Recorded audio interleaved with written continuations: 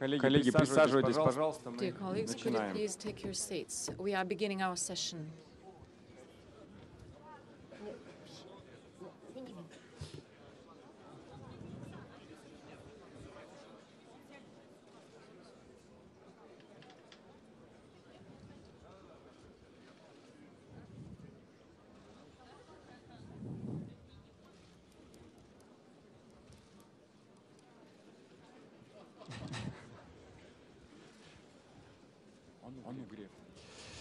Итак, доброе утро, Good уважаемые morning, коллеги. esteemed colleagues. Меня зовут Андрей My Шаронов, name is я Andrei президент Sharonov. Московской школы I'm управления president Сколково, и of the сегодня Moscow буду School модерировать Management нашу Skolkovo, and I will традиционную be встречу, moderating посвященную our подведению traditional итогов национального рейтинга инвестиционной session, which is привлекательности devoted России to the 2018 results of the года. regional Хочу сказать investment сразу, что climate index. ведется трансляция нашей This сессии, session поэтому я is прошу всех being выступающих broadcast, and could you придерживаться please регламента. Предполагается, что на выступление follow the каждый time имеет около frame. 3 It is, минут. we Сегодня в expect зале that each one of присутствуют you can руководители talk for about 3 65 minutes. субъектов Российской Here Федерации. we have Напомню, что в representatives рейтинге of уже второй год 65 принимают участие все entities регионы of the Российской Russian Федерации. Federation, И because this лично ranking присутствует system 40 covers губернаторов. all Сегодня regions. мы And we also построим have работу 40 таким образом, governors в with общем-то, us. традиционно, чтобы And traditionally, главными we участниками были structure this губернаторы, session которые будут говорить о in своих such a way успехах и о том, that что governors не become the получилось. main participants, Начнем because мы they will be традиционно telling с us того, чтобы узнать, what собственно, they сами are результаты good этого at, рейтинга за and 2018 год.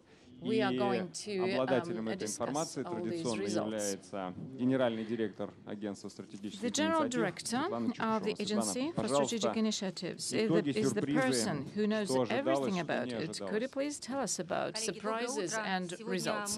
Good morning, dear colleagues. Today is the fifth time when we present the results of the investment climate index in Russia. What did we start with in 2014? We identified the main areas of concern. It is regulatory environment. It is all those permits and registration aspects. Then institutions that support business, all those institutions that are developed for that.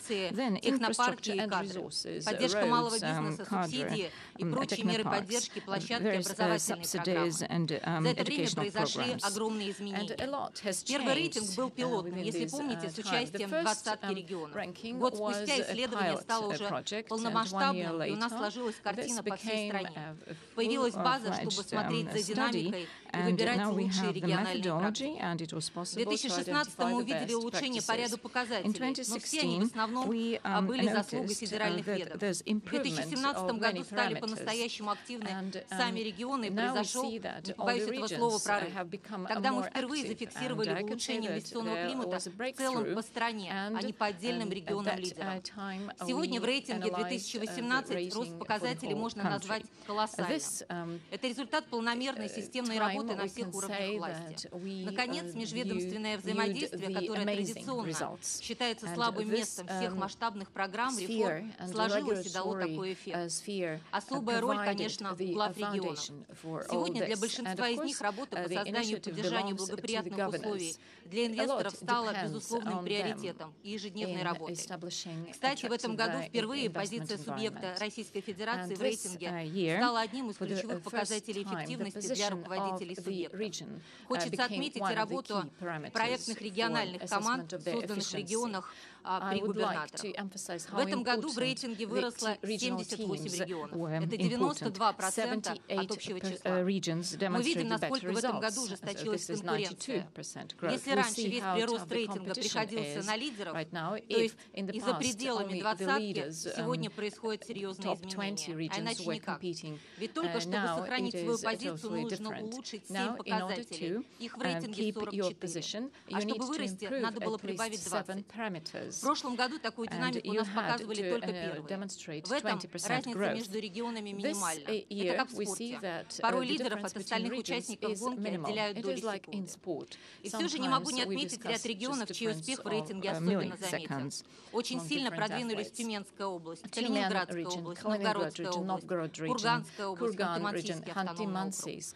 Москва и Санкт-Петербург. Наши витрины для всемирного рейтинга Doing Business также приложили большие усилия и скоро увидят свой результат.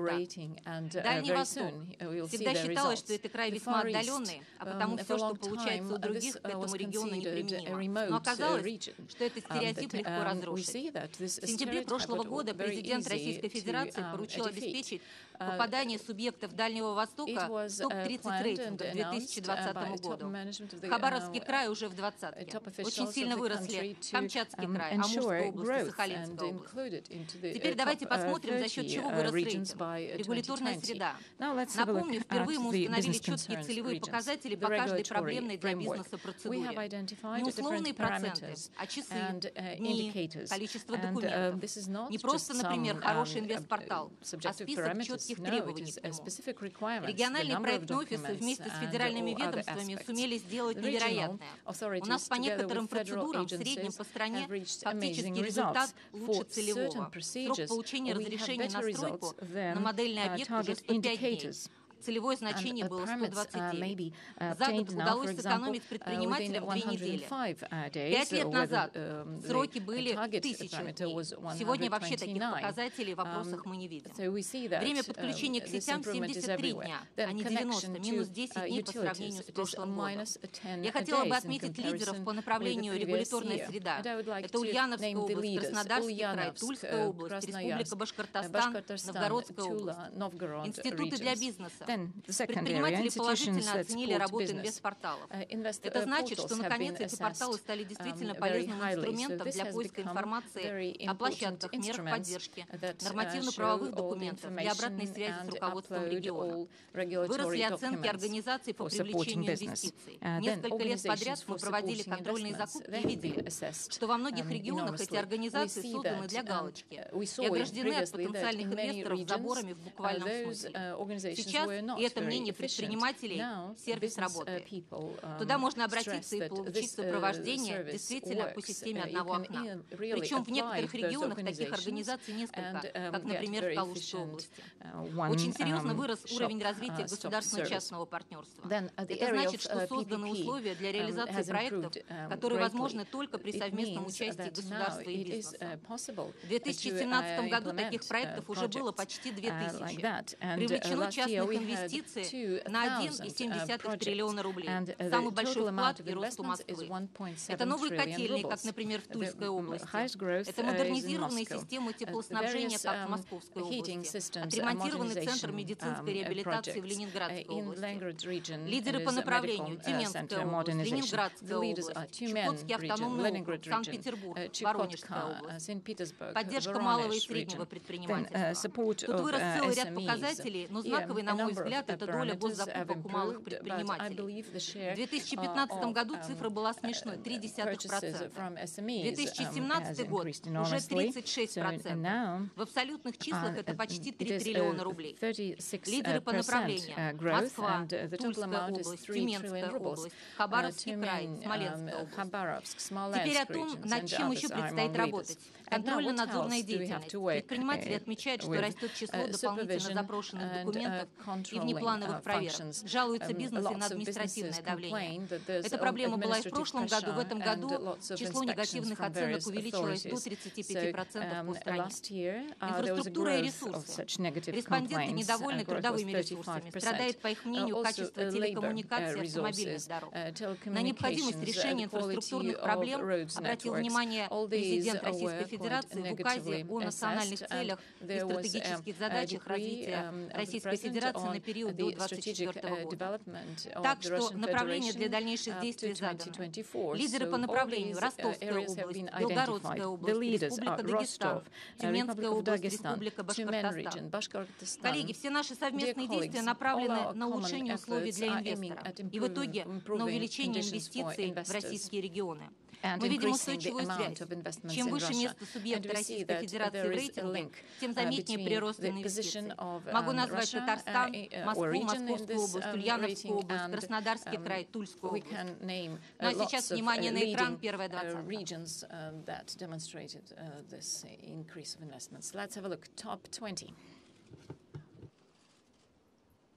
Национальный рейтинг состояния инвестиционного климата в субъектах Российской Федерации. Итоги 2018 года. О необходимости формирования национального рейтинга состояния инвестиционного климата в субъектах Российской Федерации было озвучено в рамках послания президента Федеральному собранию от 12 декабря 2013 года. Со следующего года мы запустим национальный рейтинг состояния инвестиционного климата в регионах России. По сути, он станет механизмом оценки реализации национальной предпринимательской инициативы в каждом субъекте Федерации.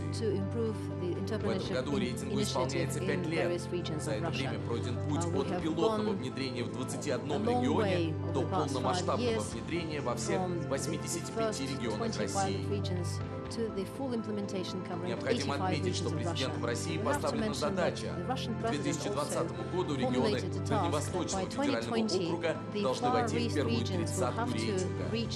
Интегральный рейтинг 2018 года. Первая тройка регионов интегрального рейтинга 2017 года.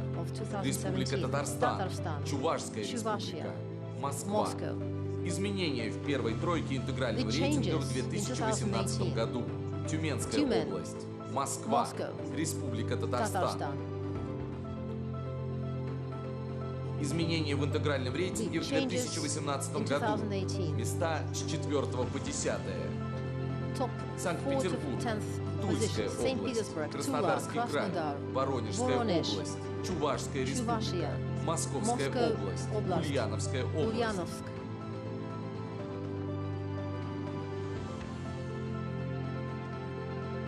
Вторая десятка интегрального рейтинга в 2018 году. Белгородская область, Ленинградская область, Калужская область, Ханты-Мансийский автономный округ Югра, Калининградская область, Тамбовская область, Ярославская область, Хабаровский край, Новосибирская область, Свердловская область.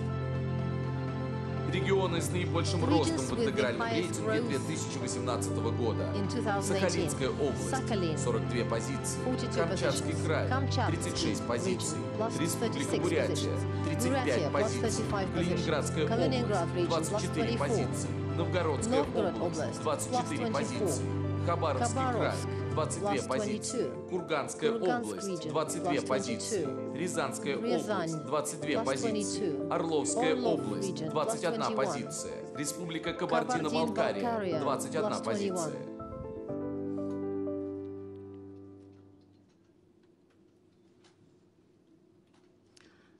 Я думаю, да.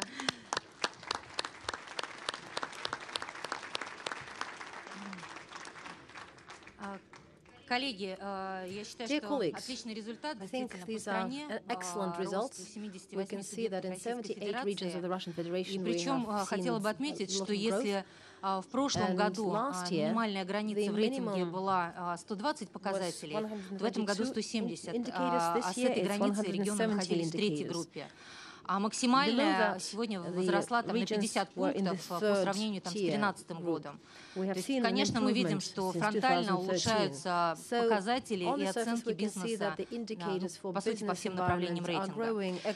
В прошлом году, в декабре, губернатор Краснодарского края на Госсовете сказал президенту Российской Федерации действительно о влиянии федеральных органов власти, работающих на территориях и естественных монополий в регионах. И, конечно, их влияние на инвестиционный климат в разных регионах неоднозначно. Президент дал поручение проанализировать вклад федеральных органов власти в национальный рейтинг субъектов Российской Федерации. И я хочу, чтобы вы посмотрели на экраны. Мы убрали из рейтинга показатели, которые относятся к сфере влияния федеральных органов власти и естественных монополий. Это регистрация юридических лиц, регистрация прав собственности, подключение к электросетям, административное давление на бизнес и постановка на кадастровый учет. Тройка лидеров не поменялась.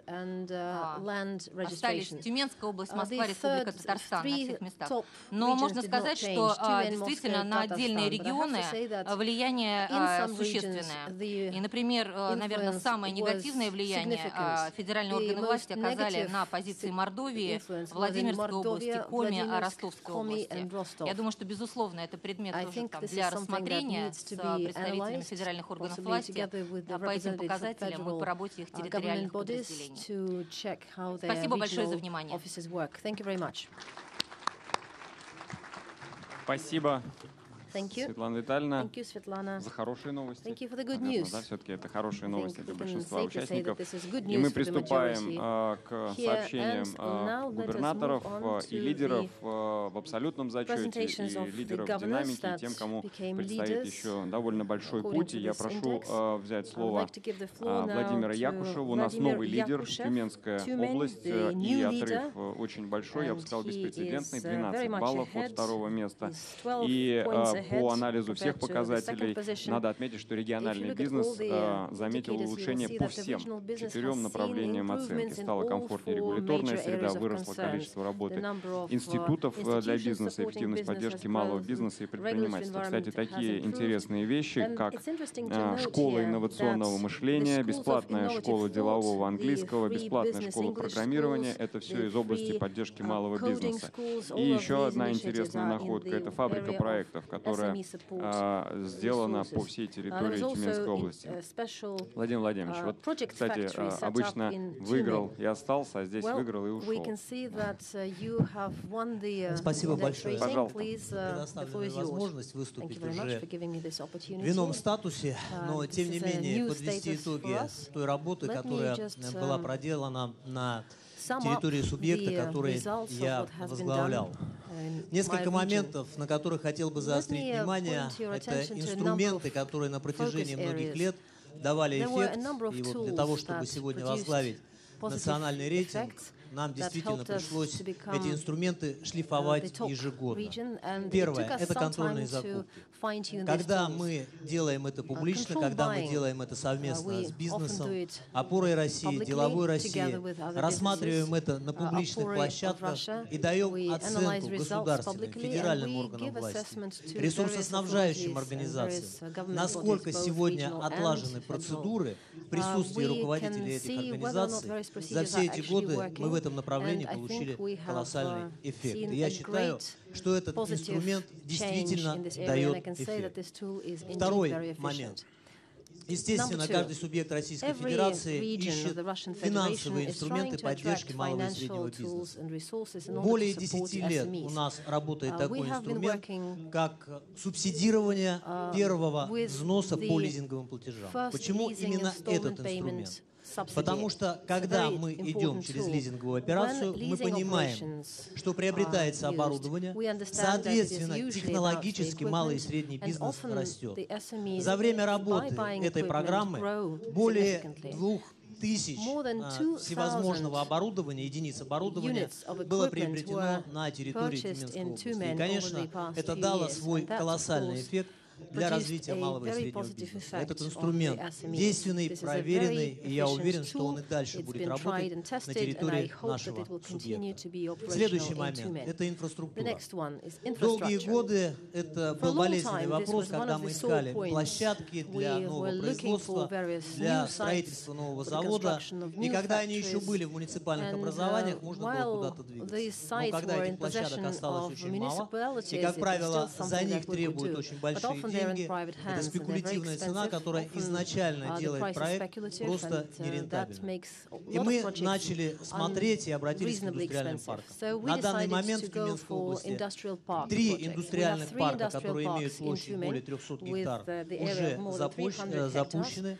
Один из них практически заполнен новыми резидентами, второй заполняется, и регион приступил к созданию еще одного индустриального парка. Стоимость площадки на данном индустриальном парке со всей инфраструктурой 300 рублей за гектар в месяц. Ну, согласитесь, это символическая цена, которая подъемна сегодня для реализации нового проекта. Ну и, конечно, 2 года назад, когда я выступал на этой площадке, мы тогда заняли 5-е место в национальном рейтинге, я говорил о том, что нельзя сделать теплый инвестиционный климат, если региональная команда работает сама по себе, а муниципальные команды работают сами по себе. Поэтому все это время мы создавали единую команду в регионе, когда муниципалитеты совместно с правительством Тюменской области, как единая команда, реализует каждый проект на территории муниципалитета. Нам это удалось. Мы помогали, но мы и требовали. И тот рейтинг, который выстраивается в конце года, по итогам года, как сработал каждый муниципалитет, это, конечно, огромный стимул. И вот в этих условиях сегодня муниципалитеты начали показывать совершенно другие результаты. Большое спасибо за внимание. Спасибо, Владимир Владимирович. Дальше Москва. Москва выросла на одну позицию, но это, на мой взгляд, большой успех. В Москве удалось улучшить показатели и в инфраструктуре, и в качестве институтов, и продвинуться в поддержке малого и среднего бизнеса. Кстати, Москва сделала наибольший рывок по сравнению со всеми регионами в улучшении качества инфраструктуры. С одной стороны, можно сказать, что у Москвы несопоставимые возможности, но с другой стороны, нужно помнить, что этот рейтинг определяется голосованием пользователей и предпринимателей. И в Москве самые высокие ожидания у этих пользователей и самые критичные настроения. И то, что на ура пройдет в каком-то регионе, в Москве могут просто не заметить и не оценить. Сергей Семенович, пожалуйста, ваши комментарии. Добрый день. Good morning, everyone. Я должен поблагодарить московский бизнес, который дал такую оценку нашей работе. Абсолютно правильно, Москва является самым конкурентным городом, и работать в Москве априори непросто, даже не потому, что власть что-то разрешает, не разрешает. Конкуренция просто колоссальная. Вести бизнес в Москве очень и очень сложно. И когда бизнесмены говорят о том, что инвестиционный климат в Москве улучшается, действительно дорогого стоит. Но мы не всегда привыкли доверять субъективным оценкам. Я назову несколько других цифр. Объем инвестиций в Москве за последние годы увеличился в основной капитал более чем на 70% сопоставимых цифр. За прошлый год динамика инвестиций в основной капитал в среднем в 3-4 раза выше, чем по стране. Есть еще и международные оценки, вы знаете хорошо, Doing Business. Мы смотрим, как мы в этом рейтинге выглядим. И все знаете хорошо, что Россия поднялась на 88 позиций. Это вообще феноменально. Но мы не всегда осознаем, что измерение этого рейтинга ведется по Москве и последние годы и по Санкт-Петербургу. Вклад Москвы в этот рейтинг 70%. И еще одна цифра, на мой взгляд, очень важная. Помимо активного развития инфраструктуры, что очевидно для всех, мы в градостроительной политике взяли курс на реорганизацию промышленных территорий и развитие коммерческой недвижимости для создания рабочих мест. Это промка, это офисы, это технопарки, это многофункциональные центры. Вот в Москве за последние годы построены 15 миллионов квадратных метров. Что это такое? Ну, это примерно столько же рабочих мест, сколько сейчас находится в любом российском миллионном городе. Соответственно, что значит для бизнеса? Это означает более приемлемые цены на аренду административных помещений, офисов, торговых помещений, технопарков для размещения промышленных предприятий. Это очень важное решение, которое мы приняли несколько лет тому назад и которое дало реальные свои результаты. Ну, а все остальное так же, как у всех. Борьба с административными барьерами, предоставление услуг, электронных услуг, предоставлению разрешения на строительство, выделение земли, прием объектов и так далее и тому подобное. И, конечно, задача, поставленная президентом о повышении производительности труда, развитии высокотехнологичных отраслей, невозможно без точной поддержки этого направления. Поэтому сегодня технопарки Москвы имеют налоговые льготы объемом примерно 25% налоговой нагрузки. И это стимулирует развитие инновационного сектора экономики. Сегодня в технопарках Москвы уже работает более 30 тысяч человек. Много это или мало? Ну, вот Сколково развиваем. И предполагаем, что в своем пике, когда мы его уже абсолютно реализуем этот проект, там будет работать около 20 тысяч технопарков, в которые мы практически не вкладываем деньги, поддерживая бюджетными льготами, налоговыми льготами, больше 30 тысяч. Причем эти налоговые льготы окупаются в течение 2-1,5 месяцев в году. Все остальное — это прямой доход бюджета. Так что поддержка бизнеса, поддержка высокотехнологичных отраслей оказывается дело выгодное. Выгодное для бизнеса, для города и для страны. Спасибо. Спасибо, Сергей Семенович. Следующий наш лидер — Республика Татарстан, Рустам Нургалиевич Минниханов. Я вчера и сегодня встретил членов делегации Татарстана, и прямо скажу, настроение у них было невеселое. Я говорю, что такие грустные? Шеф недоволен, сказали они. Вот, ожидая, видимо, какие-то выяснения отношений. Но хочу сказать, что в течение 5 лет Татарстан безусловный лидер. И лидерам всегда сложно. На них нацеливаются, за ними гонятся, их могут опережать, но вот в данном случае стабильность — это признак мастерства. И еще хочу отметить, что в этом году Татарстан показал по опросам предпринимателей динамику в таком показателе, как административное давление на бизнес, что, в общем-то, было проблемой в течение нескольких лет. Пожалуйста, Рустам Нургалиевич. Добрый день, уважаемые коллеги. Никакого такого ощущения нету, очень достойные лидеры, не стыдно сидеть рядом с ними, поэтому я их поздравляю. Члены вашей делегации могут расслабиться, недовольства нет. Они могут как угодно принимать мои слова, но я сказал искренне, что эти регионы очень много делают, и мы обязательно будем учиться всем тем практикам, которые можно перенять и использовать у нас. Я благодарен России и экспертам за ту работу, которую они проводят. Наверное, не всем приятно, но мы видим, где какие позиции у нас слабые. Вот в прошлом году у нас слабая позиция — чрезмерное давление административное. Мы создали межведомственную группу, где и правоохранительные органы, и контрольно-надзорные.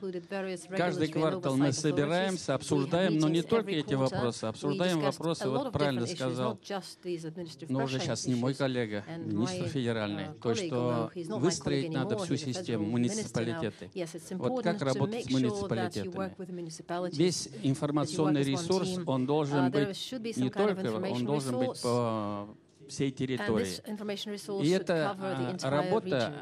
И самое главное, надо еще, есть же как бы полномочия федеральные, есть полномочия региональные. Мы четко определили по нашим региональным надзорным функциям, как мы должны работать. Самый главный дальнейший шаг — это в этом году запущен интернет-ресурс, проверенный бизнес. Значит, ее мы разрабатывали совместно с предпринимателями. Более 5000 наших предпринимателей принимало участие в этой работе. Все муниципалитеты, все 45 муниципалитетов были задействованы.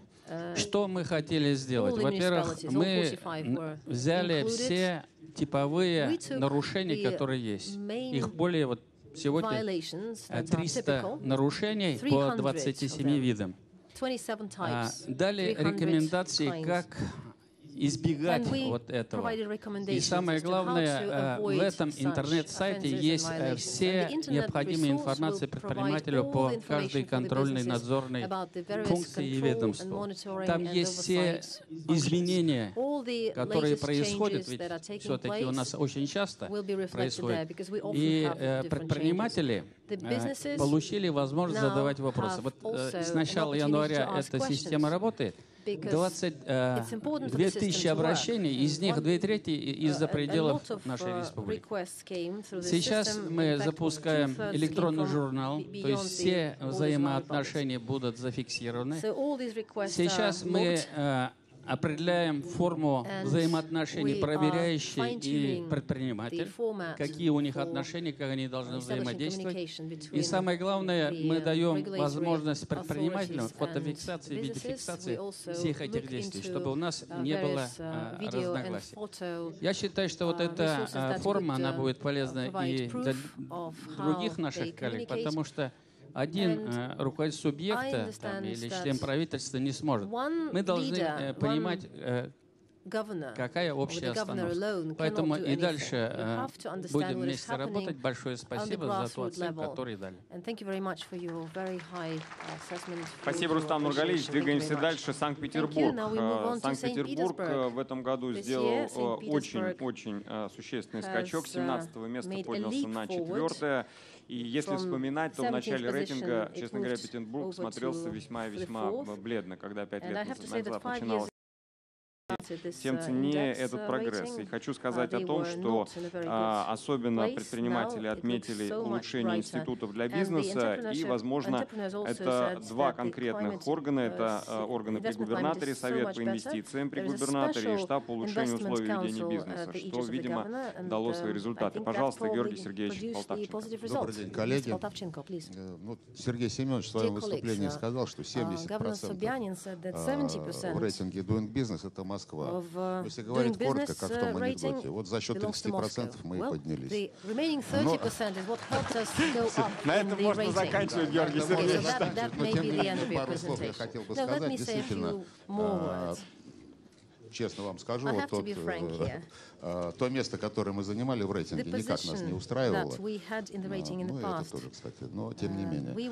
Поэтому пересмотрели отношение к этой работе, действительно активизировали работу штаба по улучшению ведения бизнеса. Я его лично возглавил. Пересмотрели, кстати, перечень контрольно-надзорных функций регионального значения. Сумели найти возможность 10 контрольных функций просто исключить из этого списка. При планировании контрольно-надзорной деятельности на 2018 год на 16% сократили количество проверок. Я думаю, что это тоже поможет.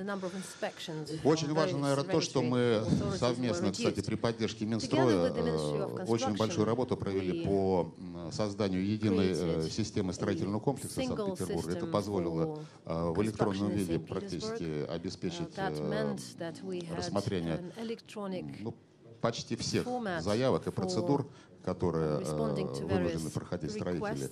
И тем самым мы добились того, что многие процедуры, время рассмотрения и прохождения процедур многих в строительном комплексе сократилось где-то процентов на 30. Считаю, что это очень серьезно. Мы сегодня рассматриваем, дальше хотим пойти, и рассматриваем создание электронной версии системы, благодаря которой бы и присоединение к инженерным сетям происходило именно в таком виде, в электронном виде. И, наверное, еще один момент, на котором я хотел бы остановиться, это действительно Совет по инвестициям. На этом совете мы совместно с бизнесом рассматриваем наиболее интересные проекты, принимаем решения, рассматриваем, кстати, законопроекты, которые и другие нормативные акты, которые город разрабатывает в интересах бизнеса, в интересах привлечения инвестиций и инвесторов и обеспечения, естественно, сохранности и безопасности инвестиций. Я думаю, что это тоже в определенной степени создало такую более теплую атмосферу доверия в отношениях между правительством города и бизнесом. Ну и благодаря этому, может быть, мы уже третий год подряд привлекаем в основной капитал более 650 миллиардов рублей. Я считаю, это неплохая цифра для города. Это, конечно, не предел. Будем работать и дальше, тем более нам есть куда расти. Спасибо большое. Спасибо, Георгий Сергеевич. Следующий регион — Ульяновская область. Ульяновская область традиционно по все годы входила в десятку, продолжает ходить. В этом году прогресс у вас отмечен в теме поддержки малого и среднего бизнеса и снижения административного давления на бизнес. И еще одна приятный результат. Вы лидер по России по направлению регуляторная среда. То есть все темы, связанные со сроками, с качеством предоставления государственных услуг для бизнеса, у вас получается договариваться с предпринимателями. Пожалуйста, Сергей Иванович. Сергей Иванович, the floor is yours. Обратить внимание на ваши слова о том, что стабильность — это признак действительного мастерства. Я хочу искренне поблагодарить всю мою большую команду. Это не только представители власти, причем разных уровней.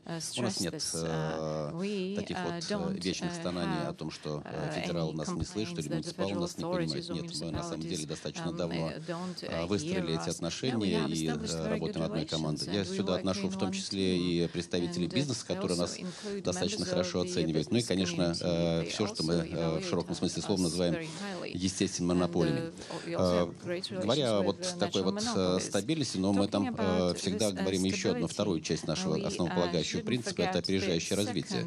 И мы действительно здесь стремимся совершенствовать и регуляторику, и совершенствовать институциональную среду, и вообще в целом совершенствовать инфраструктуру для того, чтобы быть конкурентоспособными. И у нас это удается не только вот эти показатели, о которых вы сказали, но мы за прошлый год привлекли рекордное количество инвестиций в экономику Ульяновской области. А вообще в целом, так сказать, за достаточно непродолжительный период времени, который мы занимаемся инвестиционной деятельностью, мы привлекли в экономику прямых инвестиций почти триллион рублей. И это, согласитесь, для небольшого региона огромная цифра. Я уже не говорю о том, что нам удалось в прошлом году создать практически рекордное количество рабочих мест, более 25 тысяч.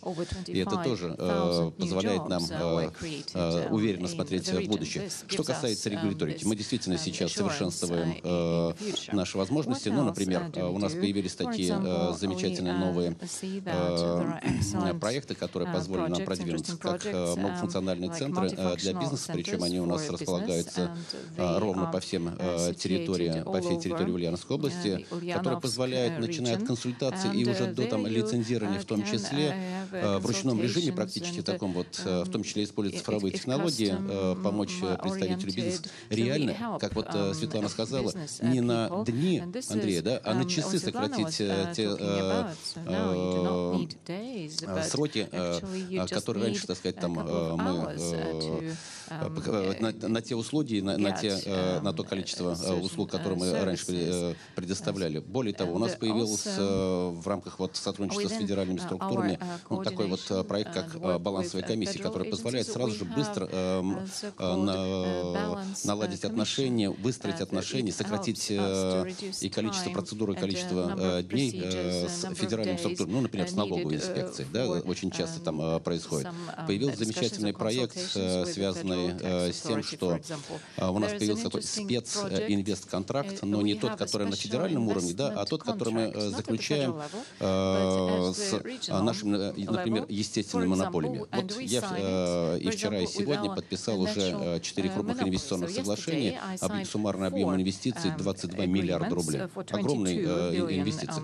В течение прям буквально 2 недель будет такое соглашение подписано между мной, между энергетиками, газовиками, тепловиками там, и так далее, где сразу же на предпроектной стадии мы сокращаем почти на полгода тот объем работ, который мог бы пройти предприниматель. Вот через такие интересные подходы нам удалось, вот, по всей видимости, так высоко продвинуться и получить такую оценку со стороны Национального комитета. Это только малая часть того, что на самом деле нам удалось сделать. Мы с удовольствием приглашаем всех, кого это заинтересует, и готовы поделиться тем опытом, который у нас есть. Спасибо большое за оценку. Спасибо, Сергей Иванович. Светлана, мне кажется, что вот я, по крайней мере, услышал несколько достаточно новых вещей для себя. Может быть, это как раз предмет специальной встречи, которую должно организовать ОСИ уже на рабочем уровне с регионами, с тем, чтобы они могли более детально поделиться этим опытом, потому что он очень важен. И если есть возможность не изобретать велосипед, лучше этого не делать. Следующий, тоже традиционный лидер, Тульская область, стабильно в пятерке. И в этом году предприниматели отметили улучшение в таких направлениях, как время подключения к электросетям, к газовым сетям и качество поддержки малого и среднего бизнеса. Алексей Дюмин, пожалуйста, Алексей Геннадьевич. Добрый день, уважаемые коллеги, уважаемые губернаторы. Хочу сказать, что Тульская область на протяжении уже 3 лет занимает лидирующие позиции. 2 года это было 4-е место, сегодня мы 5-е. Есть небольшое разочарование, но радует одно, что один из лидеров стал федеральным министром. Мы его с этим поздравляем, Владимир Владимирович. И нам очень приятно, что из губернаторского корпуса назначают федеральных министров. У меня как раз с собой письмо по поводу проблемы ветхого жилья. Пользуясь случаем, вам его передам. И надеюсь, с вашим назначением эта проблема будет у нас решаться в регионе. Неожиданно новая тема появилась в нашем круглом столе, но это тоже хорошо. Это не новая тема, это актуальная тема. Что касается рейтинга, вы уже сказали, мы, конечно, коллеги повторялись уже, говорили о том, что у нас тоже есть не все, но тоже работает. Что касается подключения, в 2017 году занять 4-ю позицию нам помогли целевые модели, которые мы используем в своем регионе и которые показали свою эффективность. Что касается, что получил бизнес на земле, мы сократили количество подключений к электрическим сетям. Сейчас это рекордная цифра, 82 дня. Сократили втреть подключение к газораспределительным сетям. Было 350 дней, сейчас это 135 дней. Это тоже результат, но мы на достигнутом не останавливаемся. Значит, нашли форму поддержки малому и среднему бизнесу, так называемое малому и среднему предпринимательству, так называемое доращивание потенциальных поставщиков. Экспресс-анализом выявляем малые и средние, оказываем форму поддержку как финансовую и нефинансовую, и тем самым подводим к критериям главных госзаказчиков, для того, чтобы они встраивались в эту систему. Развиваем институты, такие как Центр инжиниринга, Центр поддержки экспорта. Что получили на выходе? Ориентированных экспортных предприятий стало у нас в 2 раза больше, было 92. Сейчас это 195 предприятий. Это из числа малых именно, да, средних? Да, совершенно верно. На достигнутом тоже не будем останавливаться, будем дальше развиваться. Значит, инвестор нам доверяет, бизнес доверяет. Это пользуется, вот эти, значит, институты развития и поддержки пользуются спросом для интересный бизнесу, и мы видим, что бизнес проявляет интерес. Что получаем на выходе? У нас за последний год, 2017 год, у нас объем инвестиций, это самый рекордный объем инвестиций, он составляет 9,7%, а за последний квартал это 36,8%. И, конечно же, мы все делаем для того, чтобы инвесторы к нам шли. Я хочу сегодня сказать отдельные слова благодарности, конечно, Андрею Ремовичу, Светлане Витальевне за консультации, которые они оказывают, и поддержку нашему региону. Потому что есть вопросы, которые требуют разъяснения, которые требуют пояснения, мы эти объяснения постоянно получаем. Результат этой работы — это, конечно же, взаимодействие с федеральным центром, взаимодействие регионального правительства, муниципального образования и ресурсоснабжающих компаний. Есть к чему стремиться, и надеемся на то, еще раз хочу сказать, что лидер выбыл на федеральный уровень. У нас есть все место освободилось, у нас есть все возможности вернуться на четвертой позиции, будем стараться работать. Спасибо всем большое. Спасибо. Алексей, мы внесем это в протокол. Это заявление. Thank you. It will be included into the meetings, and you should also keep in mind what I used to say about Мы прошлись по регионам, которые являются абсолютными лидерами в стране. Сейчас переходим к группе регионов, которые являются лидерами по темпу роста. И начать я хотел с Новгородской области. Андрей Никитин.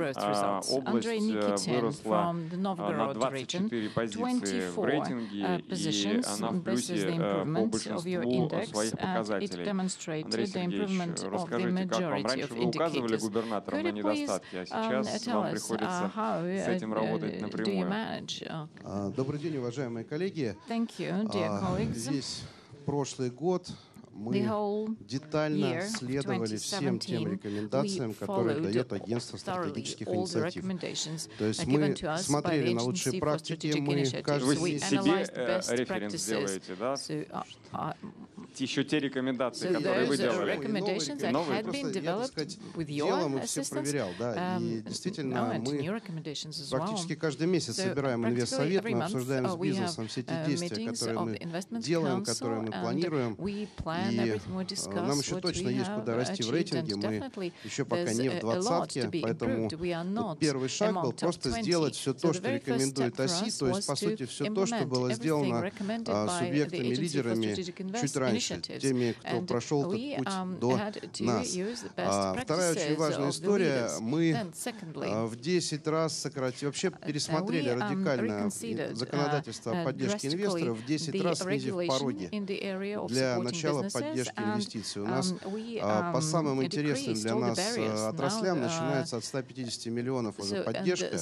И мы постарались сделать так, чтобы не только крупный, но средний инвестор, любые деньги, которые вкладываются в регион, они были поддержаны с нашей стороны и какими-то льготами, и какой-то дополнительной административной поддержкой, каким-то дополнительным сокращением процедур. Третье, я воспользовался опытом коллеги моего из Калининграда, и мы все региональные проверки делаем только после моей подписи. Это позволило на 30% количество проверок сразу сократить. То есть, когда коллеги мои стали понимать... То есть, когда вам тяжело подписывать, то бизнес вздыхает. Или нет времени? Я просто все читаю и задаю вопрос своим подчиненным, зачем мы это делаем. Да? И, соответственно, это позволило, вот, так сказать, существенно сократить этот поток. Следующая важная история — это, конечно, работа с федеральными институтами развития. Я хотел бы поблагодарить и руководителя корпорации МСП здесь, и других коллег. Мы на базе нашего фонда поддержки малого бизнеса сделали одно окно со всеми этими институтами. То есть первичную работу с ними можно проводить, придя в наш фонд, получить первичный скоринг, тем самым как бы вот все эти институты, они все стали доступны на территории региона, они все стали доступны тем компаниям, которые раньше просто не рассматривали возможность туда обратиться за той или иной поддержкой. Ну и, конечно, мы понимаем, еще раз повторю, что нам точно есть куда двигаться вперед. Буквально несколько дней назад я подписал указ о ужесточении для Новгородской области области целевых моделей, потому что и Светлана Витальевна в своем докладе это сказала, что просто исполнение целевых моделей уже точно не гарантирует хороших позиций, хороших показателей в области улучшения инвестклимата. Поэтому мы их и дальше будем ужесточать и будем более высокие планки себе ставить по скорости подключения, скорости получения различного рода разрешений. Андрей, если можно вопрос. Вот с одной стороны низкое место в рейтинге — это всегда плохо и печально. С другой стороны, даже небольшие усилия сразу дают большой прогресс. Вот на ваш взгляд, что у вас лучше всего получилось, где отозвались эти усилия, и что остается еще областью для развития, где изменения идут гораздо медленнее, чем вы ожидаете? Ну, конечно, все, что связано с регуляторикой, все, что связано с коммуникациями с бизнесом, это все было возможно сделать, и мы это сделали. Самое сложное для нас, поскольку мы не самый, скажем так, богатый регион, это построить инфраструктуру для бизнеса. Это технопарки, это индустриальные парки, это бизнес-инкубаторы, это то, что требует инвестиций. Вы знаете, сегодня регионы зажаты требованиями Минфина не увеличивать нагрузку долговую, поэтому достаточно сложно исполнять и социальные обязательства, и строить в сегодняшней ситуации вот всю эту инфраструктуру. И мы пошли по пути строительства частных индустриальных парков, частных технопарков. Мы помогаем нашим предпринимателям, помогаем им наполнить свои индустриальные парки как бы резидентами, но понимаем, что, конечно, здесь мы должны работать вот в команде с теми предпринимателями, которые есть. Вот это, наверное, самая сложная задача, которую предстоит решить в этом и в начале следующего года. И второй момент — это кадры. Никто об этом не говорил из коллег. Я считаю, что это крайне важно. Я считаю, что если мы не сможем обеспечить достойное качество образования среднего профессионального, то долгосрочного инвестклимата быть не может. Потому что чем интереснее предприятие к нам приходит, чем сложнее то, что оно производит, тем выше планка требований к тем людям, которые должны работать. И там, где нам удалось уже сейчас эту планку поднять, мы говорим, что это наше конкурентное преимущество. Вы приходите, вы получаете компетентный обученный персонал. Спасибо. Спасибо. Спасибо, Андрей. Успехов. Дальше. Двигаемся дальше. Следующий регион — Калининградская область. Тоже область второй год подряд демонстрирует устойчивый рост. И впервые область вошла в двадцатку. Ключевой драйвер роста, что получилось у региона, это улучшение по направлению инфраструктура и ресурсы, и нефинансовая поддержка малого и среднего предпринимательства. Антон, пожалуйста, вам слово. Спасибо. Ну, на самом деле, я хочу поблагодарить всех, и Андрея Ремыча, и Светлану Витальевну. Ну и особые слова, на самом деле, сказать Андрею Никитину. Почему? Потому что я, когда только начинал в правительстве Калининградской области, еще на должности заместителя губернатора, работу, в том числе над рейтингом, национальным рейтингом, мы были 71-е. Да, то есть, ну, и с этого дна, мне казалось, значит, нам никогда не выбраться, а стояла, собственно говоря, задача там, вот, в течение нескольких лет попасть в двадцатку. И тогда я не понимал объективных показателей, ну там 20%. Да, а все остальное, значит, это какие-то оценки каких-то, значит, экспертов, еще что-то. И когда я стал губернатором, мы просто начали часто встречаться, постоянно общаться с бизнесом. И мне кажется, что вот это было, наверное, самым первым и главным решением — просто начать слушать и, самое главное, слышать то, о чем просит бизнес, в чем находится его чаяние, и отвечать на эти запросы. В прошлом году мы прибавили 32 позиции. Я, честно говоря, думал, что будет что-то на том же уровне, где-то там же и останемся в середине, 39-е место. И для меня приятный сюрприз, неожиданность. Вот наше 15-е место. Я хочу поблагодарить, конечно, всю команду, и не только членов правительства, но и муниципалитеты, и бизнес, которые активно в этой работе принимают участие. Что мы делали? Я так коротко расскажу. Конечно, поправки в закон об особой экономической зоне тоже такая ожидаемая тема для нашего региона была, и она себя оправдала. У нас за 4 месяца новых резидентов особой экономической зоны 31 предприятие, более 3000 новых рабочих мест, более 8 миллиардов рублей инвестиций этими компаниями заявлено. У нас в лучшие годы количество резидентов было там 25-26 за год. Сейчас у нас за 4 месяца уже 31 резидент. То есть это огромный прирост и супердинамика. Что касается проверок, вот Андрей Сергеевич рассказал про наш опыт. Мы просто все через меня. Покажите мне, кого вы проверяете, зачем вы проверяете. Минус 3000 300 проверок на региональном уровне. Но только минус 1500 в общем и целом. То есть федеральные проверки федеральных органов, несмотря на реформу, несмотря на вот все заявления там, и, со стороны, значит, прокуратуры и всех остальных о том, что, значит, надо уменьшать количество проверок, реально количество проверок уменьшается. Но у вас есть какая-то площадка, где вы эти вопросы с федералами обсуждаете? Конечно. Ну вот мы собирали и с ФАС, и с ФТС, мы постоянно обсуждаем и, собственно говоря, планируем, вот, не планируем даже, а разговариваем с бизнесом, показываем на ошибки и предупреждаем эти нарушения, которые периодически происходят. И еще одна вещь — это такая централизация и реформа, существенная форма поддержки малого и среднего бизнеса, как финансовой, так и нефинансовой. Мы создали один фонд, потому что раньше у нас их было 5. Там гарантийный фонд, микрофинансирование. И человек приходил, получал какую-то услугу, но не знал о том, что существует еще одна и еще одна. Сейчас мы сделали дом предпринимателя. У нас МФЦ для бизнеса, более 100 услуг там, в электронном виде и в любом другом, коворкинг, лекториум в одном месте. И один фонд со всеми специалистами, один фронт-офис, который, собственно говоря, работает. Антон, а МФЦ есть в муниципалитетах? Пока МФЦ для бизнеса такой один в Ленинграде, но, конечно, мы будем двигать эту историю и в муниципалитеты. Ну вот, наверное, все, но еще один важный момент — это обучение. И мы очень много сейчас этому внимания уделяем. Обучение бизнесменов, предпринимателей, рассказывают о том, какие существуют вообще возможности. Со Сбербанком вот, деловую среду делали и так далее, и так далее. Одно еще слово по поводу лидерства. Вот мы попали в 20-ку, нам очень приятно, но на самом деле самый главный итог всей этой работы, этого рейтинга, это огромное повышение среднего уровня, вот, компетенции региональных команд. Уровень-то вырос очень серьезно, и неважно на самом деле, там, 50-е это место, там, 30-е или еще какое-то. Если говорить, откуда мы начинали и где мы сейчас все вместе, то это, конечно, ну, так, небо и земля.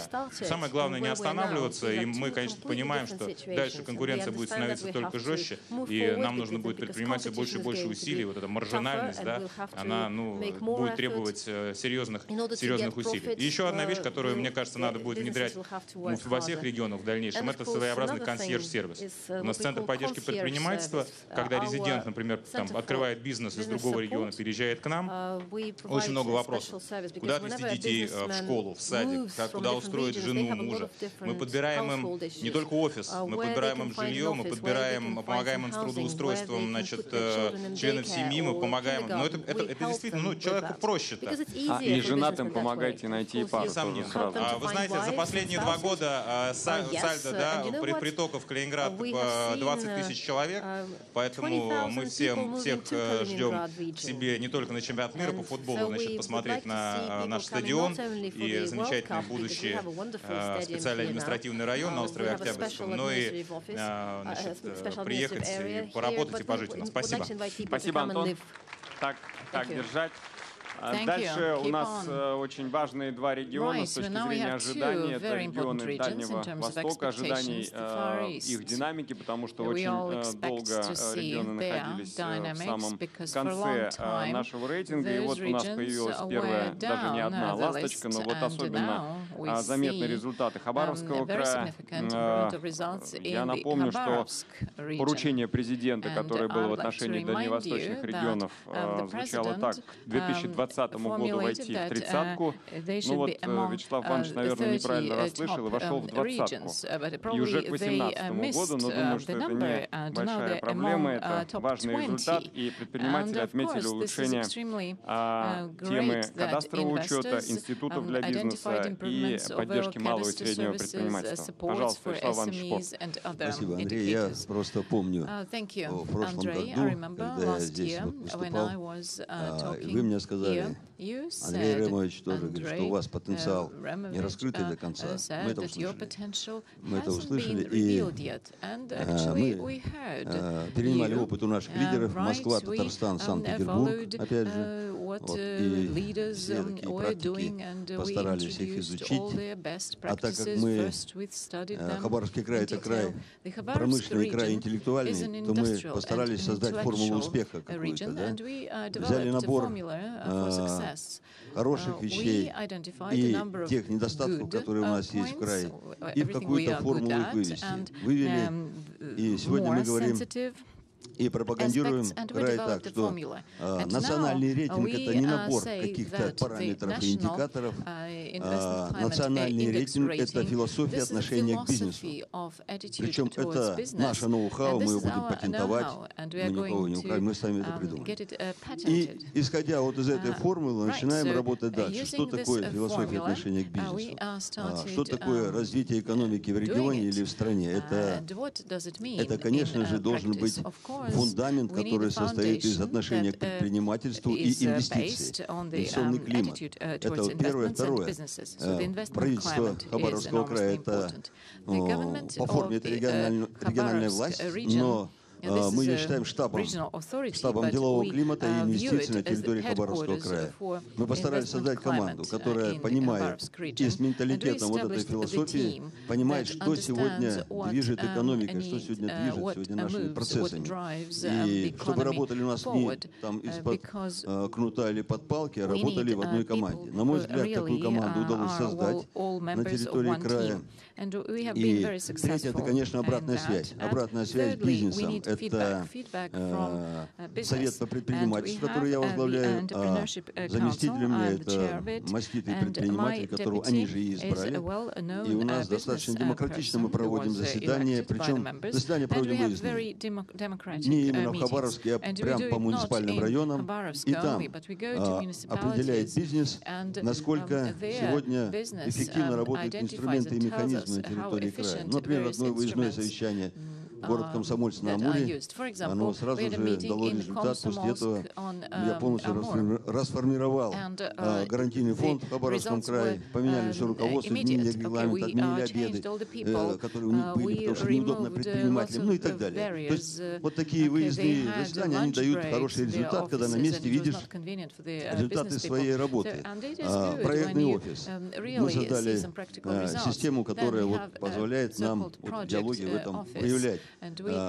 Какие еще остались сложные моменты в подключениях, там, в выдаче разрешений. Ну, например, город Хабаровск мы как пилотный проект запустили у нас. Они сегодня вот землю также по аукциону выдают, но она уже поставлена на кадастровый учет. Пришел землю на аукционе, купил кусок земли, взял, она уже все на учете, а раньше после этого надо было еще столько процедур проходить. Ну и разные другие вещи, которые сегодня мы применяем, исходя из опыта наших вот лидеров,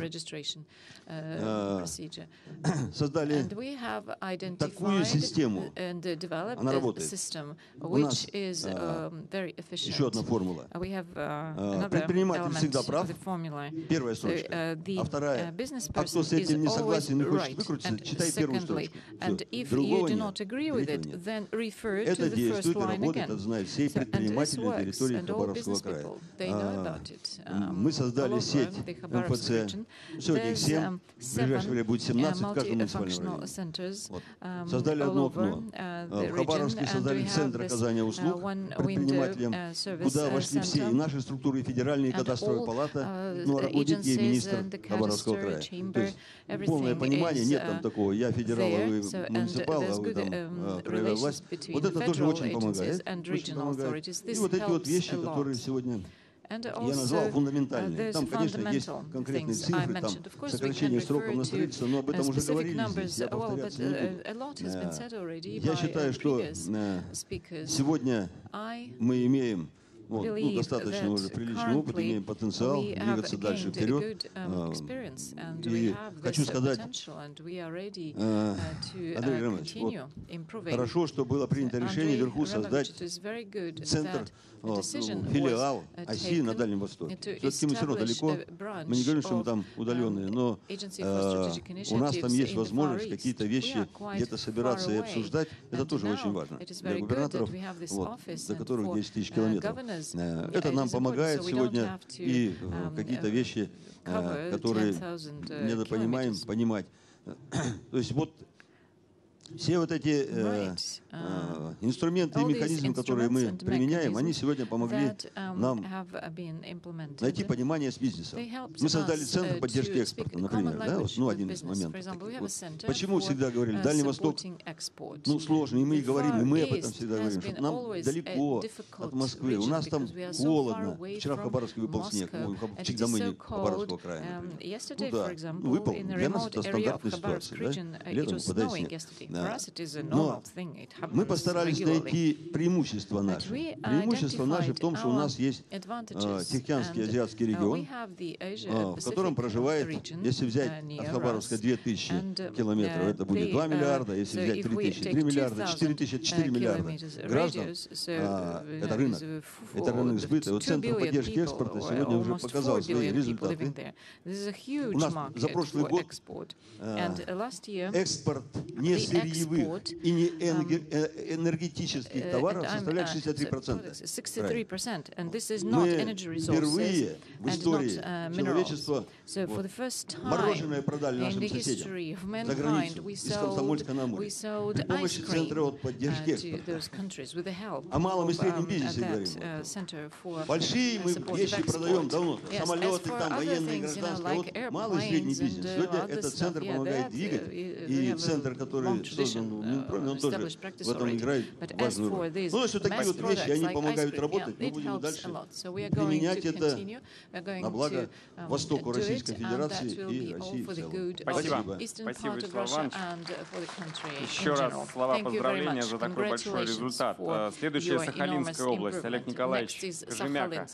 Я вот хотел обратить внимание, что в прошлом году регион фактически замыкал рейтинг России, входил в последнюю десятку. В этом году он в тройке лидеров роста. Да, он еще не попал в двадцатку, не попал в тридцатку, но это поразительная динамика. И я хочу сказать, что здесь губернатор принял такое решение, он попросил IC прислать ему бизнес-миссию.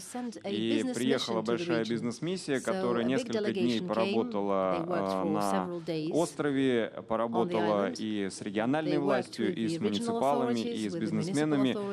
Люди поняли, что они хотят, что дает возможность этот рейтинг. Ну и, наверное, это было одним из факторов улучшения этой ситуации. Олег Николаевич. Спасибо. Коллеги, действительно, показатели прошлого года нас не устраивали, и, безусловно, региону была проделана большая работа по повышению инвестиционного рейтинга. Низкие его показатели на фоне положительных макроэкономических показателей в целом работали явно не в нашу пользу. Ожидаемые параллели между ростом ВРП и показателями инвестиционной привлекательности в краткосрочном периоде не происходило, поэтому нами была пересмотрена работа и сформирован, в том числе при помощи специалистов с агентства. Большое спасибо. Такой план быстрых побед. В частности, мы упростили составление бизнес-планов для инвесторов. Вот, работу наших институтов развития непосредственно начали оценивать уже на инвестиционных советах сами инвесторы. Вот, насколько она удобна. Начали больше выходить и с консультациями на муниципальный уровень, организовали совместные меры поддержки между федеральными институтами развития и региональными, в частности, с корпорацией малого и среднего бизнеса. Установили приоритет для получателей дальневосточного гектара. Это микрозаймы от 50 тысяч до 3 миллионов рублей, представление в лизинг техники с отсрочкой первого платежа, и это хорошая мера, которая пользуется поддержкой. Кроме того, расширили информационное пространство для бизнеса с тем, чтобы оно было доступно и понимаемо для всех участников этого процесса. Пригласили экспертов по оценке регулируемого воздействия, которые имеют практику проведения подобных мероприятий. Вот, начали обучать и муниципальных служащих, и государственных служащих. Вот, я думаю, что в комплексе все эти решения дали нам положительный результат. Область находилась также в крайне низкой ситуации, низкого места по давлению на бизнес со стороны федеральных органов власти, поэтому в этом отношении мы начали непосредственно работать, создали штаб по защите предпринимателей, на котором рассматривали вопросы, связанные с требованием, в том числе налоговой инспекции. Вот, и многое удалось сделать вместе с обществами, там, Деловая Россия, Открытая Россия. Вот, то есть именно на таких площадках обсуждались моменты с участием прокуратуры, и они очень нам в этом сильно помогали. Поэтому возросло доверие бизнеса к органам власти, они начали обращаться к нам, видеть в нас те структуры, которые будут содействовать им. Вот. Кроме того, была такая задействована площадка, как бизнес-класс «Откровенный разговор», на которой в свободном формате, без какого-то регулирования, свободный микрофон, обсуждались наши действия, какие меры мы принимаем, какие принимаем нормативные документы, как они будут работать. Но и, безусловно, сейчас перед нами стоят задачи с тем, чтобы, удержавшись на этом месте, двигаться поэтапно дальше к тем задачам, которые поставлены президентом нашей страны. В этом плане, безусловно, это сейчас видим перед собой вопросы кадрового обеспечения. Они очень важны для бизнеса, и надеемся, что 6-й национальный чемпионат WorldSkills, который пройдет у нас, даст нам новый толчок в обеспечении современными условиями для развития профессионального образования, новым форм. Вот. Безусловно, это вопросы, связанные с созданием ГЧП, вот, более шире внедрять конституционные меры, которые важны и нужны. Это, конечно, инфраструктурные проекты. Здесь будем брать примеры непосредственно Москвы, которая далеко продвинулась в этом отношении. Вот, и создание технопарков. Я думаю, что эти меры позволят нам поэтапно двигаться к намеченной цели, поэтому хочу поблагодарить всех, кто оказывал нам содействие, и мы в дальнейшем будем стараться держать эту марку на этом уровне. Спасибо. Спасибо, Олег Николаевич. Помните про тридцатку, да, и про установленные сроки. Дальше я хочу предоставить слово губернатору, который до недавнего времени работал в правительстве другого субъекта, очень успешного, потом возглавил менее успешный регион, это Пермский край. Пермский край уже показал рост по сравнению с прошлым годом по двум показателям, по подключению к электросетям, по работе институтов, но тем не менее общая позиция региона пока, в общем, не соответствует, как говорится, его потенциалу. Максим Геннадьевич Решетников, пожалуйста, Максим Геннадьевич, что вы видите как быстрые победы, что планируете сделать? Добрый день, уважаемые коллеги. Ну, не могу согласиться с Андреем Владимировичем по поводу того, что Пермский крайне успешный регион. Он стремительно развивается. У нас темпы роста промышленного производства 4,5% практически по прошлому году. А мы мощный промышленный регион. У нас объем инвестиций более $250 триллиона рублей за прошлый год.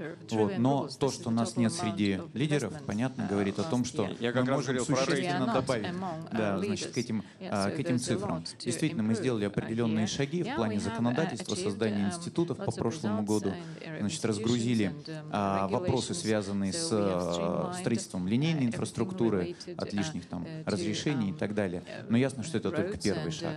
Понятно, что надо двигаться дальше. Действительно, есть проблема, о которой вот Владимир Владимирович сказал, что нужно пропитать муниципальные команды, когда в крае 320 муниципалитетов, да, и у каждого там своя регуляторика, это не просто делать, поэтому надо двигаться и заниматься этим. Вот. Но, наверное, хотелось бы отметить и некоторые такие моменты, которые нас немножко тянут. То есть мы понимаем свою повестку, понимаем, что нужно делать. Дорожные карты везде есть. Я думаю, что в следующем году мы другие цифры должны увидеть. Вот. Но, конечно, предприниматели в последнее время жалуются действительно на административное давление на бизнес. И когда глубже в это входишь, понимаешь, что, к сожалению, это не только региональные муниципальные факторы, там есть федеральные факторы. И из того, о чем действительно говорят предприниматели, это тема, связанная с налоговым администрированием. То, что изменились правила, появилась система АЦК НДС-2, то, что передали администрирование социальных взносов. И, к сожалению, с одной стороны, налоговая абсолютно права предъявляет требования, но иногда эти требования приходят задним числом, да, мы понимаем. Вот. И отсюда возникают такие вопросы, что, ребят, ну, мы готовы играть по новым правилам, но вот с этого момента и дальше, да, за старое это нас как бы не спрашивайте. Здесь, мне кажется, надо искать какой-то аккуратный компромисс, потому что это то, что действительно предпринимателей очень волнует. Вот. Но и инвестиционная повестка, она, конечно, не исчерпывает столько рейтинга, мы понимаем, каждый регион добавляет что-то свое. Вот из того, что мы добавляем два момента. Первое — это активное продвижение продукции наших предприятий, ну и, по сути, помощь в выстраивании им отношений там, с крупнейшими нашими заказчиками, с «Газпромом», с «Лукойлом», с Россетями, там, с «Уралхимом» и так далее. Да, тут же стоит экспорт, абсолютно правильная поддержка экспорта, потому что, как правило, это уже средние такие компании. Вот. И второй момент — это поддержка в рамках специнвестконтрактов и инвестпроектов. Мы тоже, как многие регионы, понижаем планку для того, чтобы под эту систему попадало как можно больше бизнеса. Вот. Но это те вещи, которые, ну, это инвестиционный климат, это не прутик, да, который можно согнуть, это губка, которую можно только пропитывать и пропитывать. Да. Поэтому обмениваемся с коллегами опытом. Огромная благодарность Агентству стратегических инициатив и благодарность всем коллегам, которые, в общем, все делятся тем лучшим опытом, который есть, никто не закрывается. Я думаю, что мы вот за счет такой жесткой конкуренции и активной работы увидим в следующий год прогресс существенно больше, чем тот, что мы увидели в этом году. Спасибо. Спасибо. Спасибо, Максим Геннадьевич. Желаю искренне вам успехов с тем, чтобы место края соответствовало его потенциалу в рейтинге. Тоже мы прошли объекты федерации, заявленные на сессии. У нас есть возможность послушать короткие выступления руководителей федеральных объединений работодателей, предпринимателей. У меня просьба очень коротко и адресовать свои выступления ОСИ, который ведет этот рейтинг, губернаторам, которые, собственно, являются одной из главных движущих сил, и, наверное, в адрес федеральной власти, поскольку большое... Хорошо, федеральная власть возражает, но тем не менее, да. Пожалуйста, Александр Николаевич. Спасибо. Я по просьбе модератора один только вопрос затрону. Это вопрос надзорно-контрольной деятельности. Многие из губернаторов отмечали о том, что это одна из тех сфер, где рейтинг пока не фиксирует значимого прогресса. И с точки зрения самих губернаторов, с точки зрения бизнеса. И Светлана Витальевна в своем вступительном докладе тоже подчеркнула этот аспект. Мы по своим обзорам и обследованиям тоже фиксируем, что порядка 40% компаний считают неэффективной систему надзора контроля. Мы понимаем, что вопрос достаточно чувствительный не только для бизнеса, но и для самих органов власти, для государства. Но тем не менее ситуацию надо менять, безусловно. И менять не только, естественно, на региональном уровне, но и на федеральном. Здесь к оси все вопросы, Виталий Леонидович, не обратишь. Но, правда, они не в вашей компетенции, как вице-премьера, курирующего региональный блок. Ну, в частности, пока не будет ключевым KPI все-таки некие субстантивные результаты, а не количество выявленных нарушений, доначисленных штрафов и так далее, ситуацию, наверное, трудно будет изменить. Застрял закон о надзоре и контроле. Насколько я понимаю, у потенциальных кураторов этой темы в правительстве еще до конца распределения обязанностей не состоялось. Взгляд на этот закон несколько иной, нежели у предшествующих кураторов. И не хотелось бы, чтобы доработка этого закона и принятие его во втором чтении затянулись надолго, поскольку один из главных сюжетов — это переход на рискоориентированный подход, закрепленный в этом законопроекте. Безусловно, в нем заинтересованы предприниматели, все объединения бизнеса считают, что вот в рамках именно поправок и подготовки ко второму чтению закон можно подготовить. До сих пор мы все-таки не можем ввести на федеральном уровне, может, на региональном удастся, механизм регуляторно-надзорной гильотины, отсекать все то, что устарело, то, что явно не соответствует ни современным требованиям и не ведет к каким-то конкретным результатам. Если говорить о регионах, мне кажется, интересен опыт Новгородской области, Калининградской области по поводу того, что все санкции на проверки дают лично губернаторы. Но он интересен в том плане, что это в некотором смысле ручное управление. Ручное управление и компетенции прокуратуры, которая должна давать добро на эти проверки. Может быть, там, где такой механизм есть, я вот к Андрею Никитину, Антону Алиханову этот вопрос хочу обратить. Может проанализировать количество санкционированных прокуратурой проверок, которые, с вашей точки зрения, не имеют, как говорится, смысла особого и не приводят к каким-то результатам?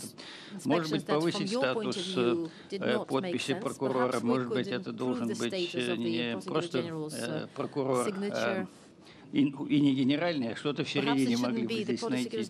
Но мне кажется, и, кстати, такие структуры, как Министерство по надзору и контролю, которые есть в Калининградской области, может быть, это тоже механизм координации надзорно-контрольной деятельности в рамках компетенции губернаторов. Поэтому хотелось бы вот здесь продвигаться одновременно и на уровне субъектов, где-то могут появиться лучшие практики, которые послужат основой и для корректировки федерального и законодательства, и правоприменения. Ну и, конечно, хотелось бы, тут упомянут был Дом предпринимателей.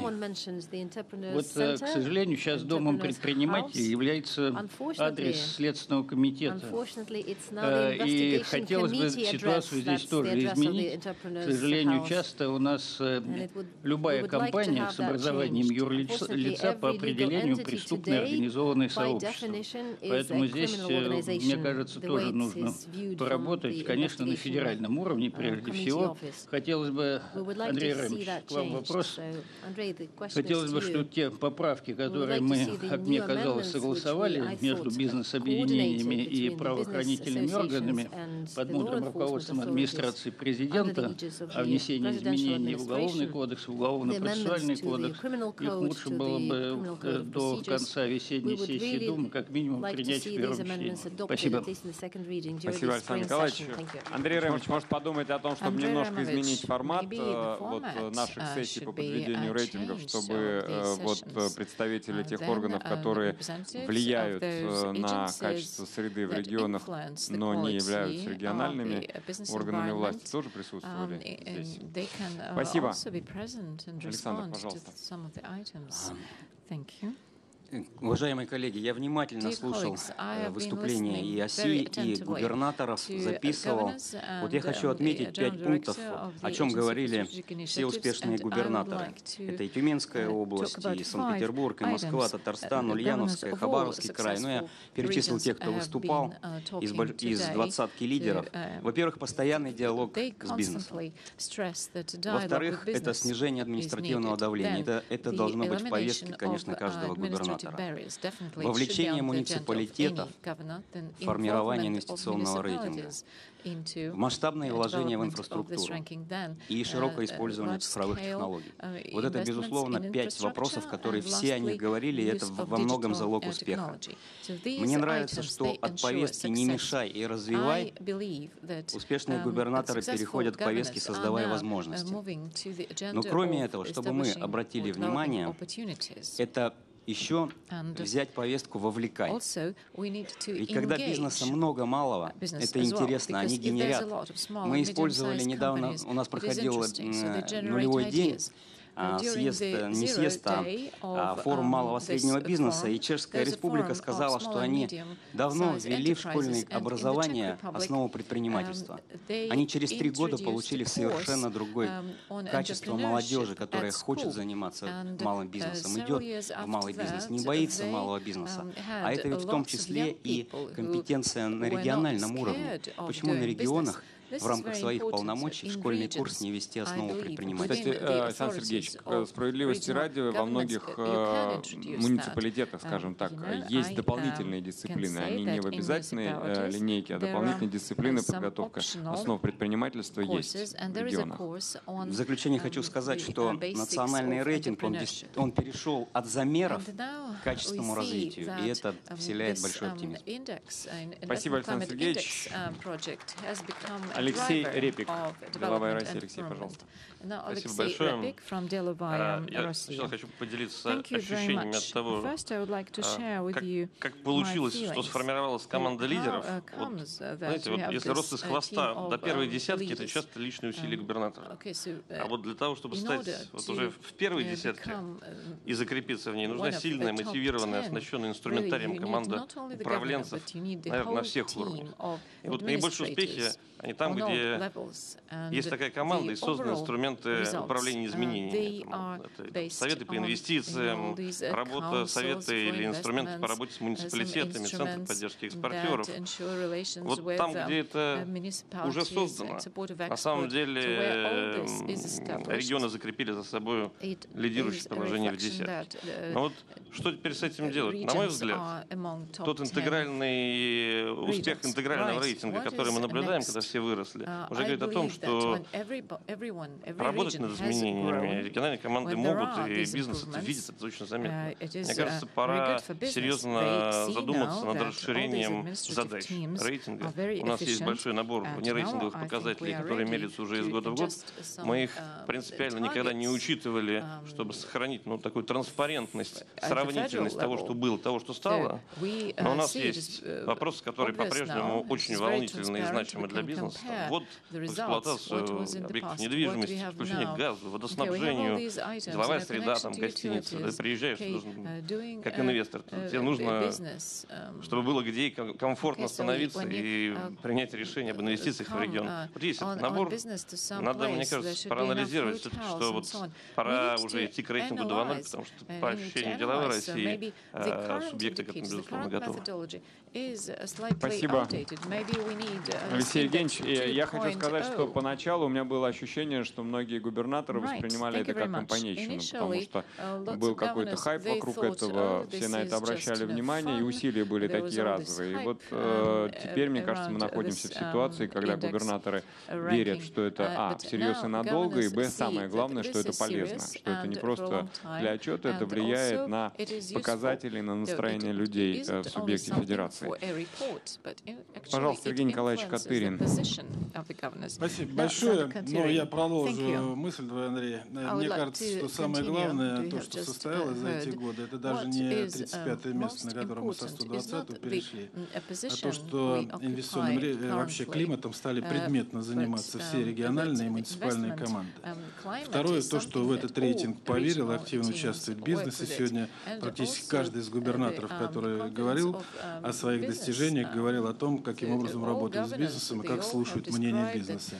Ну и третье, я бы отметил, мы много работаем на внешнем периметре. Сегодня этим рейтингом и в него верят, и ему активно интересуются все наши зарубежные партнеры. Прежде чем выбрать точку приложения своих инвестиций, стали активно интересоваться в том числе этим. В качестве пожелания.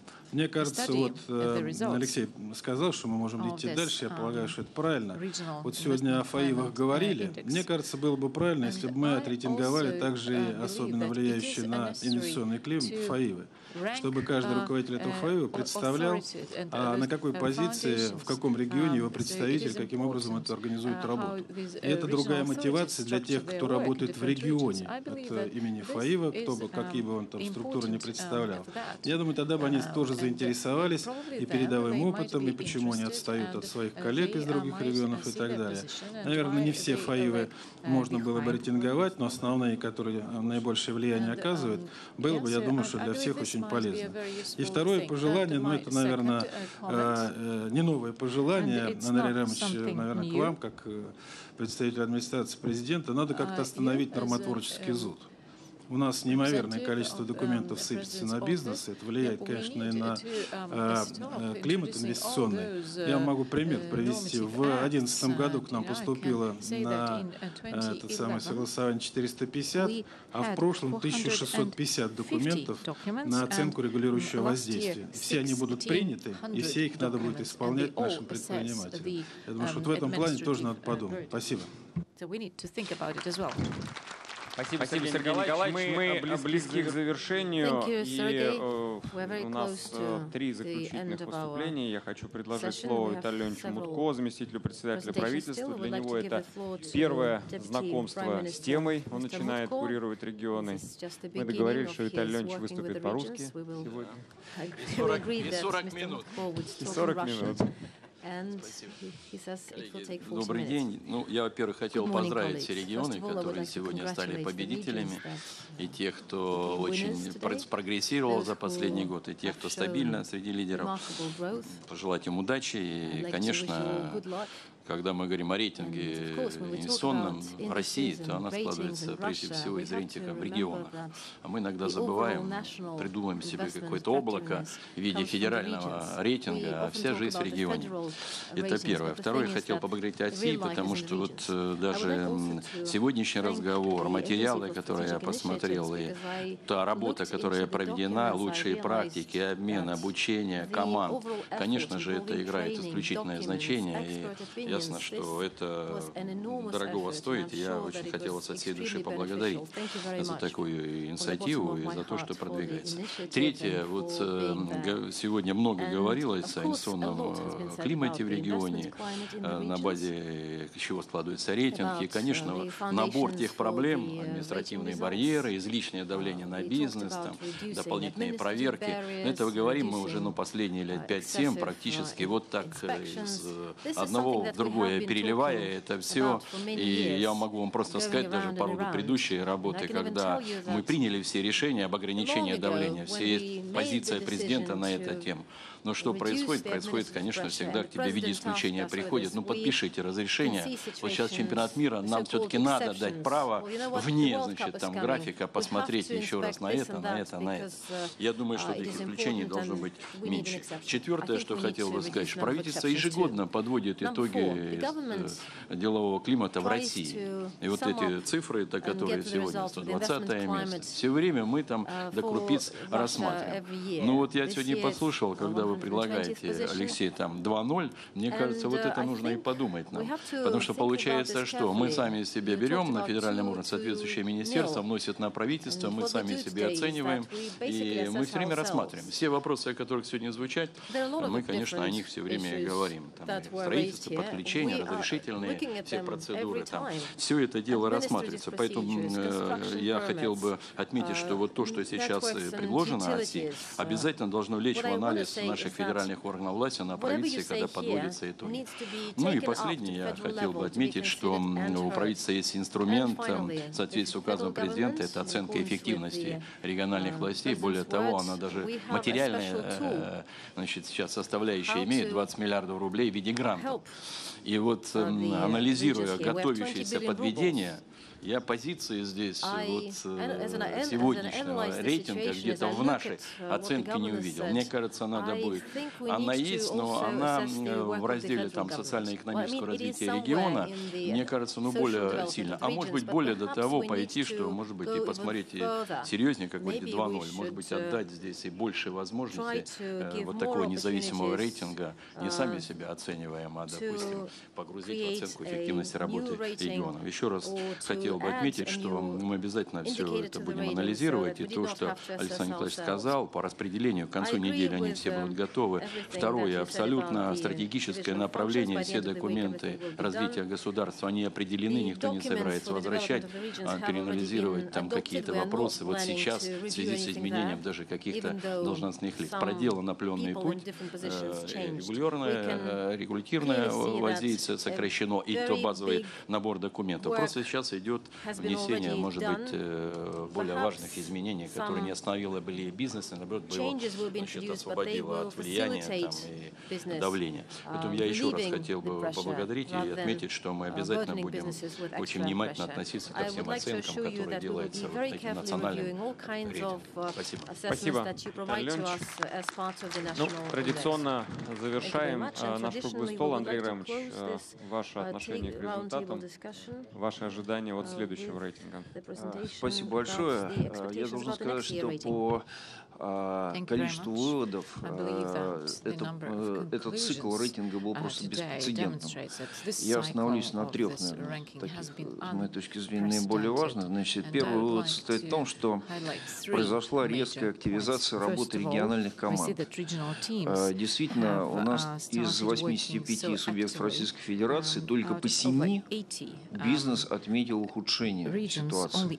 По остальным, более чем 70 регионам, везде превращение, все в плюсе.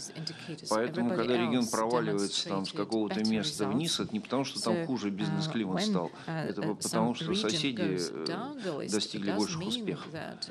Это первый раз произошло. Но что из этого вытекает? Из этого следует то, что сработала та модель, которую мы начали в этом году первый раз применять. Это вот эта модель целевых, извините, это самая конструкция целевых моделей. Целевая модель — это просто сгусток лучших практик, которые реализованы где-то в существующей нормативной среде. Это не то, что мы должны поменять законы, это то, что уже есть, где-то работает. В одном регионе, а в другом нет. Значит, и вот началась вокруг этих целевых моделей, началась гонка, она дала такой результат. Вывод из этого очень простой. Нам это надо продолжать.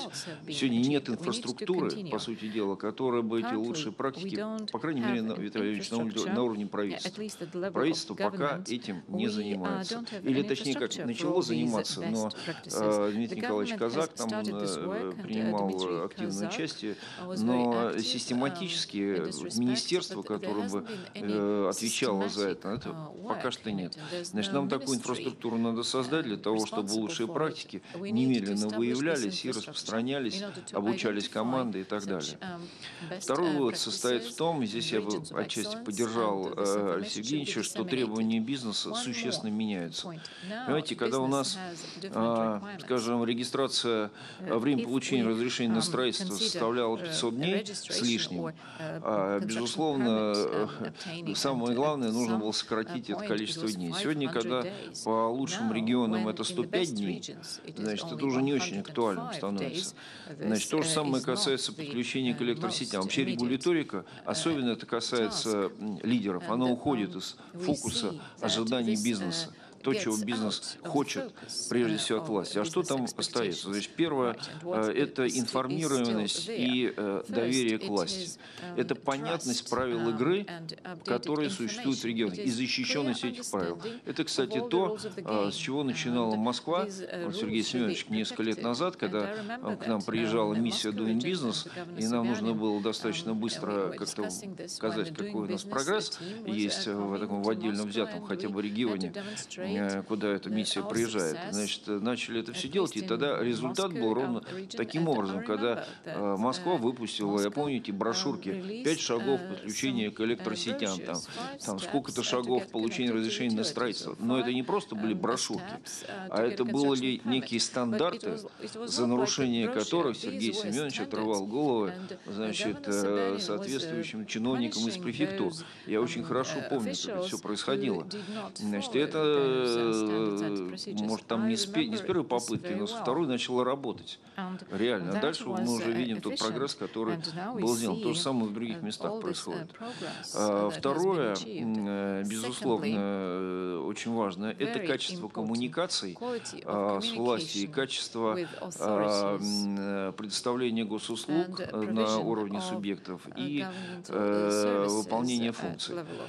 Не просто уже вот количество дней, а чтобы это было удобно, чтобы была возможность дистанционного доступа, чтобы это все можно было сделать в электронной форме, чтобы это все можно было сделать в режиме одного окна. И я здесь призываю, коллеги, обратить внимание на работу агентств по развитию, которые есть уже в каждом регионе, на качество работы одного окна. Вот здесь сегодня очень большие превращения для того, чтобы можно было вот улучшить реальное ощущение бизнеса от качества бизнес-климата.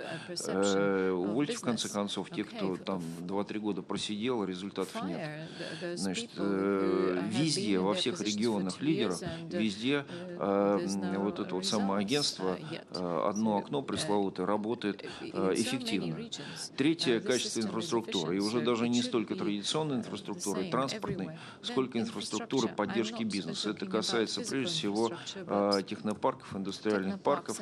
Это это касается систем связи, цифры и так далее, особенно технопарки. Целый ряд регионов, которые стали лидерами, с моей точки зрения, вышли в лидеры, прежде всего благодаря качественному использованию этих возможностей. Далее, то, о чем сказал Андрей Сергеевич Никитин, это кадры. Ну, все просто говорят, причем кадры не какие-то, значит, инженерные, это в конце концов можно все найти. Это прежде всего рабочие профессии, это среднее профессиональное образование, это колледжи, бывшие ПТУ, значит, которые есть в каждом регионе. Вот эту сеть мы сейчас, есть прямые поручения президента, их надо менять, значит, надо модернизировать, но тут, конечно, полномочия находятся в субъектах, и роль субъектов является очень важной. И, наконец, что очень важно, это и что начинает очень сильно влиять на бизнес-климат, это общие условия жизни в регионе. Это качество медицины, спорта, отдыха и так далее. Вот эти вот вещи, рекреации, значит, это все вещи становятся очень существенными, и, конечно, надо тоже думать о том, как это все мерить. И третий вот вывод, который тоже он сегодня, кстати, прозвучал в выступлениях некоторых губернаторов, это успех там, где бизнес участвует в оценке работы институтов и процедур. И знает, что он там участвует, и знает, что результаты этого участия будут сказываться на оценке работы конкретных представителей органов власти и чиновников. Это очень большой, дает очень большой эффект. Коллеги, я вам предлагаю проводить праймерис. Вот мы, это, конечно, я понимаю, что это сильно усложнит работу агентства стратегических инициатив, но ничего не мешает сделать точно такую же оценку по методике рейтинга, провести в каждом регионе. Небольшие деньги, провести опрос среди бизнеса, разобрать полеты, но провести разбор полетов. Но это даст возможность, вот такая история, даст возможность сформировать KPI на основе оценок бизнеса для конкретных чиновников и для конкретных структур. Я уверен, что такой подход очень быстро даст результат в смысле доверия, в смысле качества работы структур в регионе. Спасибо.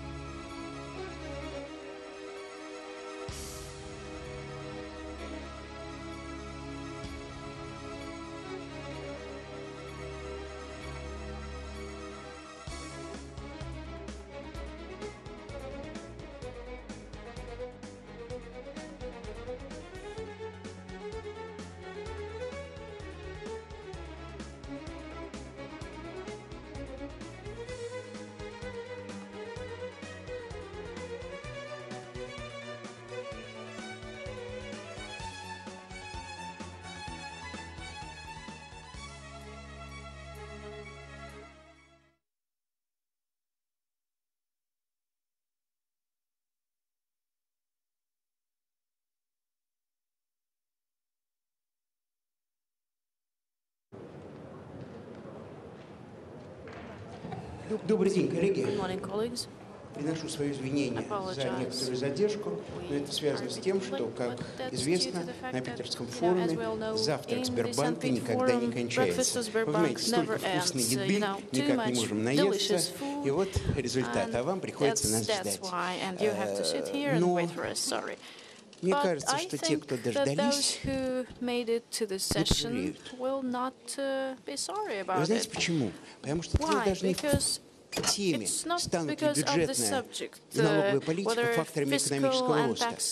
Бог с ней, бюджетная и налоговая политика. Но в первый раз на одной площадке Питерского форума присутствует первый вице-премьер, отвечающий за экономику, и одновременно с ним вице-премьер, курирующий социальную... Кстати, Татьяна Алексеевна, потом будет обязательно вопрос, вы пока подумайте. Вот раньше, в советское время, ссылали на село. Ощущение, что при ситуации, которая сложилась в нашей социальной сфере, ссылают на социалку. Но на этот вопрос нам предстоит еще только ответить. А вот дальше мы слышим, и все это время мы слышали очень много обсуждений о том, что предстоит, как предстоит. Вот сегодня Герман Оскарович Греф пытался Антона Германовича вытянуть. Так что же будет с налогами? Но Антон Германович держался. Он сказал, что он все скажет, да. Он сказал, что я буду держусь до этой панели. Вообще, в принципе, мы все знаем, не на панели да будет сказано, что на панели надо вести себя прилично, иначе не заработаешь. Но, в принципе, еще раз говорю, вот сегодня мы имеем возможность услышать, я надеюсь, имеем возможность услышать из первых рук, что же все-таки нам стоит ожидать. И очень важно, что здесь в зале присутствуют главы регионов. Вы знаете, я очень рад, что здесь присутствуют представители большой четверки. Я вот вижу PricewaterhouseCoopers, я вижу депутаты Государственной Думы, которые сейчас ищут место, куда бы присесть. Пока есть свободные места, проходите, Глеб Яковлевич, проходите. Спасибо. Это мой первый заместитель. Поэтому, если что-то со мной будет, он меня заменит на этом месте. Но сейчас моя главная задача, да, кстати, я не сказал, что с нами Владимир Александрович Мау, который отвечает за качество подготовки управленцев в нашей стране. Поэтому вы понимаете, что все-таки вот, если есть какие-то претензии сегодня их лучше предъявлять Владимиру Александровичу. Да, вот. Татьяна Алексеевна, уже есть претензии, она их тоже выскажет. С нами Александр Дмитриевич Жуков. Сегодня еще президент Олимпийского комитета, но главное, это человек, я всегда об этом говорю, вот все хорошее, что есть во мне, всем этим я обязан Александру Дмитриевичу, не родителям, а именно потому что он был многолетним председателем комитета по бюджету и налогам Государственной Думы. Вот он заложил основу. Ну, вот на этом, строго говоря, я представил всех, кто присутствует, но главным, конечно, участниками нашей дискуссии являетесь все вы, кто, несмотря ни на что, пришел сюда и собирается терпеть эту не очень долгую, но, я надеюсь, содержательную дискуссию. Теперь моя задача просто не мешать докладчикам, что я делал в первые 3 минуты. Вот. И у меня есть такое предложение. Давайте вот мы сейчас сами решим, как это будем обсуждать.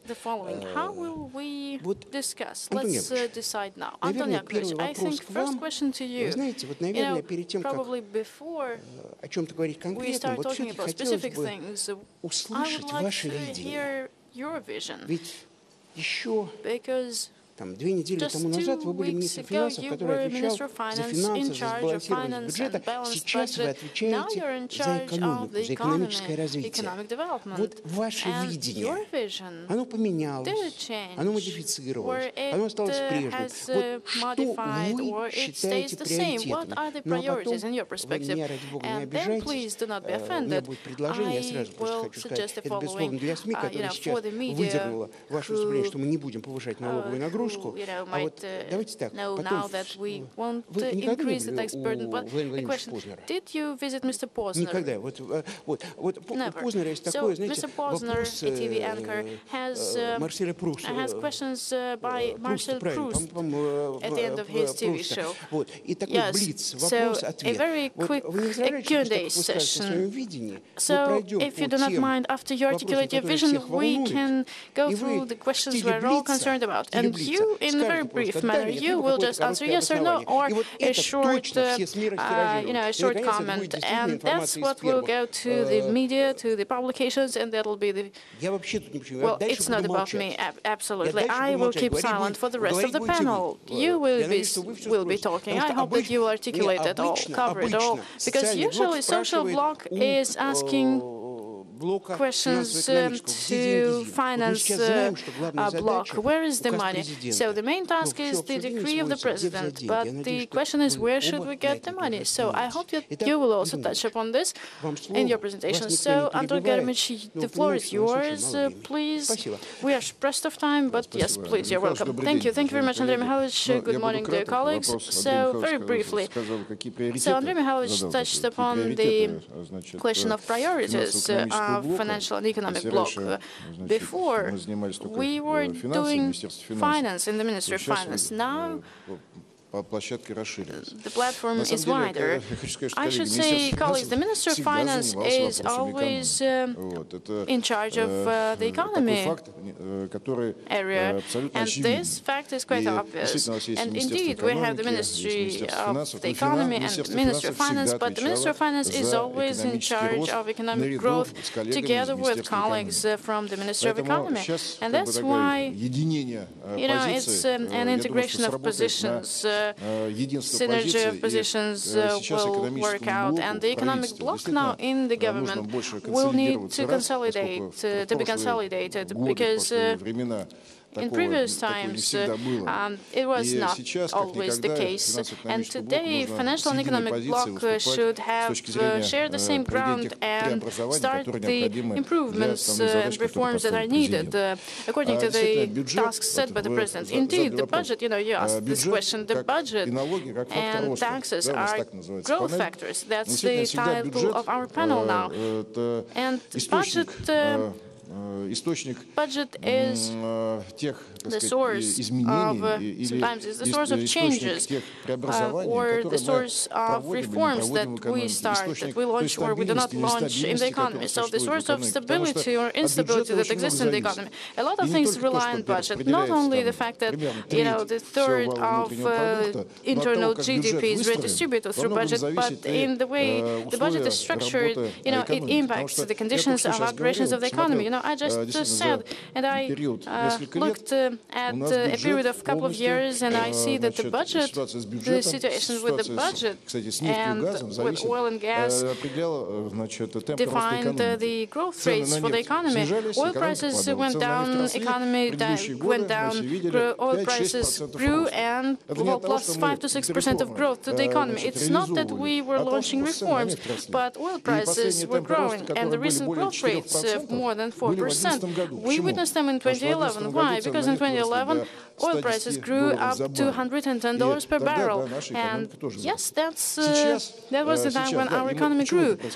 Why? Why did it happen? Because we spent much money through budget, and we had more resources in the economy through high oil prices. But now these instruments was created when the impact of oil prices and other external factors, they are offset by the budget principles, basing on which we structure our budget now. And now is the time when we've created, as Andrei Mikhailovich properly put it, we've created, laid the foundation, the basis where we should start our reforms. The government is talking about today. And the main task is to ensure growth, 3 to 4%, 3 to 4% on the level not less than, global growth rates. And for such growth, we just need more investments. And of course, investments not from the budget, but those that will will come from our entrepreneurs and businesses, investments that we expect to have from foreign investors and so on. So we have to create conditions to make the whole thing profitable. So for investments invested into Russia, for them to be profitable with stable returns, so for them to be forecastable and predictable, and so for these investments to cover the risks that might occur. So the question of stability and predictability of conditions, we are always talking about this. This is also a question of tax policy, question of monetary and financial policy, because exchange rate question and rates, interest rates in the economy, and of course all these things are defined by the budget and the budget policy. Talking about predictability of budget policy, I always say that we, after approving the clarification parameters in the tax system, we do not plan to change them in the coming 6 years. Yes, indeed, changes will come, and colleagues, I cannot tell you everything about it, but because we are working on it in the government, and I think in the nearest future we will complete the process, since we plan to make the main tax decisions during the spring session. We will have to make it a quick process, and then we should not change these conditions during the 6-year period. And this is a predictability thing for the businesses, and that's quite important. Number two, we will plan the budget according to the principles and rules that we've defined legislatively. Why do we do that? Not only to create the reserve and the safety cushion or accumulate funds. Some people think like that, but that's the key question of forecastability of the rate policy, exchange rate policy. Russia being a commodities country and is quite reliable on the situation on the international markets.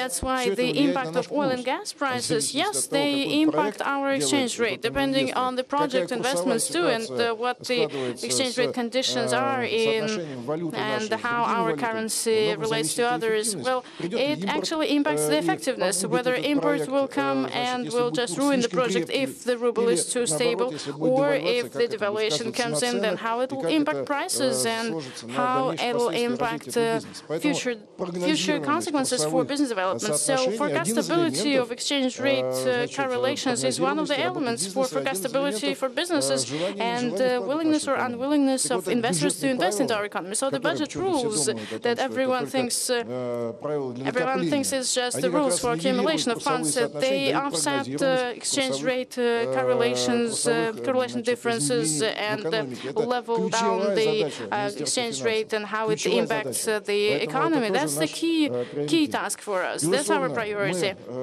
And of course, we are talking about the necessity of budget maneuvering within the spendings area, restructuring of spendings in a way that these spendings are more in line with the development goals.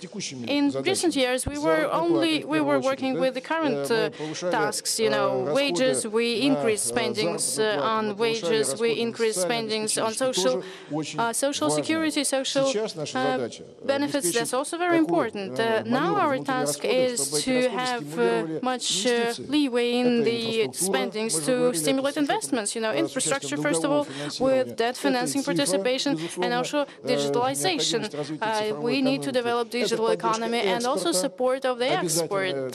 Yes, that's a mandatory prerequisite for economic growth, because without export part, without opening new markets, we will not be able to develop any longer, because here we see the ceiling of our capabilities and of our opportunities, and of course development and legalization of our shadow sector, SMEs, and creating the conditions for them where they're interested to open their businesses and work actively, where they're interested to participate in formulation and articulation of the budget and work in a legal perspective and sleep well, and participate in the formulation of the income of the state. That's also very important, and we will do it together with the budget measures, and all these things will aim at stimulation of growth rates.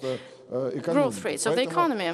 That's why, esteemed colleagues, friends, budget is an instrument in the hands of the government of the Russian Federation aiming at stimulation of various processes in the economy. First of all, launching more high-paced growth rates, and through budget we will plan, we will do the reforms, carry out the reforms, and create comfortable conditions for businesses. Thank you. So sleep well. So I understand that saying words about what happens now and what will happen in the tax sphere, well, it's a bit premature to start talking about that, but Anton Germich tried to, avoid answering questions of Marcel Proust. This is the craftsmanship of interviewing person. So let's rephrase the question. If we cannot talk about what will happen, let's just talk about what won't happen.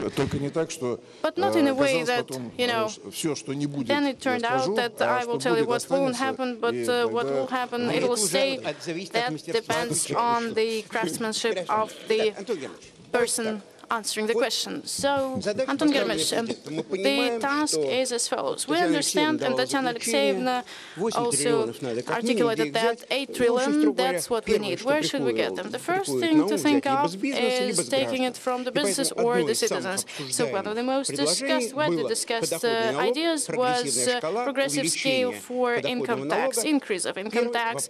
And the first question to you, increase of individuals' property tax and the progressive scale for the next 6 years, yes or no? And why? And why? So that's how I should answer. And why? Yes. So, Andrei Mikhailovich, so we thought that our achievement is taxation of individuals, of citizens, and low level of income tax, and no opportunities to avoid paying income tax. So that's why 13% that we were all paying during recently is a very good principle to have indexation of profit.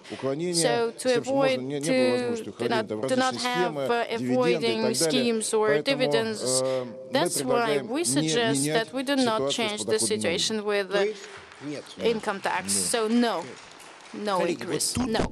So colleagues, I think we should applaud in a louder way. So, Tatiana Alexeyevna, colleagues, the final decision will be made by the government. Yes, I understand that. I think...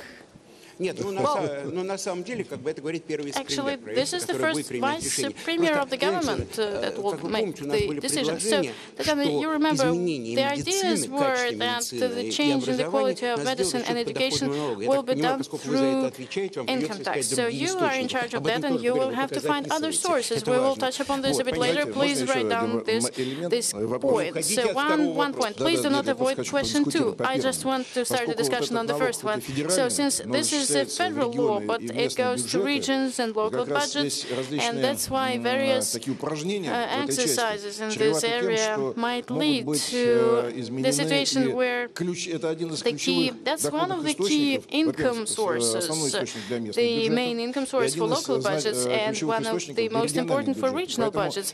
That's why any changes, we should think about the geography of the constituent entity of Russia, and any changes might lead to very serious shifts in the budget. So that's point number 2 in favor of not changing the scale. So just short no is better than your try to explain why no. Because yes, it's an arguable question, but if no, then it means the decision might be like this. Maneuver 2222. So this is about businesses mostly, not the citizens. So maneuver 2222. how should I put this question? Yes or no? Or will we reduce insurance payments? Yes, Tatiana Alexeyevna articulated it very properly. You know, maneuver in tax area, it sounds like something military-like, but this is a peaceful thing. So maneuvers, will they become military actions? Yes, we will have changes anyway. So 22-22, right? 22-22, you know. Do you know what it is? What it is? You know, the media, they will just write down their articles. Everyone will know what it is. Do you like it? Well, the main thing is what you like. I will have 40 seconds to close our discussion, and I will say that I like it all. So 22-22, what about it? 90-60-90, yes. Colleagues, so you mean no? You know, we were discussing what format is better, 90-60-90 or 22-22. We decided that 90-60-90 is better. Okay, fine. Oh, we will all go to museums. Let's go to museums.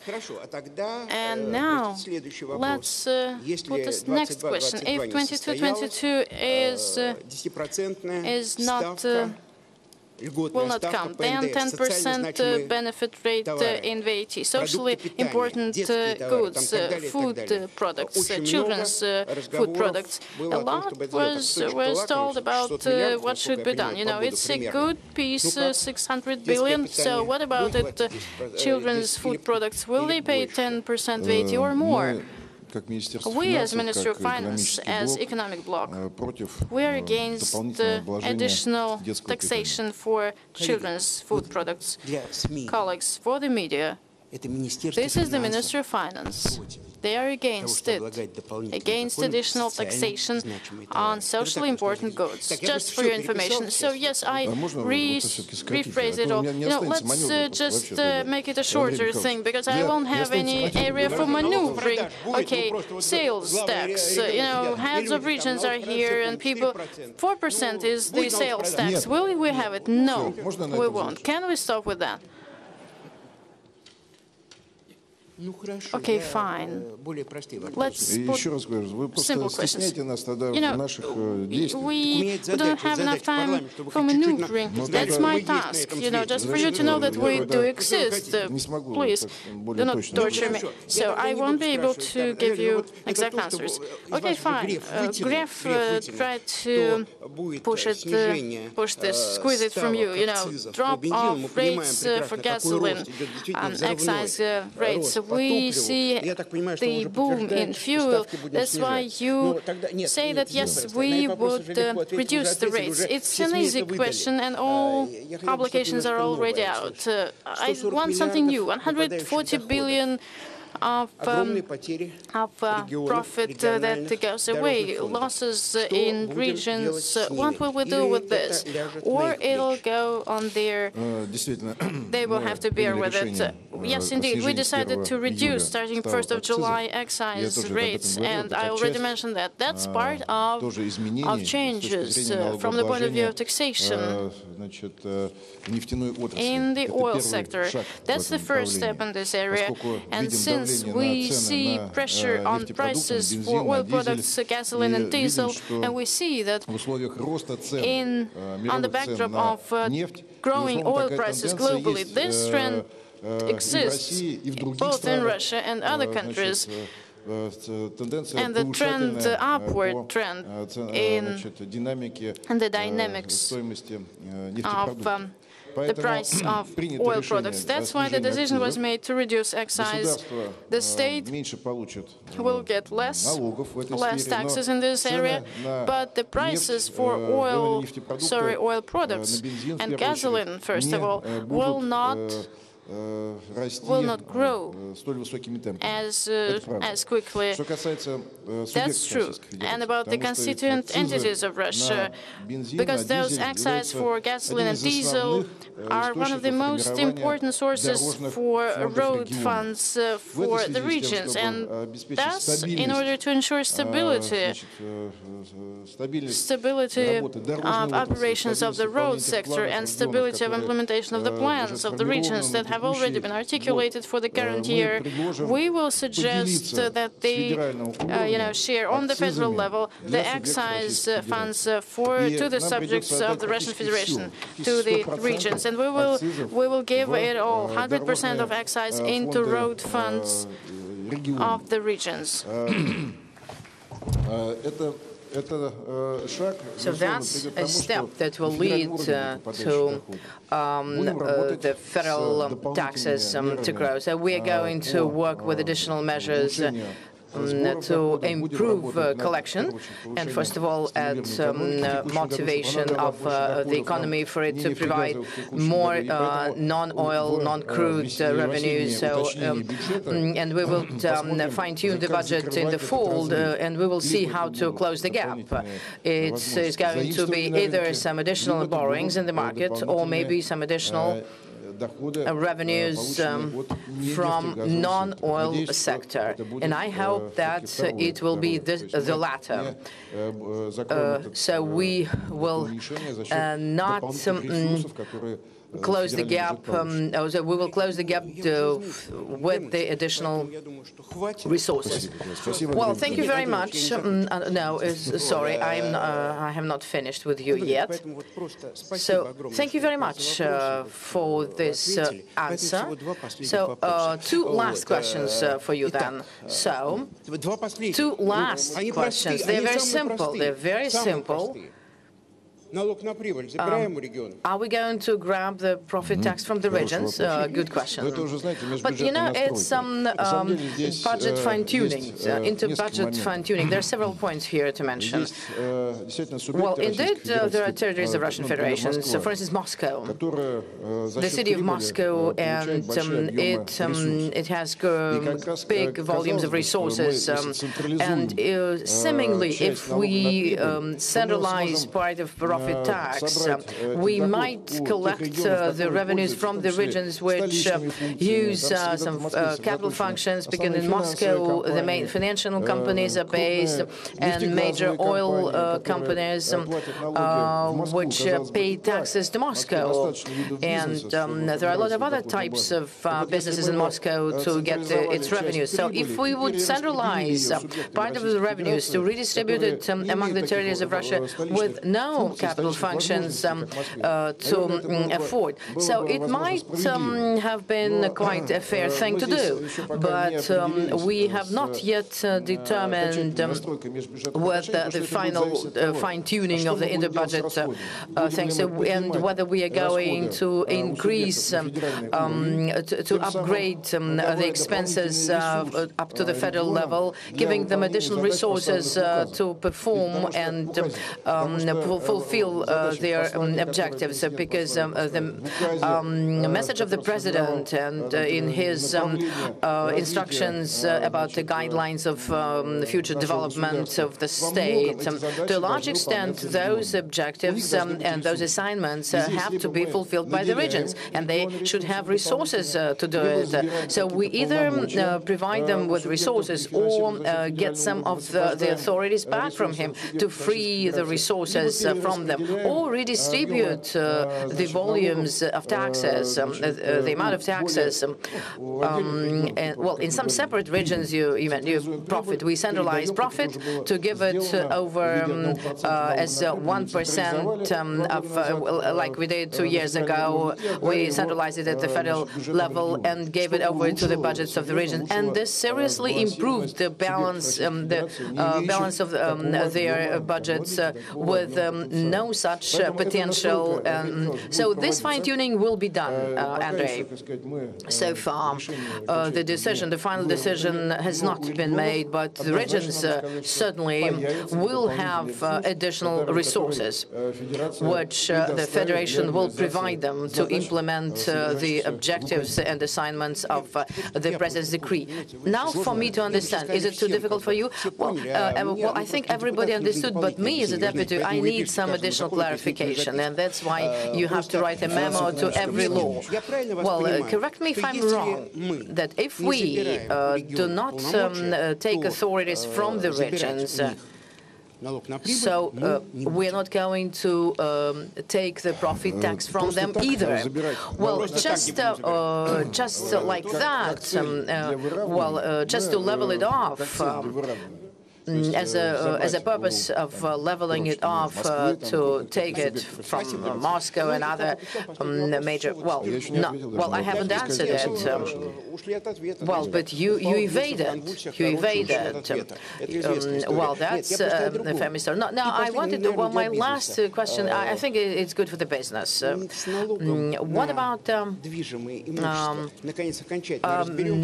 movable property tax? Well, for the business. Are we going to finalize this process? At least it would be great to have your brains about that. I think we should review it because the business, yes, they have addressed us many times because it's the recovery of that tax that we used to have 4 years ago that was valid then, and well, there were so many questions from the business. So let us review it in the framework of our tax fine-tunings that the government of Russian Federation is planning to do. So far we don't have final decisions in place, but we do hear such proposals from the business. And of course we will react when we have them reviewed. Thank you very much, Anton.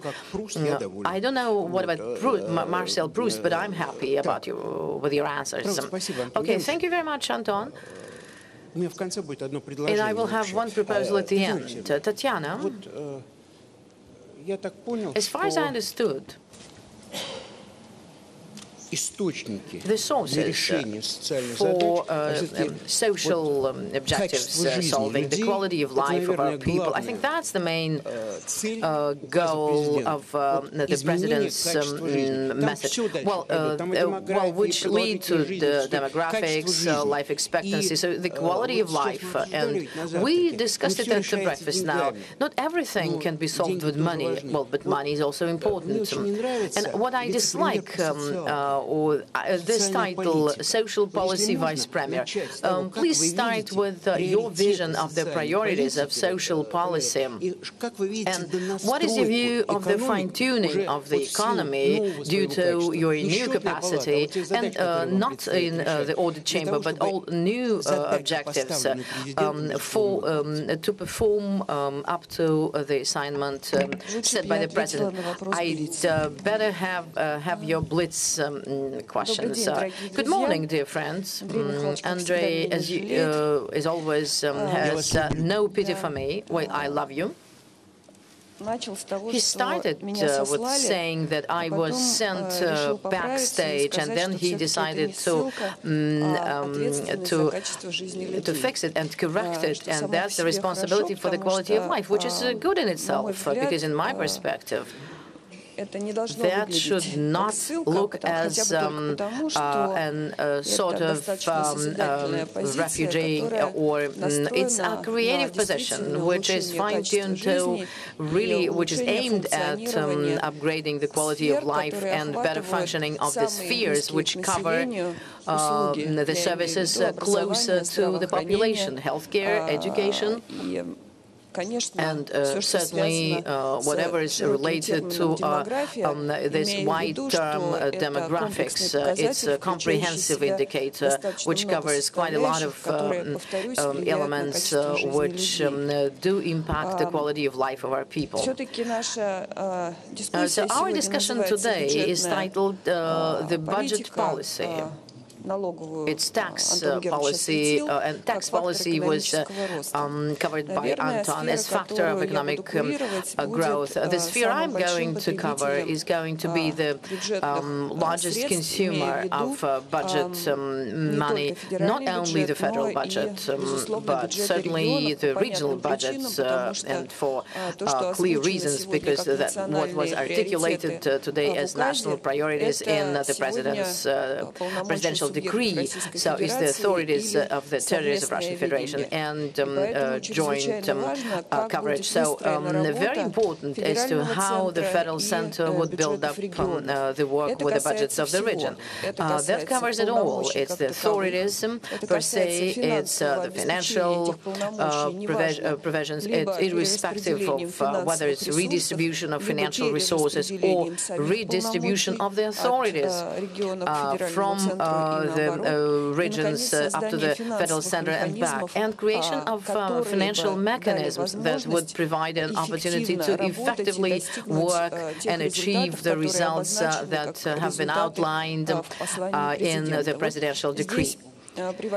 So there was an example here quoted as a salary, just mentioned briefly, but we realize, of course, that the decision that was made by the president back in 2012 by the end of the day does bear fruit, and it is reflected in the status of separate indicators of consumer market and the economy in general. First of all, I mean growing salaries, real wages. We've been witnessing for 4 months running, by 9.6%, and not reduction like we had, 4% reduction last year, but growing real revenue by 3.6%. That's the effect of growing wages and increased minimal wage level. So it means that we have to keep this position. That's very difficult for the regions.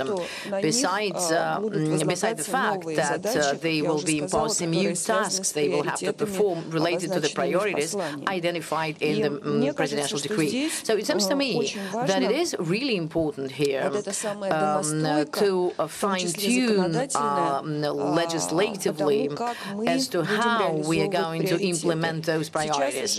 Because so far it's already obvious enough that we will have to hold a dialogue, not only federally, not only with account of the opinions of the members of the federal government, but all the 85 regions of Russia as to what real events and measures and indicators are underpinning the implementation of the priorities, which are entitled very simply as education, healthcare, and demographics. And that's really important. And why so? Because this position should have consolidated character, absolutely. Because if it is going something very scattered, well, I will be in charge of doing something for education, someone else for road construction. That will not be good.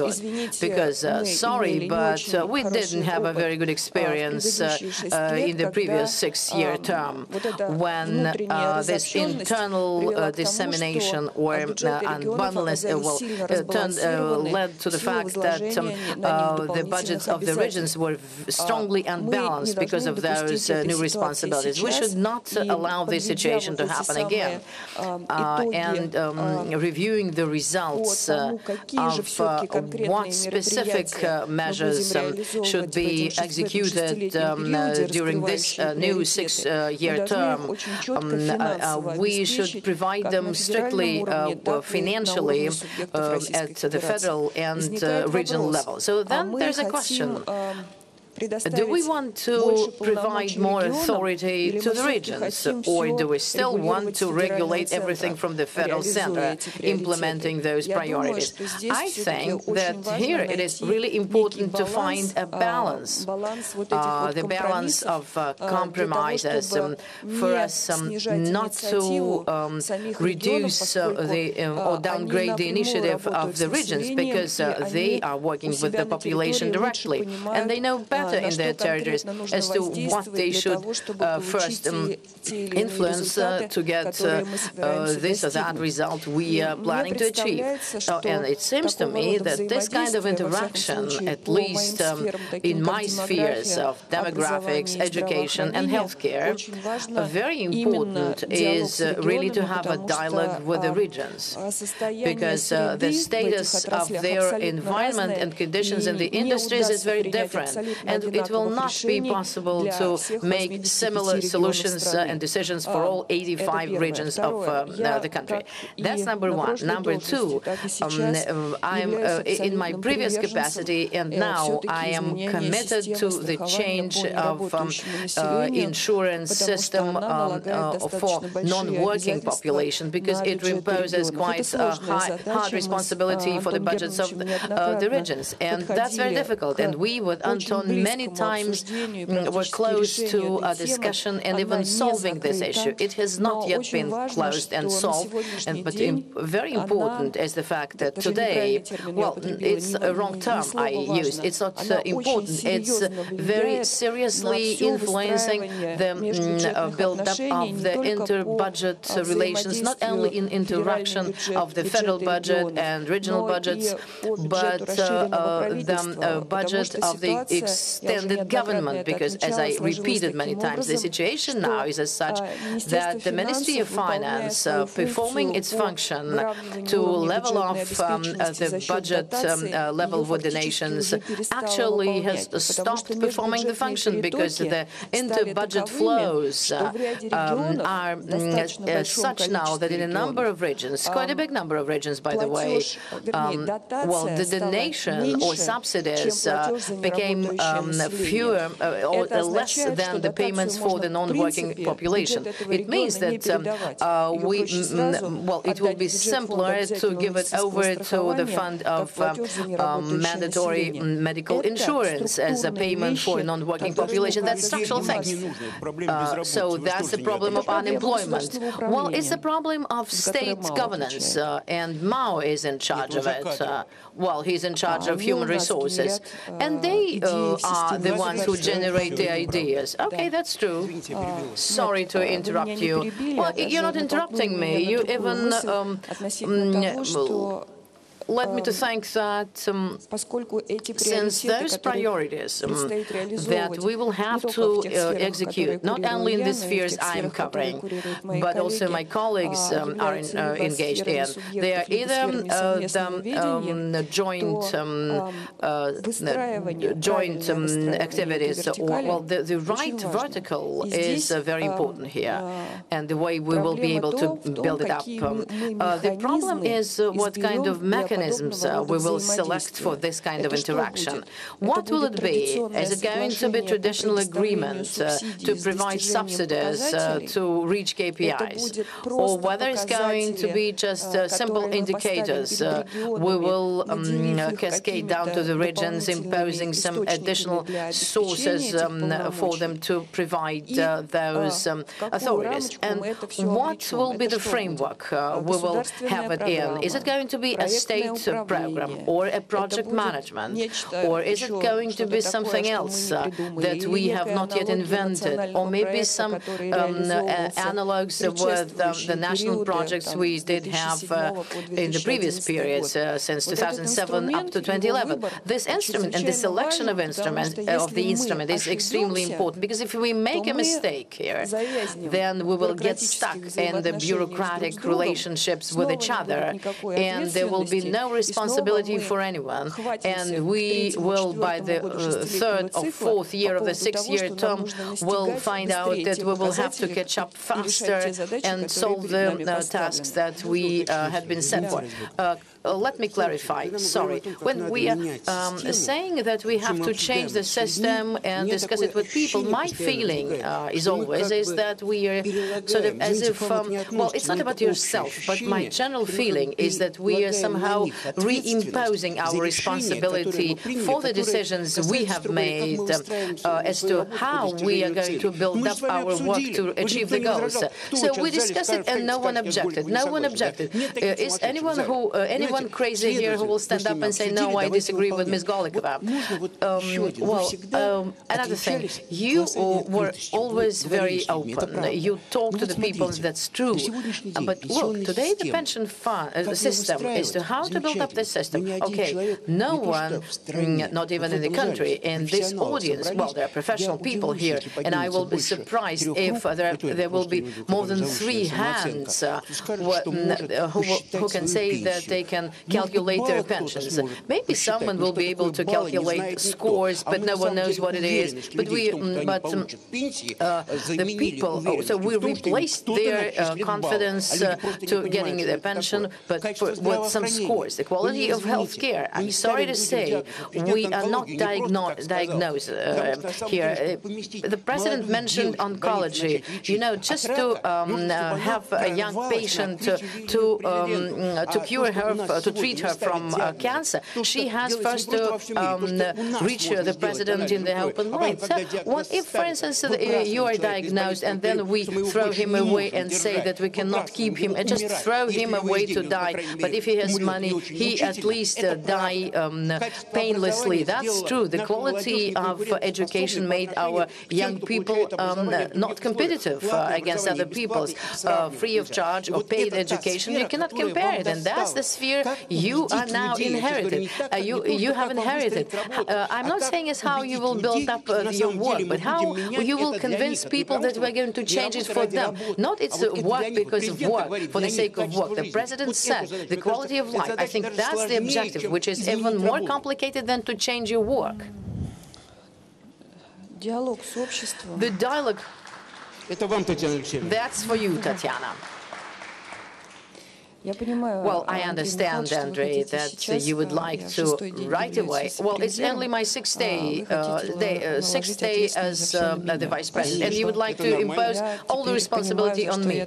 Now I know what I am in charge of. But I should say here, for such sensitive issues you've identified now, you've outlined, very important is, it seems to me, to move in the following way. We just discussed it at the business breakfast of Sberbank.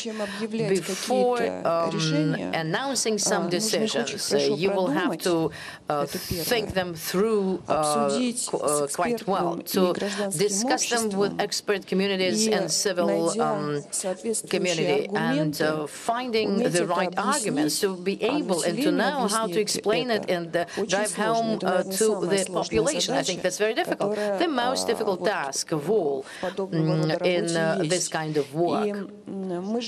Because we will never achieve 100% consensus, even in the expert community and civil society, because there will be always different opinions.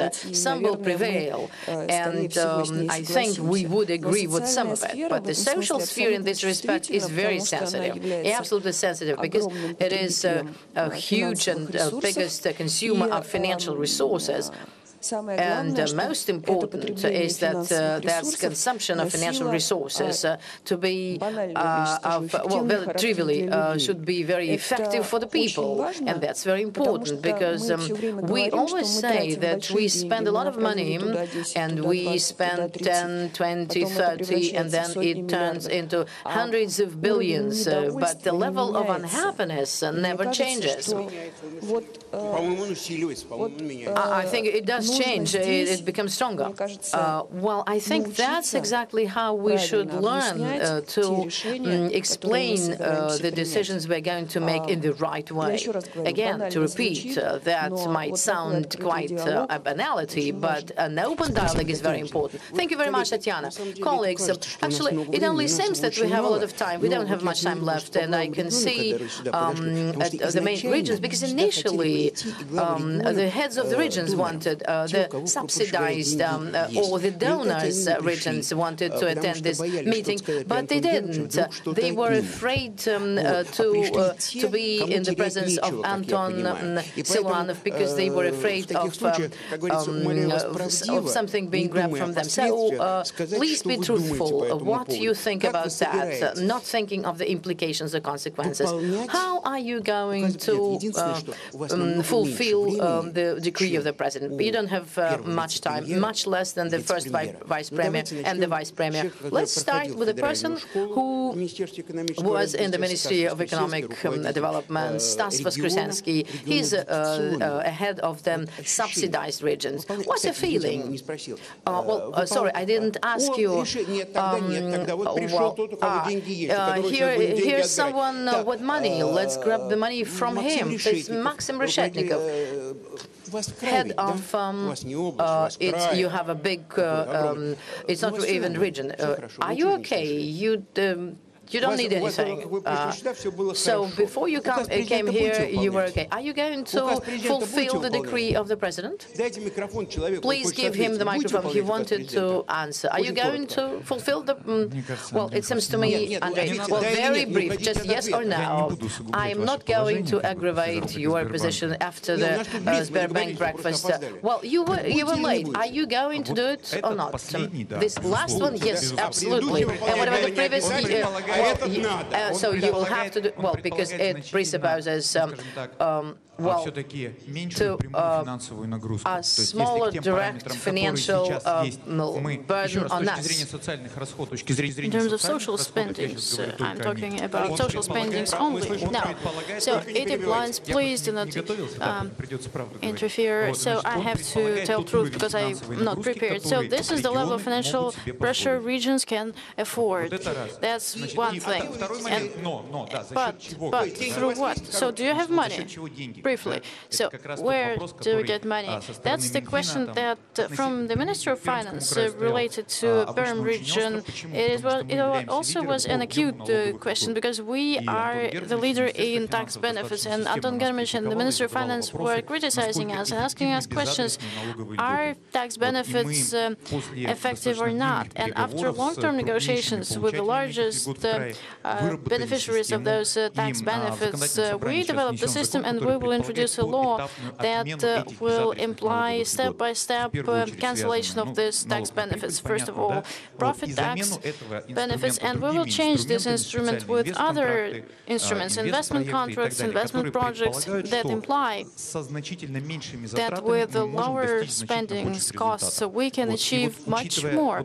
And considering the whole structure, I understand that the volume of funds that will go additionally to the regional budget, it will be enough to maintain the level we achieved through previous decrees, knowing about the optimization we are now doing and investments in the infrastructure that are actually stipulated by the decrees, as far as we can see now, because some points have to be clarified now. And this structure for the long-term period, as far as I see, can allow the Perm region to develop effectively with one prerequisite, one condition. There won't be any changes in the inter-budget relations system.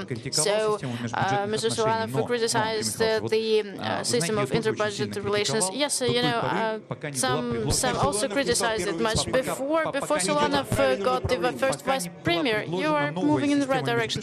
Before the new system of inter-budget relations was offered, and this income minus spendings model, and that was negatively perceived by many regions because this meant huge redistribution. Now we have chances to, you know, avoid such strict approaches. Well, yes, they can be longer in time, but let me get back to a very important idea. The main idea of the theme of the forum is the economy of trust. I think trust is a very important economic.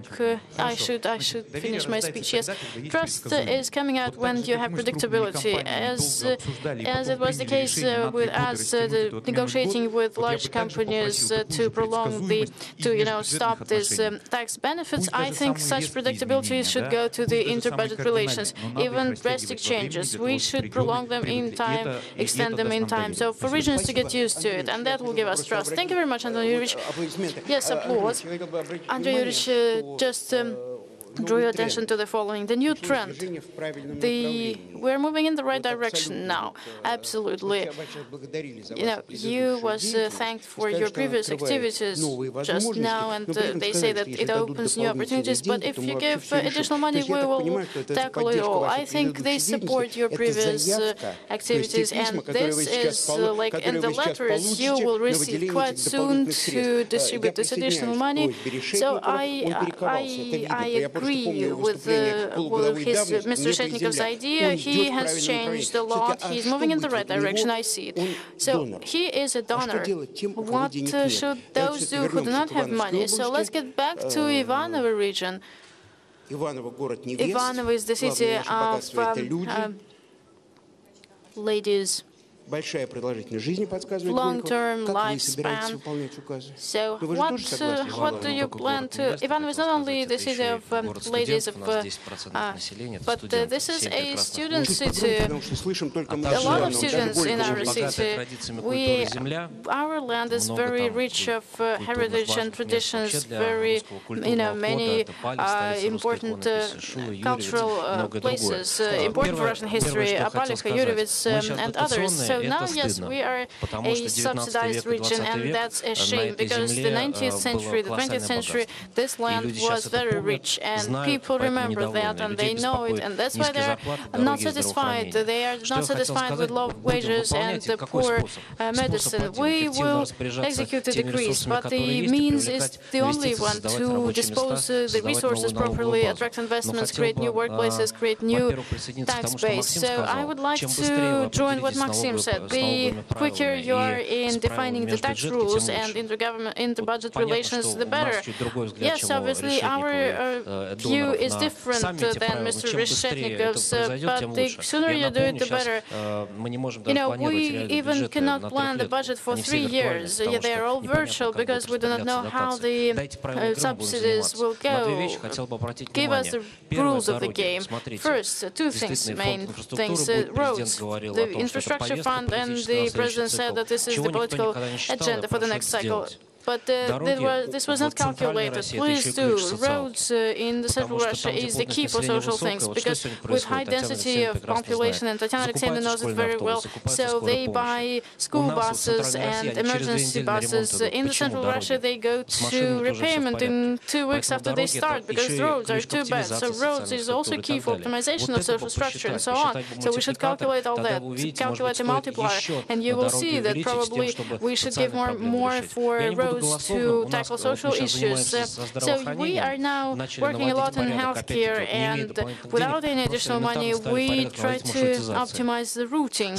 And now we see the dropping level of mortality rate against the previous year. Now we will plan, also we will do a lot in repayment of roads, and I made this instruction. We should comprehensively tackle this. And about social issues, year by year, the task is to create personal system of support and identify those in need. This hasn't been done. We do not know who needs this support. What happens in the regions, not only in our region, there are cases when people will not go to work in a factory but go somewhere and get better salary and other benefits.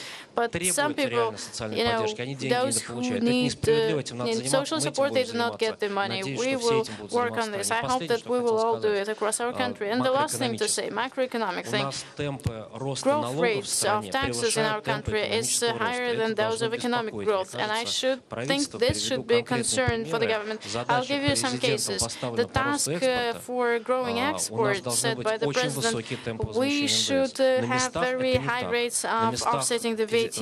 Locally, this is not the case. Political tasks are set, but locally, for tax authorities, it is not convenient, not beneficial for them to offset VAT. Those who want to export, they start exporting, and they are in less competitive position against those competitors in other countries. So we should consider this very seriously. Thank you very much. Thank you. I would like to comment on that. We looked into this question in the government, and we decided that we will speed up the offset of VAT, and we will reduce the threshold for companies who can use this fast-track recovery VAT procedure. Now it is 7 billion rubles. We will reduce it down to 2 to 3, and we will reduce the dates for the audits for recovery of VAT. So that's the decision that the government has already made. There's applause. I just want to clarify now why people are applauding. I just want to remind that the draft law in the first hearing has already been adopted by the State Duma, but the previous government sent some comments on this particular point, which says that the recovery process for VAT is shortening. The government, the new government, after what you said, will give the conclusion that will support these points. and will enhance it. Yes, new government, new way of making decisions. Yeah, okay, we will wait for it. So let's listen to Alexey Maratovich, head of Kalmykia. Your face looks like you feel so bad. You know, sunny Kalmykia. Very happy speech, but very short one, please. I can't say that I feel too bad, but those opportunities that the Perm region has, or Ivanovo region, and many other regions, unfortunately, we lack them in our region totally. And you know it better than us. So just very briefly, 3 points, 2 points that are related. You know, Elista is the chess capital of the world. 20 years ago, I think changes were made. Yes, in chess, yes. Seriously speaking, we have our national grossmasters, international level. This is for another panel, please. So you mentioned chess, that's why I'm saying this. So, first, land and everything related to it. Land should become the financial instrument. For us, this is a vitally important changes into the land code. Recently, we just discussed it with you. Land code, as other significant documents defining the economy of the country, it was not changed for 8 years now. And the land bank, revisiting and revision and assessment of cadastral value. Will we increase it or reduce? I'm talking about it, meaning that these are opportunities for regions of the country to tackle these issues on their own, Anton Germanovich. You know, that's to the question what should stay in the region and what should go to the federal level and then be redistributed. So these are the points. And point number 3. From a different perspective, probably. I like this position of the government and the almost ready solution for excise for oil products. I remember before the meeting of the party, we also discussed the point related to alcohol excise. That's also one of the opportunities for the regions. Again, in some proportions, this will give us an opportunity to develop on our own. We do not have any other opportunities now. So I'm talking about my region specifically. So land points, land issues, and the last one. Thank you. I'm afraid that in alcohol we won't make it. We look at how much we consume. I think Perm region knows better. Ryazan region, what do you think? Nikolai Yuryevich, so you are concluding, and please, very briefly. Yes, understood. Andrei Mikhailovich, I'm not a deputy of the State Duma for a long period now. I cannot say everything. Just say thank you very much to Anton Germanovich and Tatyana Alexeyevna, and that's it.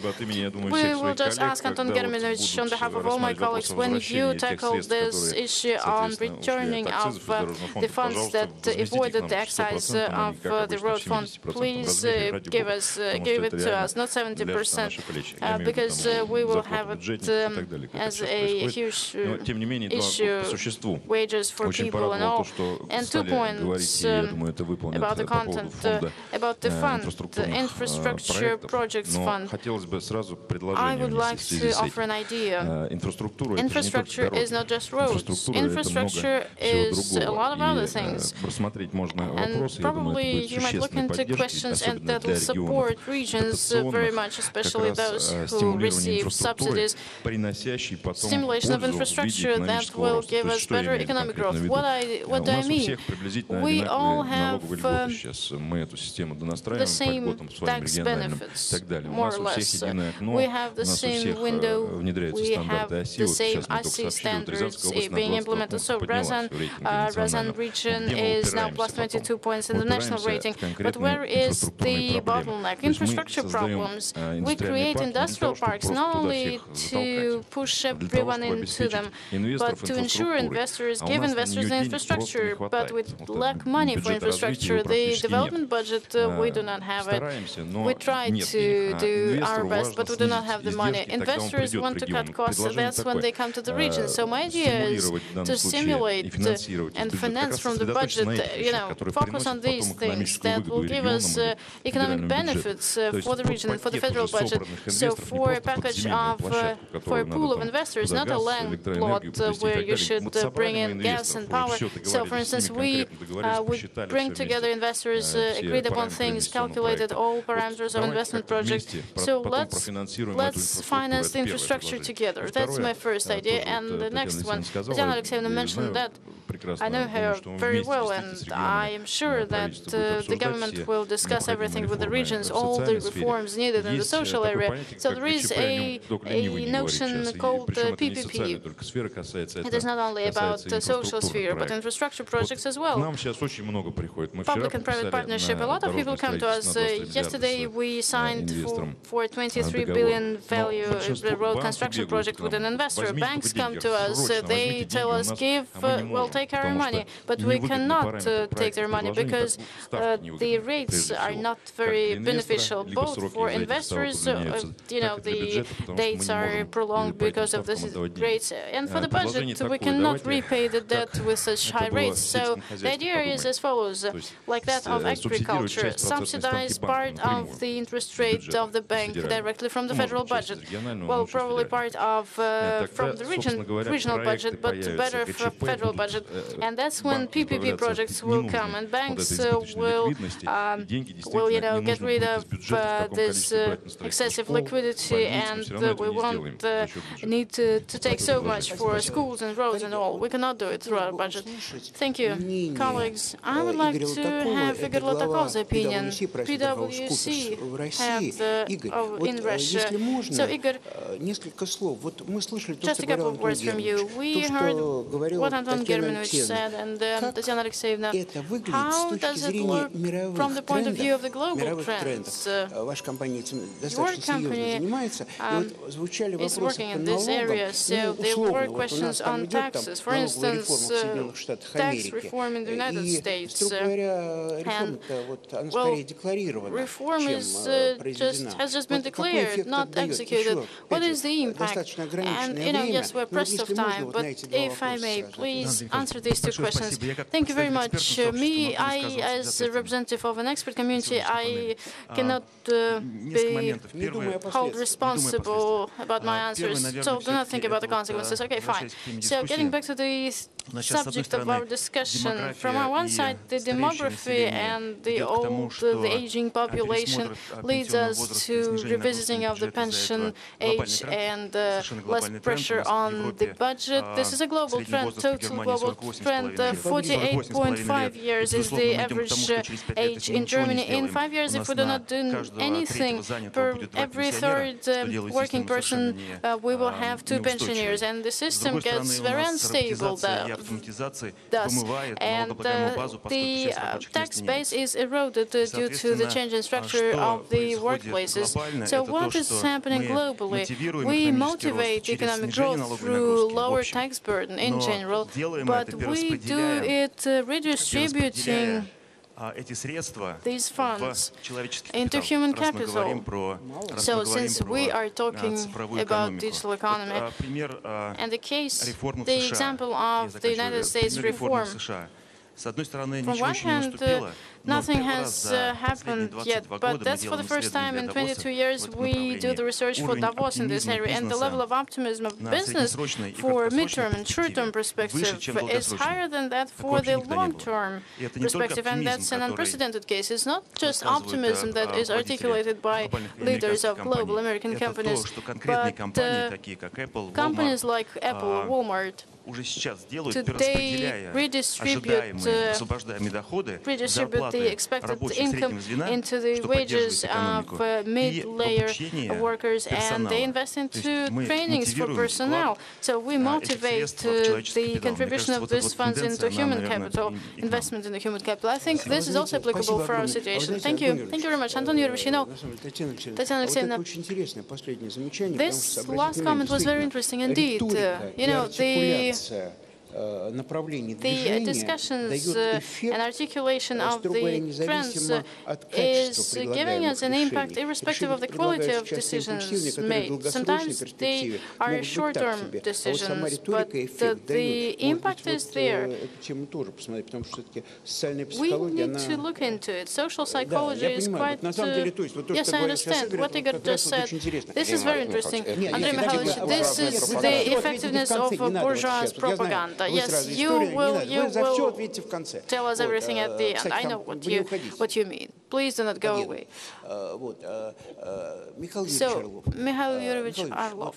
Mikhail Yurovich, you as head of the expert council, Committee on the Budget of the State Duma, you, together with businesses and experts, you were tackling issues of fine-tuning the tax system, and listening to Anton Germanovich, and some of the laws are being approved, draft laws.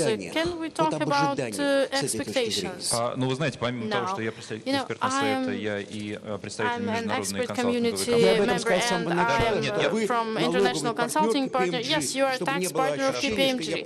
Yes, I just didn't want to make ads for PricewaterhouseCoopers, but KPMG no. So Ernst & Young and other consulting companies participated in the same proportion. You know, I just wanted to say that working in an international company, I see how tax reform is evolving in many countries and in the CIS countries.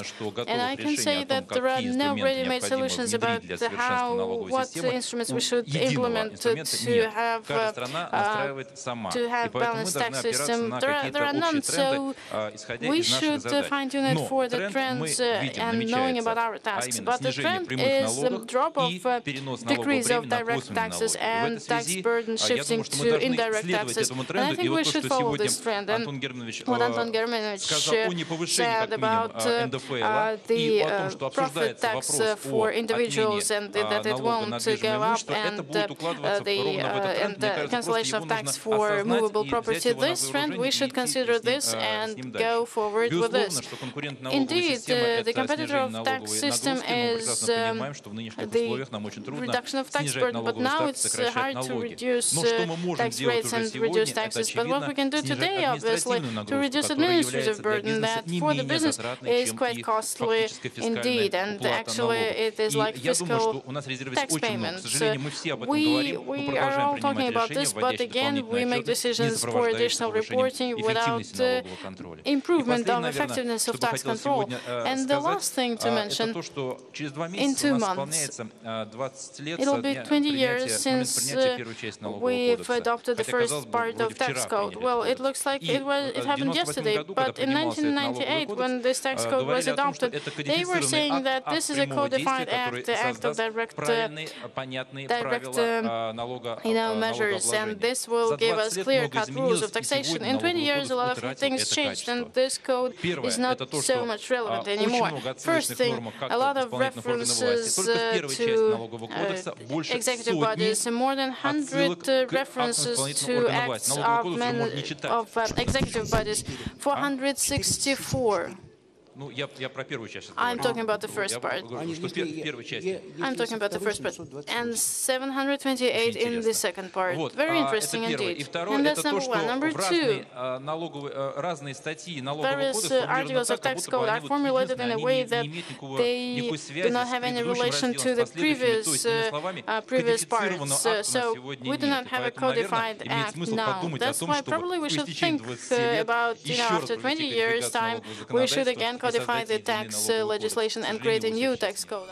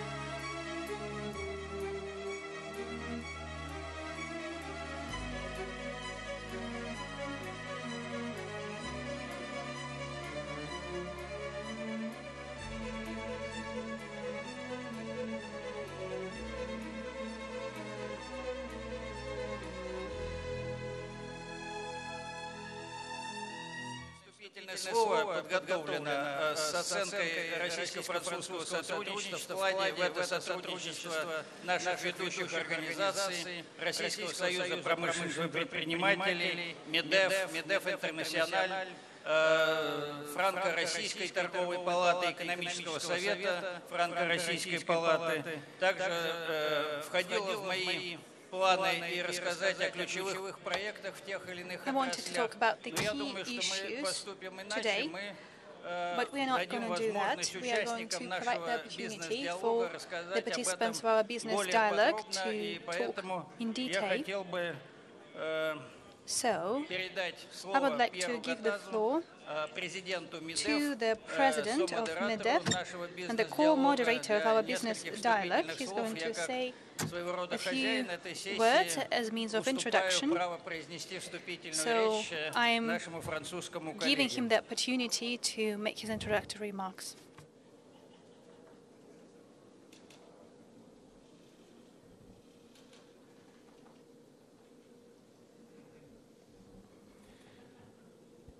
Mesdames et messieurs, bonjour à tous.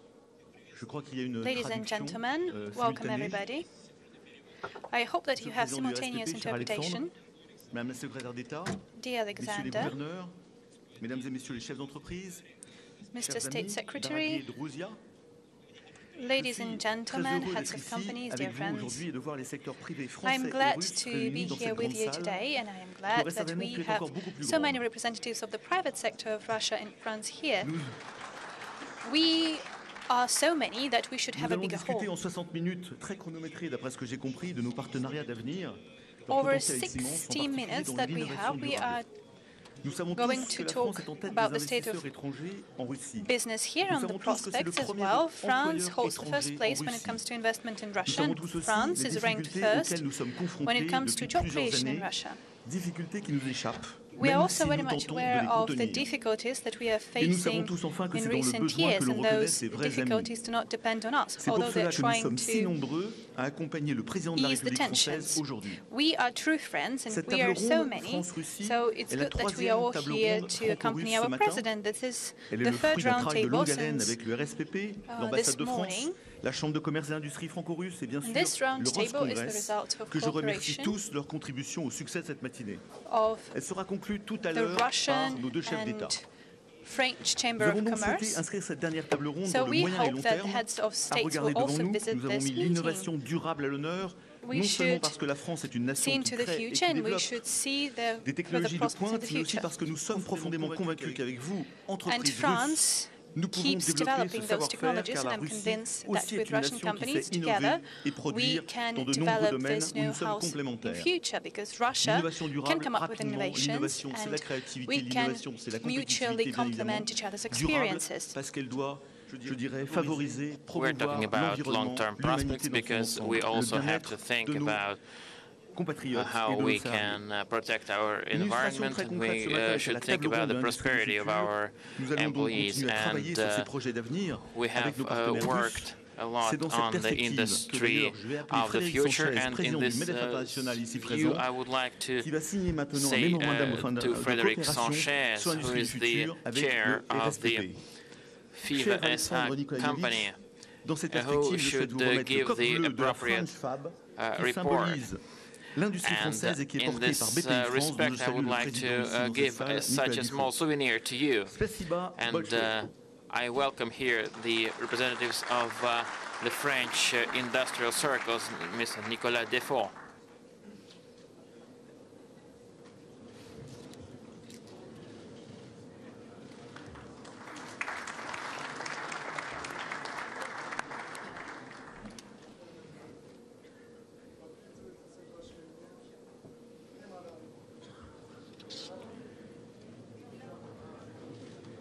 Сейчас.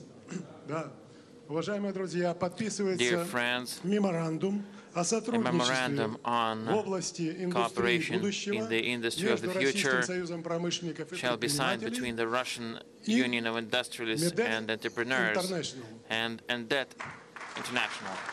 Подписали господин Шохин и господин It has been signed by Mr. Shokhin and Mr. Sanchez.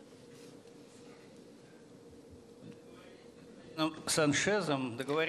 have agreed with Mr. Sanchez that he will talk about the project of the industry of the future during the meeting of the President of the Russian Federation with the heads of the leading international companies participating in our forum. So we will take down to our agenda. I will invite speakers to the panel. All the speakers are in the front row. And once again, I would like to speak shorter. We have an element of uncertainty because we don't know when the heads of states come. So if everyone has talked, we will have a free discussion. Now the first speaker is Frédéric Goudet, the CEO of the Société Générale Group.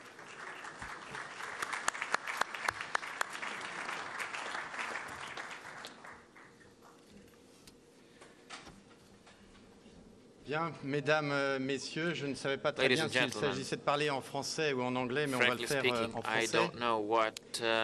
Je suis ravi de vous parler de la banque, du secteur bancaire et des profondes évolutions qui traversent cette industrie dans le monde avec l'émergence de nouvelles technologies qui changent le comportement des clients et bien sûr qui nous imposent à nos banques de nous transformer pour offrir des services plus efficaces et moins chers.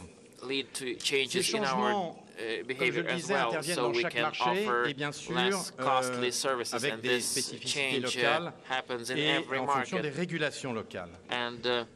Nous sommes une grande banque, vous savez, internationale très implantée en Russie, avec une présence en banque de détail, 350 agences, 15 000 personnes sur le terrain. Nous servons près de 3 millions de clients en Russie. Nous sommes la troisième banque de détail et donc, bien entendu, nous sommes là aussi engagés dans les changements dont je parlais. Nous accompagnons également les grandes entreprises, qu'elles soient internationales ou russes, dans leur développement. Je voulais vous souligner trois grandes initiatives prises en Russie, dans le marché russe, qui vont changer l'industrie bancaire et auxquelles nous sommes très heureux d'être attachés, d'être engagés. D'abord, sous la direction du gouvernement russe et de la Banque centrale, il y a un nouveau système de reconnaissance biométrique qui, normalement, le 1er juillet, va permettre aux citoyens russes d'ouvrir des comptes sans passer par une agence. C'est un système qui va reposer sur la reconnaissance vocale d'une part, et puis sur l'identification biométrique à travers des photos. Identify people by voices and by pictures. About 20 banks are members of this system de la technologie dans ce domaine. Russia is now la deuxième grande initiative qui va là aussi dans le sens de l'intérêt des clients russes est aussi une initiative conduite par la Banque centrale qui consiste à créer une plateforme qu'on appelle une marketplace qui va permettre aux clients russes, aux citoyens russes de pouvoir comparer les offres d'un ensemble de partenaires financiers et d'accéder à des transactions sans passer à nouveau par une agence, toujours à travers ces canaux digitaux. Et nous sommes très heureux d'être parmi les 6 banques russes à aujourd'hui faire partie de la phase de test pour vérifier que ce système fonctionne. Bien entendu, le premier des produits sera un produit de dépôt. Enfin, la dernière chose que je voudrais mentionner, c'est que nous sommes très heureux d'avoir rejoint en avril l'association des FinTech russes. Cette association là aussi a été créée sous l'initiative de la Banque centrale russe et d'un certain nombre de leaders dans l'industrie bancaire russe. Cette association et cet engagement de compétences, tant du système bancaire que des FinTech, se concentrent bien entendu sur des technologies dont vous avez entendu parler certainement, de type blockchain, de type paiements digitaux et bien sûr tout le système des API. Au total, ce que je voudrais dire, c'est que j'ai le sentiment que le marché bancaire russe se transforme à un très bon rythme, que l'ensemble des acteurs sont engagés et une nouvelle fois, je suis fier que la Société Générale y participe de manière également très active pour un meilleur service durable à nos clients. Merci pour votre attention. Société Générale is taking part in this process.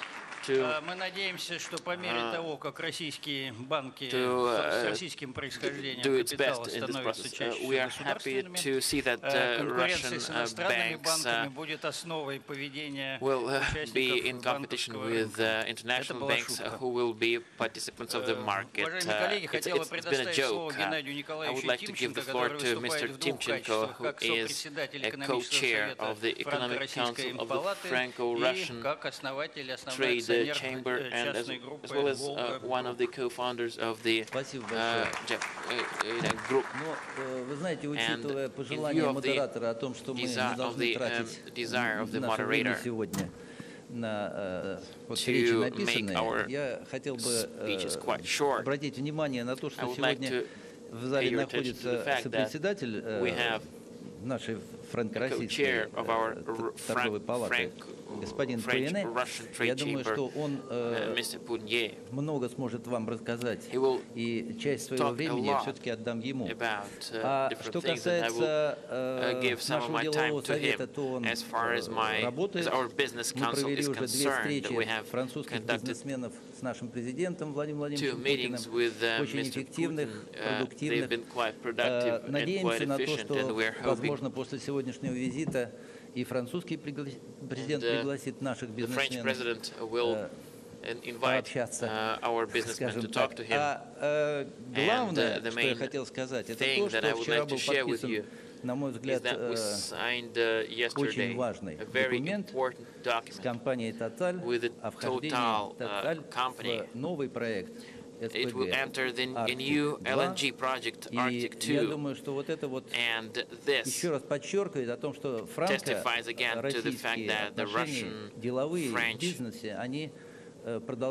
relationships continue in business and they continue in other spheres in spite of all the difficulties that may come our way. Thank you very much. Thanks a lot, Mr. Timchenko, for being brief, for being so concise and informative. And let's give the floor to Mr. Poinet, so he has a chance to talk about this wonderful project. I would like to give the floor to Mrs. Isabelle Cocher.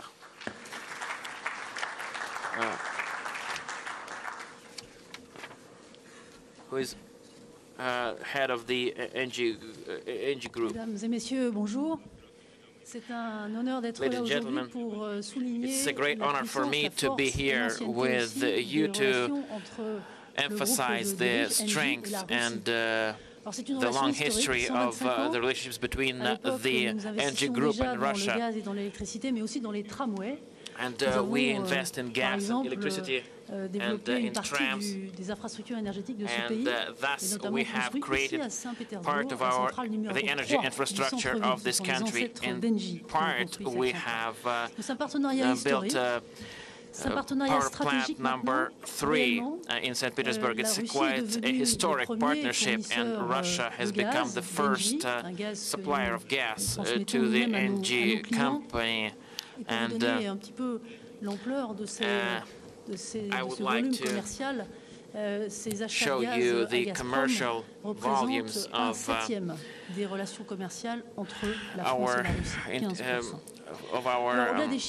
turnover. So it's 1/7 of the whole gas turnover between Russia and France. It's 15%. This partnership is quite strategic for both of our countries. And the group, which is engaged in gas transactions, has always invested heavily in the development of infrastructure. Gas is a very competitive fuel. It can be supplied to different European markets, including France, including Nord Stream, which is part of this strategic infrastructure. And I'm happy that diplomatic initiatives that have been undertaken over the past few weeks in order to renew the contacts between Russia and Ukraine.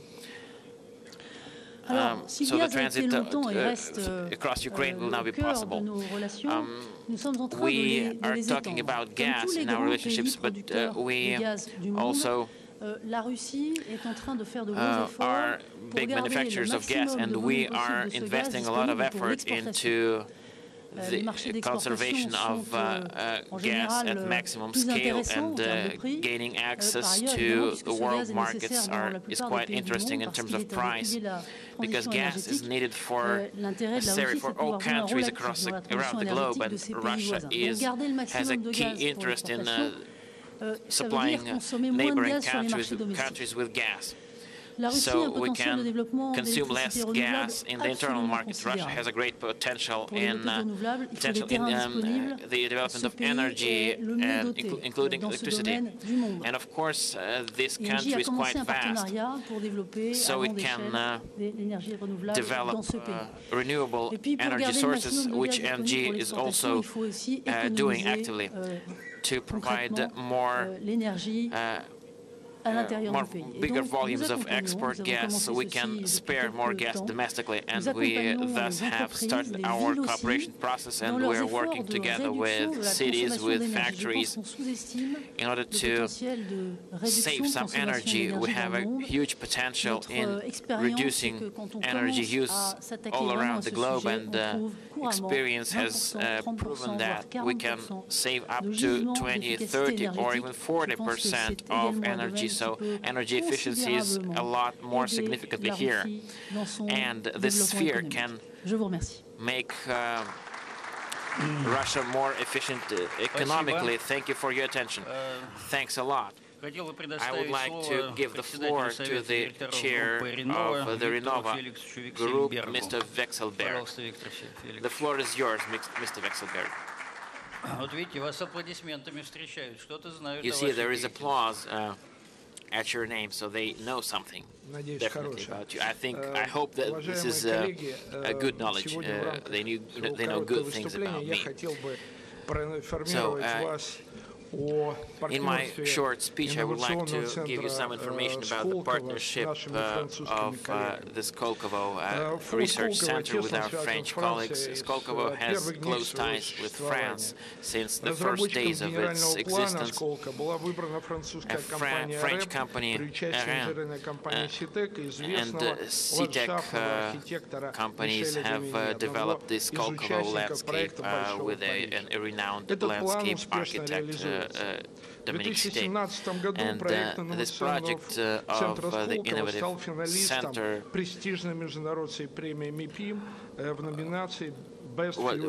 was at the top of the great competition due to our French partners and colleagues, and the prospective construction in Skolkovo is also quite promising, because one of the co-chairs of the Urban Building Committee is also one of the leading architects in France, Jean Pista, and he has been working jointly with us for numerous years, and he was also the co-participant of the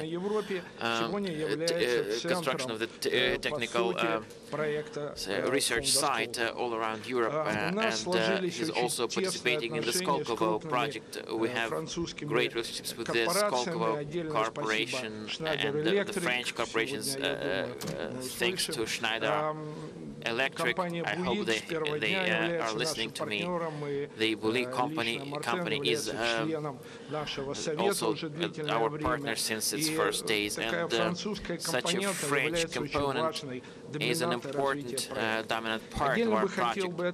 I would like to stress separately that Mr. Macron, being the Minister of Economy, formerly visited the Skolkovo site, and he has shown a great interest towards the Skolkovo project, maybe more than any other foreign guest. He studied the project and its implementation in great detail, and the French Tech Hub was launched with his active participation, and it helps spread French technological achievements all around the world, and Moscow was the third city after Paris and Tokyo where this project started to work. We have performed about 15 joint events that gave a new impetus to our developments and our joint projects. I would like to stress that in September last year, the Skolkovo Foundation has conducted a guest session in Paris-Éclair University, and this was a prototype that gave a great example for us. And this university was one of the leading French research tanks and educational institutions that serves as a reliable partner for the development and promotion of innovative projects. Apart from that, we held a conference between Moscow and Paris in the sphere of technical and educational cooperation. We have laid a very firm basement for our foundation, for our partnership. I would also like to stress that in these days in Paris we are holding a very renowned Viva Technology exhibition, and Mr. Macron, before coming here,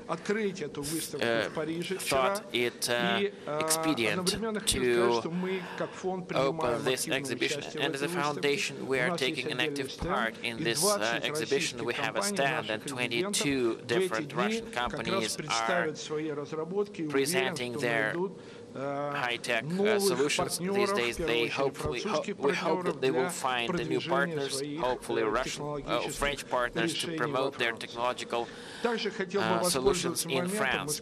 I would also like to take the occasion and tell you that in several days, on May 31, June 1, we will hold a Startup Union conference in Skolkovo, which is the largest of its kind in Eastern Europe, that brings together tens of thousands of guests and participants, and our French partners will, for the first time, have organized a French stand that will represent French companies, and I would like to address, first and foremost, our French colleagues, our traditional partners and new partners. Will be happy to see you at our site. And not only these days, I would like to suggest that we continue our partnership with the University Endowment, and this is one of the most promising forums in terms of investment projects. Thanks a lot. Я думаю, президент Макрон помнит о своем визите в Сколково. Надеюсь, что сегодня еще будем вспоминать о его деятельности, в том числе в качестве министра экономики Французской Республики. Коллеги, перед тем, как дать слово следующему выступающему, я хотел бы сказать, что я не упомянул в числе организаций, активно способствующих нашему двустороннему сотрудничеству Триановский диалог, который последний год активно работает, больше на культурном направлении, гуманитарном, но тем не менее это часть нашего сотрудничества. Просил бы обратить внимание на проекты Трианонского договора, диалога. Кроме того, я хотел бы проинформировать вас, что в первом ряду с российской стороны находятся не только представители бизнеса, но и руководители министерств, сотрудники администрации. Хотел бы представить, это Андрей Иванович Белоусов, помощник президента по экономическим вопросам, министр промышленности и торговли Мантуров Денис Валентинович, министр экономического развития Орешкин Максим Станиславович. И хотел бы представить также посла Российской Федерации во Французской Республике Мешкова Алексея Юрьевича. Так что, если какие-то вопросы будут, если с визами, то к Мешкову, если экономические вопросы, то к министрам, а если министры не решат, то к помощнику президента. Уважаемые коллеги, хотел бы предоставить слово председателю Совета директоров, главному исполнительному директору компании Air Liquide Бенуа Патье.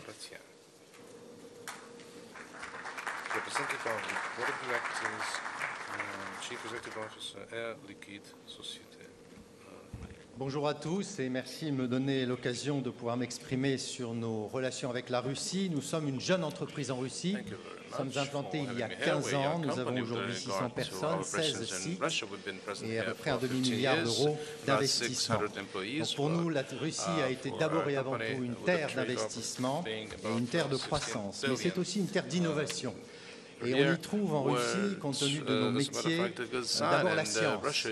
Notre métier est un métier qui touche aux petites molécules essentielles, aux grandes molécules de la physique, qui sont à l'origine de la vie, de la matière et de l'énergie, c'est l'oxygène, l'hydrogène et bien d'autres. Et comme chacun sait, nous avons trouvé en Russie un pays, un grand pays de ressources, un pays avec des grandes compétences et un pays où l'éducation est de haut niveau. Et je crois que ça, c'est très important pour des grandes entreprises comme les nôtres, ce qui nous a permis de développer un certain nombre de collaborations fructueuses avec des grandes institutions russes comme l'Université d'État de Moscou, bien l'Académie des sciences. Et on parlait de Skolkovo, nous avons aussi pris contact avec Skolkovo.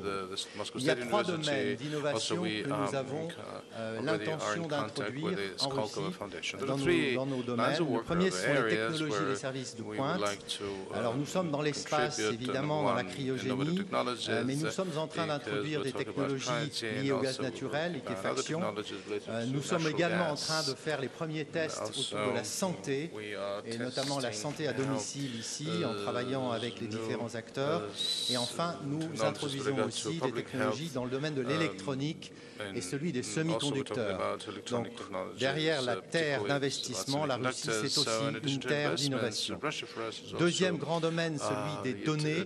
Nous avons pris la décision de faire en Russie un cluster de données de façon à pouvoir opérer un certain nombre d'usines dans la région à partir de la Russie. C'est un modèle sur le digital, basé sur le digital que nous avons mis déjà au point dans d'autres régions du monde, en France et en Asie. Donc la Russie va être un cluster pour nous d'opérations en Europe de l'Est. Et enfin, nous avons eu l'occasion, dans le troisième domaine, d'échanger avec un certain nombre d'entreprises russes présentes ici, que je salue, sur le thème de l'hydrogène, qui est un vecteur d'énergie pour le futur et qui aujourd'hui est l'objet d'un certain nombre d'attentions avec une quarantaine de grands industriels mondiaux pour des usages dans le domaine de la transition énergétique.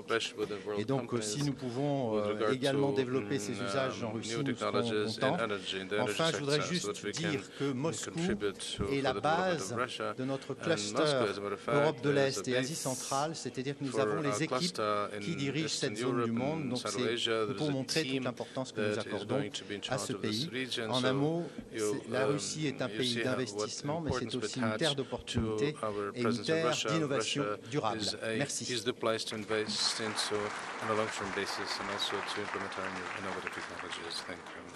Хотел бы предоставить слово Левинскому Павлу Анатольевичу, генеральному директору, председателю управления публичного акционерного общества Россети. Пожалуйста, Павел Анатольевич. Добрый день, уважаемые участники бизнес-диалога «Россия-Франция». Мы находимся на пути масштабной модернизации электросетевого комплекса нашей страны. Хочется отметить то, что мы должны и создаем условия для прорыва в развитии сетевого комплекса. Для этого мы отрабатываем лучшие инновационные решения, создаем площадки для обкатки технологий и, что важно, внедряем современные системы управления сетями. Одна из амбициознейших задач, которая стоит для реализации в ближайшее время, это закрыть по всему периметру электрических сетей интеллектуальными системами учета полностью весь периметр от верхнего уровня до конечных потребителей. И важно, и хочется здесь отметить то, что тот открытый диалог, который у нас сложился с французскими коллегами, нас очень вдохновляет. Конкретно хочу привести то решение, которое мы договорились с компанией Schneider Electric по цифровизации электросетевого комплекса Тверской области. Договорились о конечных сроках реализации данного проекта до конца следующего 2019 года. Также хочется отметить, что то, в чем преуспела французская сторона, это создание систем управления верхнего уровня в сетевой энергетике. Мы договорились по внедрению данных систем, и конкретно в текущем решении на базе Тверской области. И речь идет не просто о том, чтобы адаптировать данное решение и масштабировать на сетевом комплексе страны, а доработать его и, используя отечественный потенциал, с крупными промышленными игроками, такими как Ростех, предложить экспортное решение для выхода на внешние рынки. Хочется отметить, что та цифровизация, о которой идет речь, она, конечно же, позволит нам удешевить инфраструктуру сетевую, ее обслуживание, затраты на ее содержание. Конечно же, влияние на тариф и все те мероприятия, которые планируются к реализации, они идут за счет экономии, которая позволяет достичь именно данный процесс. Важно отметить, что цифровизация – это в том числе толчок для промышленного роста в нашей стране, создания новых рабочих мест, новые требования на рынке труда. Это то, что нам предстоит реализовать в ближайшие годы. Спасибо. Спасибо, Павел Анатольевич. Я хотел бы зафиксировать ваши слова, что цифровизация и умные сети – это не дополнительные затраты и расходы на эти цели, а это экономия в будущем, и в том числе через тарифы, через повышение конкурентоспособности компаний. Призываем французских партнеров участвовать в этом процессе. Уважаемые коллеги, хотел бы предоставить слово главному исполнительному директору, заместителю председателя Совета директоров компании Danone Эммануэлю Фаберу.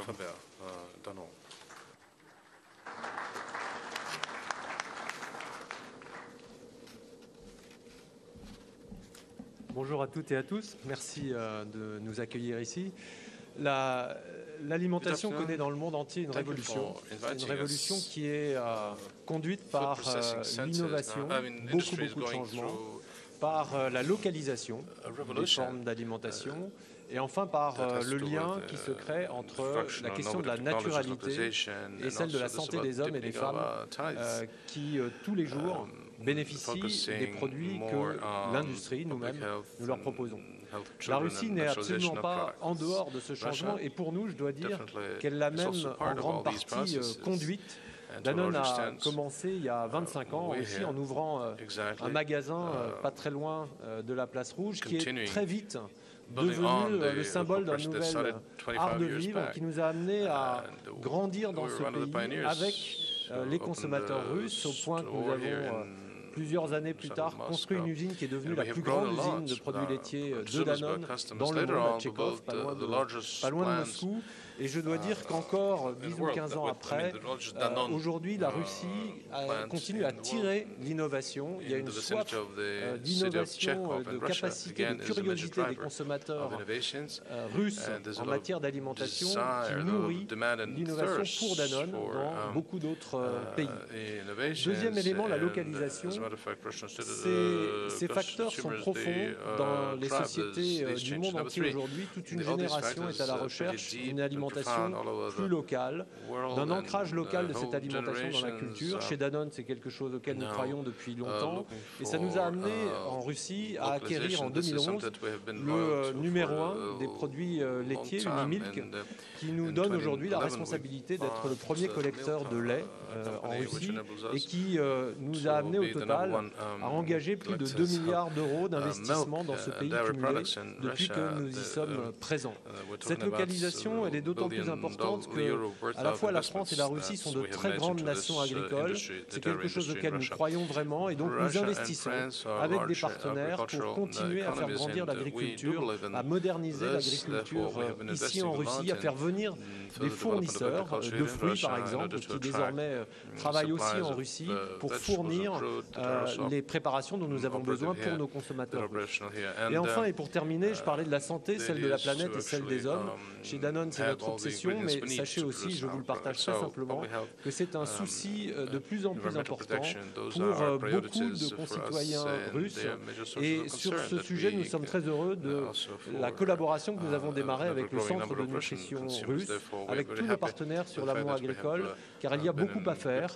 La Russie est au centre de cette révolution de l'alimentation et je suis très heureux que Danone y participe. Merci. Спасибо.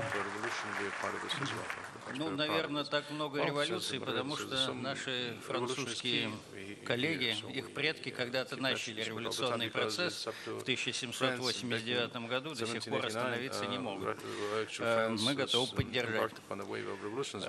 Уважаемые коллеги, хотел бы предоставить слово Сергею Викторовичу Скворцову, генеральному директору, председателю Совета директоров публичного акционерного общества «АвтоВАЗ». Пожалуйста, Сергей Викторович.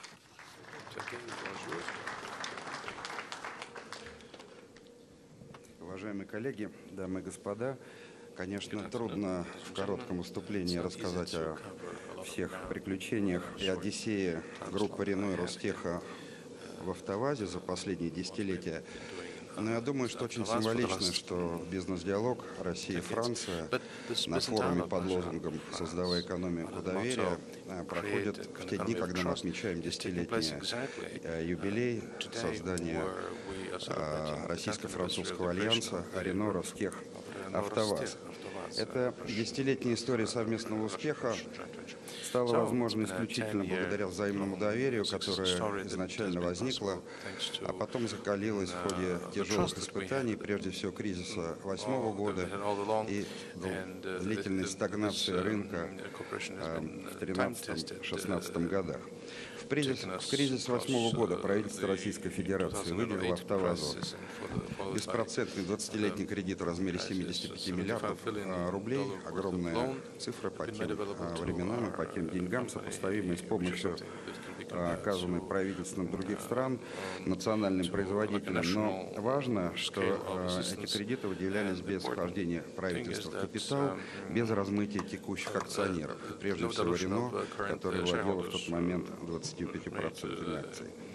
Это беспрецедентные усилия правительства и в совокупности с десятилетним инвестиционным кредитом Внешэкономбанка в размере 60 миллиардов и инвестициями самих акционеров дали возможность группе Renault приобрести контрольный пакет в 2012 году. Однако впоследствии двукратное падение автомобильного рынка, продолжавшееся 4 года, привело к необходимости акционерам Renault и Ростеху инвестировать в капитал еще 110 миллиардов рублей за последние годы в течение новых денег и конвертации ранее упоминаемых займов. Это компенсировало те накопленные убытки за годы стагнации. В результате этого колоссального сокращения долговой нагрузки АвтоВАЗ впервые за многие годы вышел на положительный уровень чистых активов. В период стагнации правительство Российской Федерации осуществляло масштабные меры государственной поддержки рынка, прежде всего в бюджетном сегменте. За три последних года суммарный объем господдержки для российского автопрома составил не менее 170 миллиардов рублей. АвтоВАЗ получил адекватную часть этого. В целом 44% продаж АвтоВАЗа приходится на различные программы государственной поддержки. Таким образом, помощь акционеров, эффективные меры господдержки и реальная интеграция АвтоВАЗа в альянс Renault, Nissan, Mitsubishi дали нам возможность нарастить продажи быстрее темпов восстановления рынка. За счет этого увеличить долю рынка. Каждый пятый автомобиль, продаваемый в России, это «Лада», каждый третий произведен альянсом. Возобновить экспорт, в том числе используя глобальную сеть Renault, заметно повысить качество и эффективность производства. И, наконец, выйти на операционную прибыль по итогам прошлого года и на чистую прибыль в первом квартале этого года. Я хочу воспользоваться этой высокой трибуной для того, чтобы особо отметить роль группы «Рено», лидера Альянса и крупнейшего инвестора в российский автопром. Рено вложила с 1998 года в заводы в Москве, Тольятти, Ижевске несколько миллиардов евро и уже более 5 лет осуществляет права и несет ответственность контролирующего и управляющего акционера АвтоВАЗа. Это тяжелая ноша и непростая задача. Но благодаря Рено мы создали новое поколение автомобилей на новых технологиях. Мы внедрили международные стандарты во все функции: инжиниринг, закупки, производство, финансы, продажи и маркетинг. Мы инвестировали в человеческий капитал, в поиск и развитие талантов. Итак, именно 10 лет назад, весной 2008 года, у АвтоВАЗа впервые за всю его длинную 50-летнюю историю появились эффективные собственники. Группа Рено и госкорпорация Ростех. Их доли и роли менялись в течение времени, но неизменным оставались их союз и взаимное доверие между лидерами. Главой Альянса Рено-Ниссан Карлосом Гоном, главой Ростехнологий Сергеем Черезовым. Хотелось бы пожелать завершения такого же уровня доверия и договороспособности всем бизнес-лидерам России и Франции. Спасибо.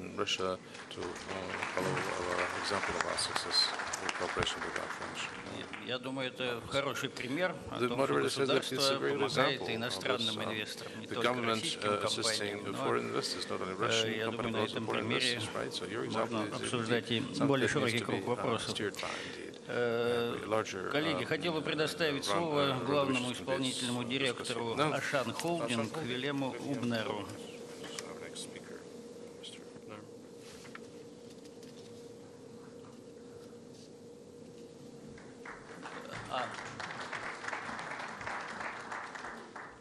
Chers collègues, bonjour. Добрый день всем. Comme cela vient d'être dit largement avant moi, nous sommes réunis pour ouvrir des pistes de contribution franco-russe au développement de l'innovation durable au bénéfice de nos deux pays. Auchan Retail souhaite évidemment y contribuer. Auchan Retail Russie est le premier employeur étranger de Russie avec 41 000 collaborateurs. Depuis notre implantation en 2002, nous avons investi plus de 2 milliards d'euros en Russie, faisant de ce pays le troisième le plus important pour nous au niveau mondial avec la France et la Russie et la Chine. Le programme de développement de la Russie, présenté récemment par le président Poutine, comporte de nombreuses pistes pour la modernisation de l'économie russe. Chez Auchan Retail, nous en retenons notamment deux qui correspondent parfaitement à ce que nous développons dans chacun de nos 14 pays. La première piste, c'est le développement de l'agriculture. Développer l'agriculture, c'est pour nous, par exemple, pour les produits frais, mettre en œuvre des partenariats de longue durée avec les producteurs. Ces partenariats leur permettent d'investir et de se développer. À titre d'exemple, en Russie, nous avons construit à Tambov une usine de transformation de la viande qui assure un débouché à de nombreux producteurs russes de viande de bœuf, de porc, de volaille et très prochainement de moutons. L'investissement est de 2,5 milliards de roubles. C'est fait avec le soutien du gouverneur de Tambov et nous avons signé avec chaque producteur un partenariat créant ainsi une collaboration étroite. C'est non seulement une innovation durable, mais c'est également un succès. Aujourd'hui, nous achetons 16 000 tonnes de viande cette année et nous irons jusqu'à 70 000 tonnes par an en 2020. Nous fournirons donc dès cette année nos 312 magasins en Russie. J'ai le plaisir aussi de vous annoncer que nous avons signé aujourd'hui un partenariat avec Sberbank pour mettre en œuvre une traçabilité et une sécurité alimentaire maximale grâce à la technologie blockchain. Cela contribue aussi à l'innovation durable de l'économie en Russie. La deuxième piste est le développement de l'industrie agroalimentaire et l'exportation des produits russes. Nous offrons des débouchés à plus de 4 000 fournisseurs russes et nos produits à marque Auchan, qui représentent 25% de nos ventes. qui sont fabriqués tous en Russie. Avec chacun de nos partenaires, nous signons des contrats à longue durée pour sécuriser leur activité. Au-delà de l'échange d'expériences que nous pouvons avoir avec ces fournisseurs, nous mettons en place avec eux des démarches RSE vertueuses, là aussi pour contribuer au développement de l'économie russe par l'innovation durable. Ces démarches facilitent l'exportation de ces produits vers d'autres marchés, notamment européens ou asiatiques, dans lesquels nous sommes implantés. C'est ce que peut apporter une entreprise mondiale comme la nôtre, groupe de 350 000 personnes. With which we operate because we're a large company, a large group with a huge turnover and a great amount of employees. And there's a new format that makes it possible for us to interact with the 165 Russian suppliers. All of this contributes to our interaction with Russia, but we're decisively aimed at intensifying these relationships. And I would like to note the development in the Russian law in terms of bioproducts, which is in line with our strategy that we pilot in 14 other countries that makes it possible for our customers, our clients to have a very safe and high quality product. So we take our pride in being able to contribute to the purchasing power of Russian consumers, and we like to supply them with good foodstuffs. We have certain obligations towards with respect to our ecosystem, so we can build a more beautiful world, a safer world, and a healthier world, one that respects biodiversity more. Thanks a lot for your attention. We've got one more presentation by Mr. Gatas, and then I will give you the floor for comments. Mr. Dmitriev will talk, and then you will take the reign, so we can spend the 5 minutes that are remaining before the coming of our heads of states. Well, I will try to be brief. The key word here is success. Successful projects, successful examples. I would like to give them on the basis of the Russian-French Foundation, which has been created with the support of the Russian president and the French president. And as Mr. Vekselberg has mentioned, when Mr. Macron had been president, he had been Minister of Economy, he had done a lot to support our foundation. Our first deal was investment into international company. ведущих суверенных фондов из Китая, Саудовской Аравии, Катара, ОАЭ, Бахрейна и Кувейта. И эти деньги частично пошли во Францию, но значимая часть также пошла в Россию, на завод ARC International в России. И вот это взаимодействие наших бизнесов, где наши инвестиции помогают и создают рабочие места и в России, и Франции, это важно. И буквально вчера мы подписали 6 соглашений об инвестициях с французскими компаниями. Это инвестиция с компанией Арпея в развитие частных реабилитационных центров и домов для престарелых в России. Арпея является лидером в этой отрасли в мире. Это партнерство Schneider Electric с Dacia, Veolia и строительство логистических центров для Ашан. Поэтому чем больше мы совместно, действительно, в том числе за счет средств Российско-французского фонда будем инвестировать, тем, безусловно, больше будет создаваться рабочих мест в России и во Франции. Это взаимодействие крайне важно. Спасибо большое. So this interaction and cooperation is quite important. Thanks a lot, Kirill Alexandrovich. So now Pierre Gattaz will give some comment, and he will also deliver some other speeches. I will be quite brief, Alexander. I would like to share with you 3 points. The first one is that we have enough enthusiasm and motivation and partnership between France and Russia that's necessary. That's something that's necessary to emphasize. And We have an important cooperation between our countries, our companies, and that's quite important for the future. This is quite optimistic. And we live in a time of transition to the digital era. We are witnessing climate change, and this gives us a lot of opportunities in many spheres. For politicians, these are risks. For us, these are opportunities for growth and for development. This is quite important. So I'm convinced that we hold in our hands 80% of all solutions that are required by our planet in terms of environment, in terms of nourishing, in terms of nutrition, and we have the key to these solutions. We've seen those major companies, great people, and we think that that's how we should develop our systems, our startups, our small and medium enterprises in our partnership. And we think that's one thing we will be working on quite actively, and we have to also work with small and medium enterprises. We have a delegation of 70 people from France, and half of them will represent small and medium enterprises. And the last point I would like to make to our heads of state, it all should work in time and for the future. We should work with enthusiasm, and we have mutual trust, reciprocal confidence, and we have some dark clouds at the horizon, but in the following years we have to minimize them. Thank you so much. Dear colleagues, we have just several minutes in stock, or we could take a technical break, remain on your seats, and or we can just keep talking, give the floor to Russian and French entrepreneurs.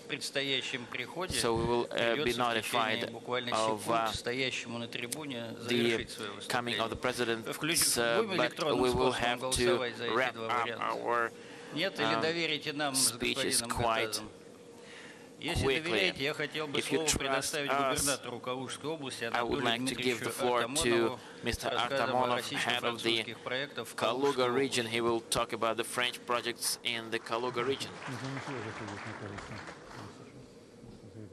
Я, наверное, успею сказать, что общий объем накопленных инвестиций французских предпринимателей в экономику Калужской области около $1,5 миллиарда евро. Это внушительная цифра, и хочу сказать, что мы сотрудничаем со всеми французскими компаниями с большим удовольствием. У нас есть полное взаимопонимание. И мы, кроме того, храним те традиции нашего давнего сотрудничества, которые мы еще несем с времен Второй мировой войны. Именно у нас сформировался полк Нормандия-Неман. Мы имеем много обелисков, памятников и Президенты идут по коридору. Спасибо за понимание.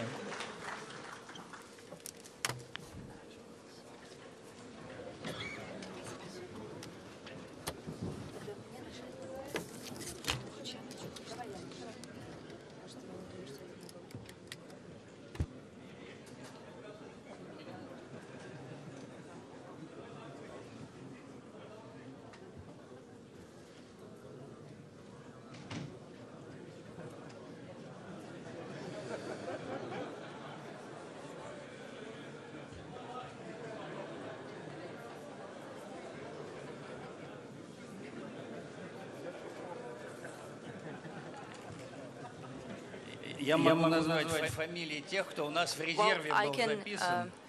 Tell you the names who was put down in reserve. Apart Mr. Paramonov, we also had Luke Nadal. We also had Andrei Guryev, the chair of Force Agro. Emmanuel Kide, a French-Russian chamber. Toulon, a company, Andrei Filatov. ADV company, Dmitry Korobkov. This is the Елена Панина. Так что в письменном виде просьба сдать выступление, мы их приобщим к протоколу нашего заседания.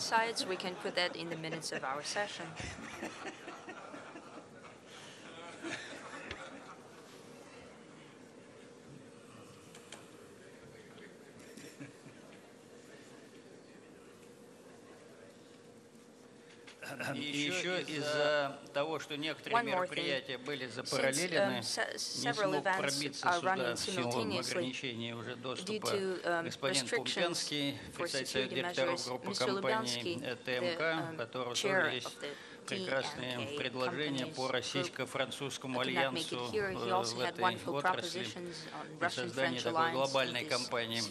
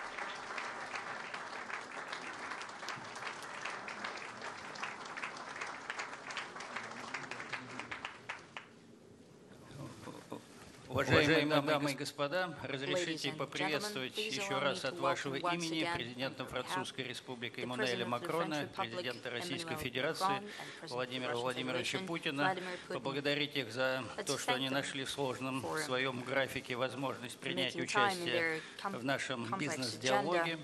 И хотел бы, пользуясь предоставленной возможностью модератора, уважаемые господа президенты, проинформировать вас о том, что мы провели интенсивное обсуждение проектов двустороннего сотрудничества, как тех, которые уже реализованы, также и тех, которые намечены к реализации. Должен сообщить, что ни разу никто не ссылался на сложности геополитической ситуации, ни разу не было упомянуто слово «санкции». Французские и российские компании с оптимизмом смотрят в будущее. И, честно говоря, тот энтузиазм российских и французских предпринимателей по реализации серьезных проектов, не только крупных, но и проектов для среднего и малого бизнеса, честно говоря, воодушевляет. Надеемся, что также и главы государств будут воодушевлены готовностью бизнеса и реализовывать проекты и создавать базу для решения геополитических проблем в будущем. Чем больше будет проектов, которые реализуются на земле, что называется, тем больше поводов будет у политиков, принимая во внимание этот настрой бизнеса, двигаться дальше. Я хотел бы сказать, что целый ряд проектов, которые сегодня представлялись, связан с темой, которой Владимир Владимирович заболели год назад, цифровизация. И действительно нет ни одного проекта в любой отрасли, в базовых отраслях, таких как топливно-энергетическая отрасль или отрасли, касающиеся жизни конкретных людей, торговля, сельское хозяйство, жилищно-коммунальное хозяйство. Везде мы упоминали необходимость цифровизации, причем рассматривали этот вопрос не как дополнительные расходы граждан и компаний или государства, а как инвестицию, которая должна приводить и к удешевлению соответствующих услуг и товаров и включению их в глобальную повестку дня. Хотел бы, обращаясь к президенту Макрону, сообщить, что сегодня несколько докладчиков упоминали вашу деятельность в качестве министра экономики. В частности, оказалось, что вы дольше других иностранных гостей изучали площадку инновационного центра Сколково, и многие проекты с вашей легкой руки реализуются сейчас в инновационном центре Сколково. Также мы выяснили, что один из проектов фонда прямых инвестиций, Российского фонда прямых инвестиций вместе с партнерами, проект ARC International, был поддержан вами в качестве министра экономики. И сейчас буквально этот фонд подписал 6 новых проектов. Вот господин Дмитриев как бы не подтвердит, что у него намерения очень серьезные. Должен сказать, что есть и проекты, может быть, неожиданные, но в частности компания ТМК, трубно-металлургическая компания, собирается с компанией французской Волрек, основным ее конкурентом, создать глобальный альянс. Если главы государств такого рода проект поддержат, это действительно будет глобальная компания. Очень много предложений, даже не предложений, а фиксации того факта, что французские компании, локализованные в России, выходят на рынки третьих стран. Ну, в частности, один из примеров, год назад на Петербургском форуме было подписано соглашение с Sanofi и Орловской областью, и производство инсулиновых препаратов уже ориентировано на экспорт в Европу из Российской Федерации. Группа Ашан ориентирует поставщиков в свои магазины российские уже на выход на сеть Ашан в других странах. Поэтому мы считаем, это очень перспективное направление работы на рынках третьих стран. Она касается многих отраслей, и автомобилестроения в частности, и высокотехнологичных отраслей, в частности той же фармацевтики. Поэтому еще раз подчеркну, что зафиксировали мы позитивный настрой, готовность включаться в эти проекты и не только крупным компаниям, но и малому и среднему бизнесу. И хорошо то, что у нас очень эффективно функционируют такие ассоциативные организации, ну, в частности, мы подписали сегодня соглашение между РСПП и МИДЭФ Интернациональ о сотрудничестве в области новой экономики. Активно работает и Франко-Российская палата, и ее экономический совет. Трианонский диалог включается не только в гуманитарные проекты, но и в экономические. И будем надеяться, что вот все эти направления сотрудничества, B2B, сотрудничество через некоммерческие, в том числе, организации, и эффективный диалог с властью, с правительствами, если дойдет дело, то и с главами государств, если необходимость будет поддержки крупных проектов, то он приведет к позитивным результатам, к восстановлению и развитию товарооборота, инвестиций, и еще раз подчеркну, к постепенному регулированию и политических международных отношений. Спасибо.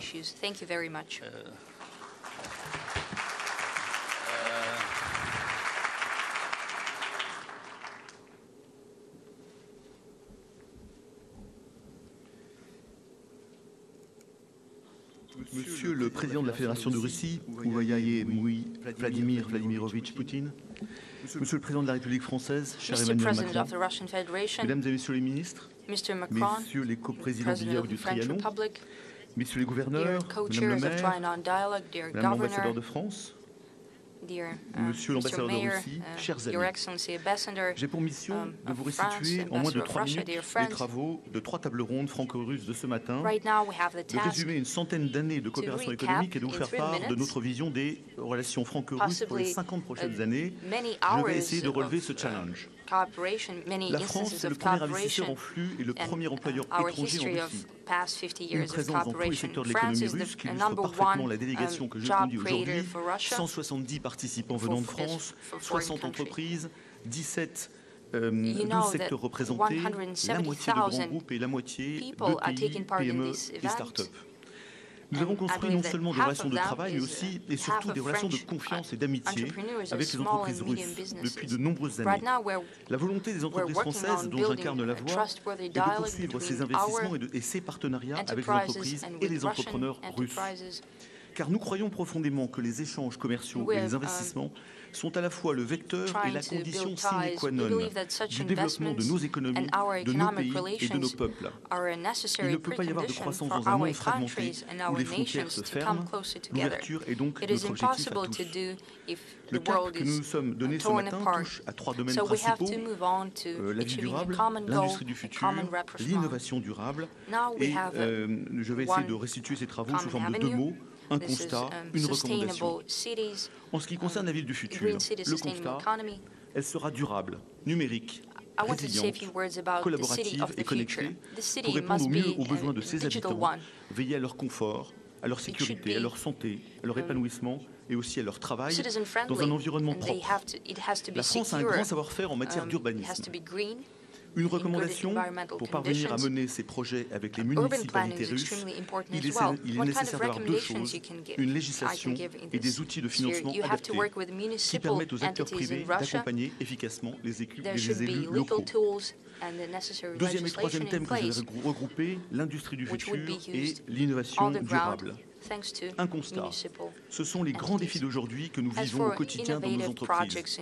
La numérisation des usines, l'intelligence artificielle, l'efficacité énergétique, le développement d'industries de pointe, la formation de tous nos collaborateurs permettent aux entreprises de gagner des parts de marché grâce à des gains de compétitivité et des économies d'énergie.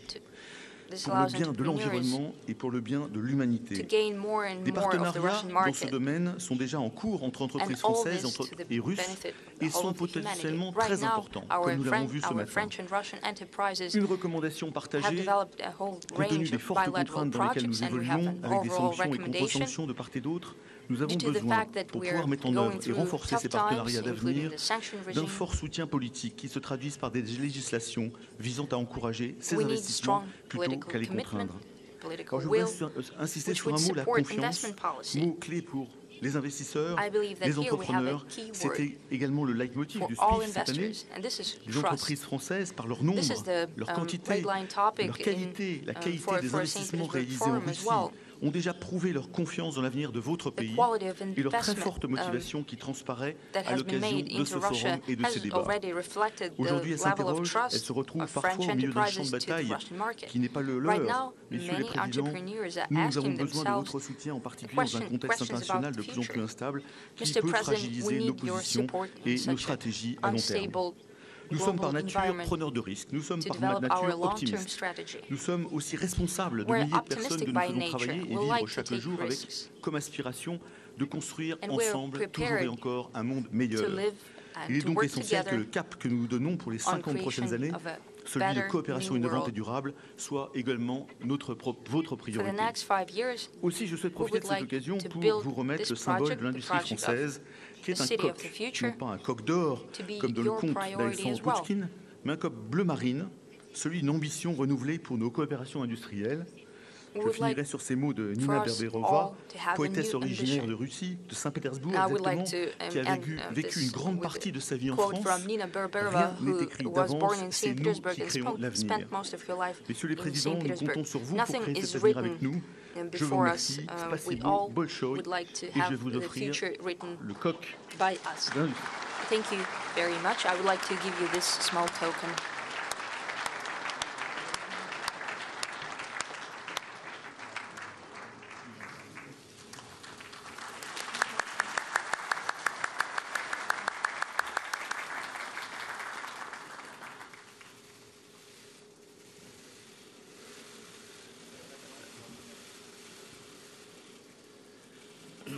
В следующий раз просьба господин Гатас триколор сделать на этой фигуре. Could you place the flag of 3 colors on this thing?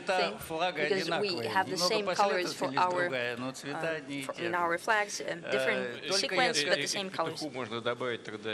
And we can also add to this add an eagle to this.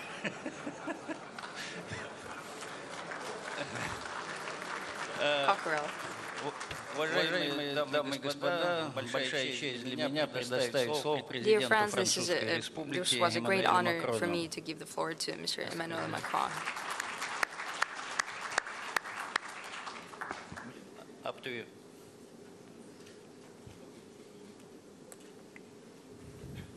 Messieurs les présidents, Monsieur le Président, cher Vladimir, merci d'abord pour le travail qui a été fait et le compte-rendu que vous venez de nous en donner. Vous l'avez dit, moi je crois à la relation entre nos deux pays. Nous avons eu l'occasion d'en parler hier longuement sur le plan historique, stratégique, géopolitique. Yesterday we had a long conversation about our tragic past. We were talking about geopolitical situation as well as economic sphere that has been feeding into our relations. First and foremost, this is joint projects and personal connection. This is what unites our nations. When I was a minister, I did everything in my power within the mandate that I had in order to provide more impetus to our bilateral relations for CIFIC to find its second life, and it would be impossible without Mr. Putin. And I would like to explain my reasoning behind the satisfaction. The satisfaction comes due to the fact that throughout this time, especially when Russia entered recession in 2009, 2010, French partners, French enterprises stayed in Russia. If we take a look 10 years back, not a single French enterprise has left the Russian market. For me, it's a very strong message, especially in hard times. Entrepreneurs, large corporations, financial partners from France stayed in Russia. They continued to make their contribution to the development of economic sphere in Russia. Aujourd'hui, en effet, il y a environ 170 000 salariés en Russie embauchés par des groupes français. Nous sommes très actifs en termes d'investissement direct et de flux, et nous ne sommes plus premiers. D'ailleurs, Vladimir l'a dit la semaine dernière quand Angela est venue, sans les Allemands. Et donc, c'est jamais une bonne chose d'être le premier dans les temps difficiles et de ne plus l'être quand les choses vont mieux. Donc, c'est une source de motivation pour tout le monde et en particulier sous ce format. C'est très bien. Nous pouvons nous faire confiance parce que nous nous sommes fait confiance dans les temps difficiles, mais nous ne devons pas nous satisfaire de la situation présente. Nous devons et pouvons faire beaucoup mieux en termes d'emploi, en termes d'investissement dans la période. Et j'en suis pour ma part convaincu. Alors il y a, c'est le dernier point que je voulais faire, les partenariats sur lesquels nous avons une histoire, une force, partenariats énergétiques, industriels, financiers, avec des acteurs de long terme qui sont présents, ancrés dans la vie industrielle du pays, et avec des acteurs russes d'ailleurs qui en France aussi ont investi ces dernières années dans ce secteur. Je souhaite que nous puissions consolider cette action et ces partenariats. On a signé hier plusieurs projets qui vont d'ailleurs dans ce sens et qui montrent que ces relations historiques ont encore une vitalité contemporaine. Je souhaite aussi qu'on puisse ouvrir de manière beaucoup plus volontariste de nouvelles voies. Je pense que dans l'agroalimentaire, on peut faire encore beaucoup mieux. Il y a des acteurs ici présents qui ont une place importante, mais de manière générale, on peut faire mieux en agroalimentaire dans notre pays. On a une relation très forte en spatial que nous avons consolidée et qui est très importante pour nous. Je pense à l'activité que vous donnez à Kourou. Là aussi, on peut faire encore mieux et on va continuer à faire encore mieux. Et je pense ensuite qu'en matière de ville durable et donc de services énergétiques et tout ce qui l'accompagne, d'innovation dans toutes les formes d'énergie renouvelable ou énergie alternative, en termes d'industrie du futur et en termes de numérique, nous pouvons faire encore mieux. Parce que ce sont les réponses à nos défis contemporains, la complexité de la ville et des flux, la nécessité d'aller vers de la production industrielle moins polluante, et la nécessité d'avoir un écosystème d'innovation très fort. Nous avons d'ailleurs plusieurs entreprises digitales françaises, dont la Russie est le premier marché étranger. Et j'avais eu l'honneur d'inaugurer la French Tech française à Moscou il y a quelques années. Nous devons continuer à aller plus loin sur ces sujets. Et cela suppose aussi d'intensifier, c'est pour ça que je suis très content de l'accord qui a été signé hier sur le plan du financement de nos entreprises, consolider nos financements croisés et consolider ce faisant ce que j'appellerais une souveraineté commerciale et financière de l'ordre. Il est indispensable sur nos priorités stratégiques que nous puissions financer nos écosystèmes, à la fois dans nos pays, mais aussi dans les pays où nous avons des objectifs communs, we need to have our independent financing for these projects and for these strategies. We need to separate certain areas from geopolitical tensions, from the geopolitical load. And we work on that with our partners from the EU. We have done a lot and we want to move further. We seek to achieve European sovereignty. And for that, we need to start with independence and sovereignty when it comes to finance. We want to have more startups, SMEs,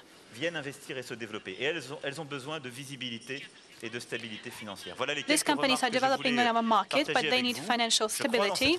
Those are just the few remarks I wanted to present. I believe in our relationships, and I believe that our bilateral relationships have a great future ahead.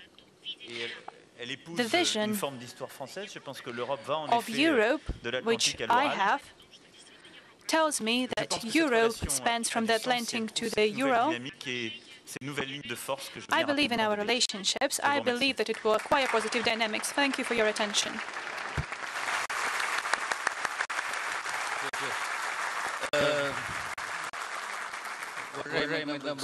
Ladies and gentlemen, and now I would like to give the floor to Vladimir Putin.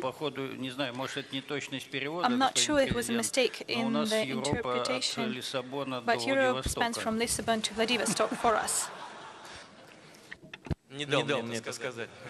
Well, I missed my opportunity to say that, you bandit. I wanted to start with that. You've stolen my words. I would like to thank Mr. President for finding an opportunity to come to Russia today, here to St. Petersburg. Yesterday, we had very detailed talks when it comes to international agenda and bilateral agenda. The discussion was frank and very open, as well as useful. France is our traditional partner, long-term partner, and a very reliable partner at that. And why reliable? Why do I mention that at all? It's because France always had its own position when it came to international agenda, and it always seeks to defend its sovereignty. We highly value that. Nowadays, it is very important and very much appreciated because this is the precondition for stability in the relationships on the global arena. Between states or inter-economic relationships, stability is first and foremost. We develop our relationships with France progressively. 16.5%, that's the growth of our trade turnover last year, and this quarter, that's plus 25%. As for investment, there are 15 billion in foreign direct investment, and as for Russian investment, that's 2.5, around 3. But French investment is not enough. And I have to disappoint Emmanuel. Germany doesn't take the first spot. China holds the first spot. When it comes to investment and trade turnover, our trade turnover with China is around $850 billion. What? How much? Oh, yeah, 8.6 billion. I'm sorry, that was a mistake. With the European Union, we had $450 billion, but it has fallen almost twofold. But with China, we see growth, sustainable growth, and we will reach 100 billion soon. I'm sorry, that was my mistake, my bad. As for investment, how much Ford has invested? Fortum, I'm sorry, Fortum, the Finnish company. Some 6 billion, just one Finnish company. And the whole of France, only 15 billion. Is that normal? No, really. That is true. And I would like to draw your attention to the fact that I recall this Fortum company. This is the Finnish energy company. We've allowed them access to the most sensitive areas in Siberia, including those objects that belong to the nuclear cycle. So Russian economy is very open to our partners and highly reliable because regardless of all the turbulence currently observed, we have managed to achieve macroeconomic stability. That is very important for investors. We've been continuously working on targeting inflation, and we have managed to do that. Just last year, the inflation stood at the record low, 2.5%. The central bank says that this year we'll have 2.8%. Some experts think that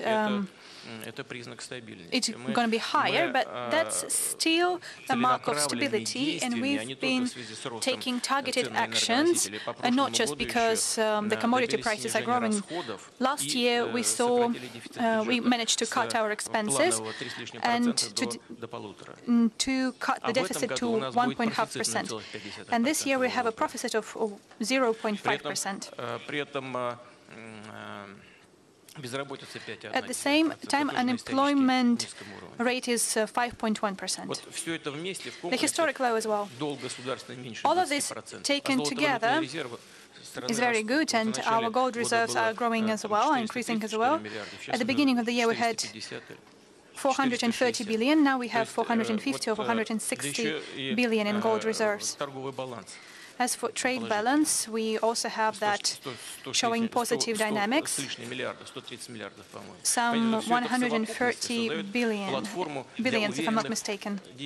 This creates the basis for very firm and robust actions. We believe that our friends, French companies, are going to keep developing their businesses in Russia, and they're going to get revenue and profit. Just yesterday, I met with the investors, the main investors who contribute to Russian economy, and certain foreign funds and foundations have undertaken unprecedented measures.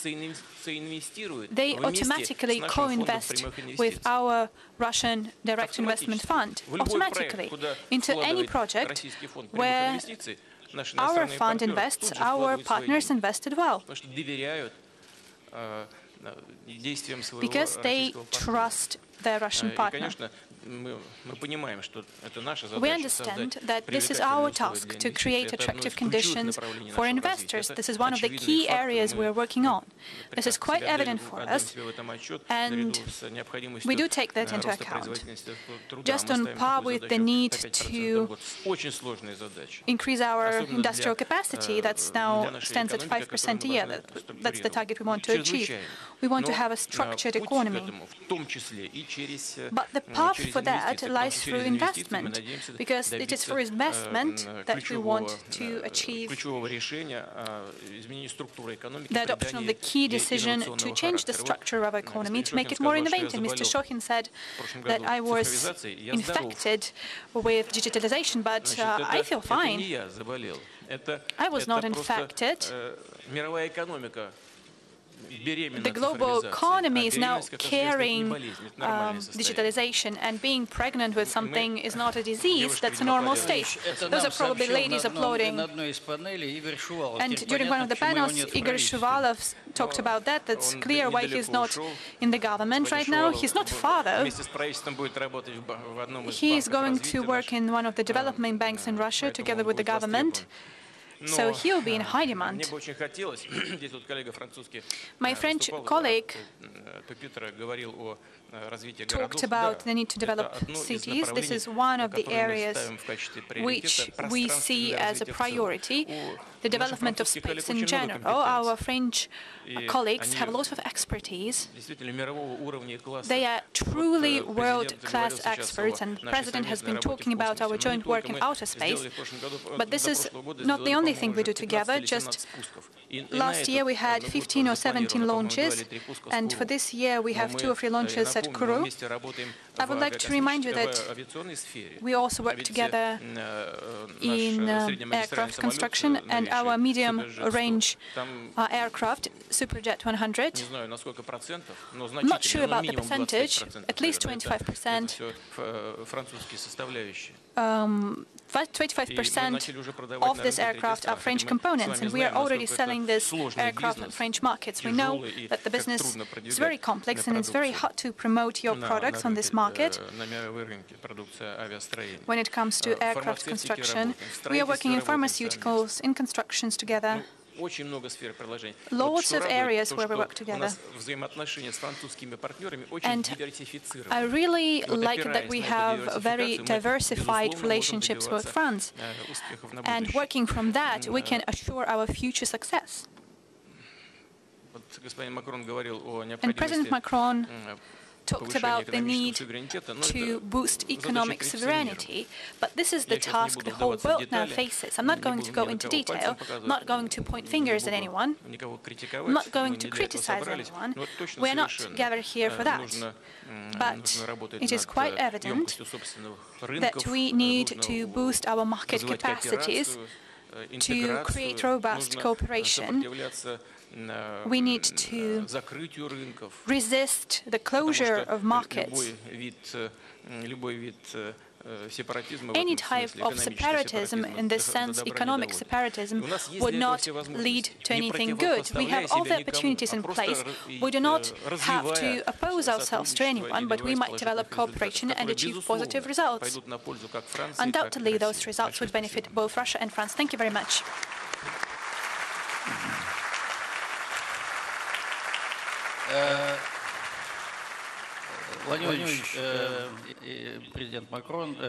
Mr. Putin, President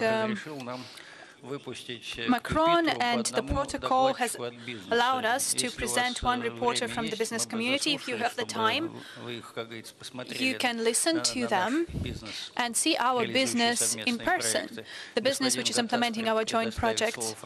Now we are going to give the floor to the French colleague and then the Russian colleague.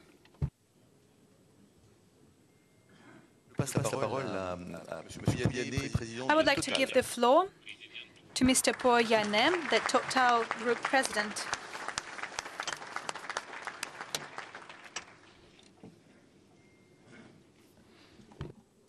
Messieurs les présidents, étant le seul représentant du business français à avoir l'honneur de vous parler. Chairman, as I represent French business, it is an honor for me to be here. I'm the co-chair of the Russian-French Chamber of Commerce.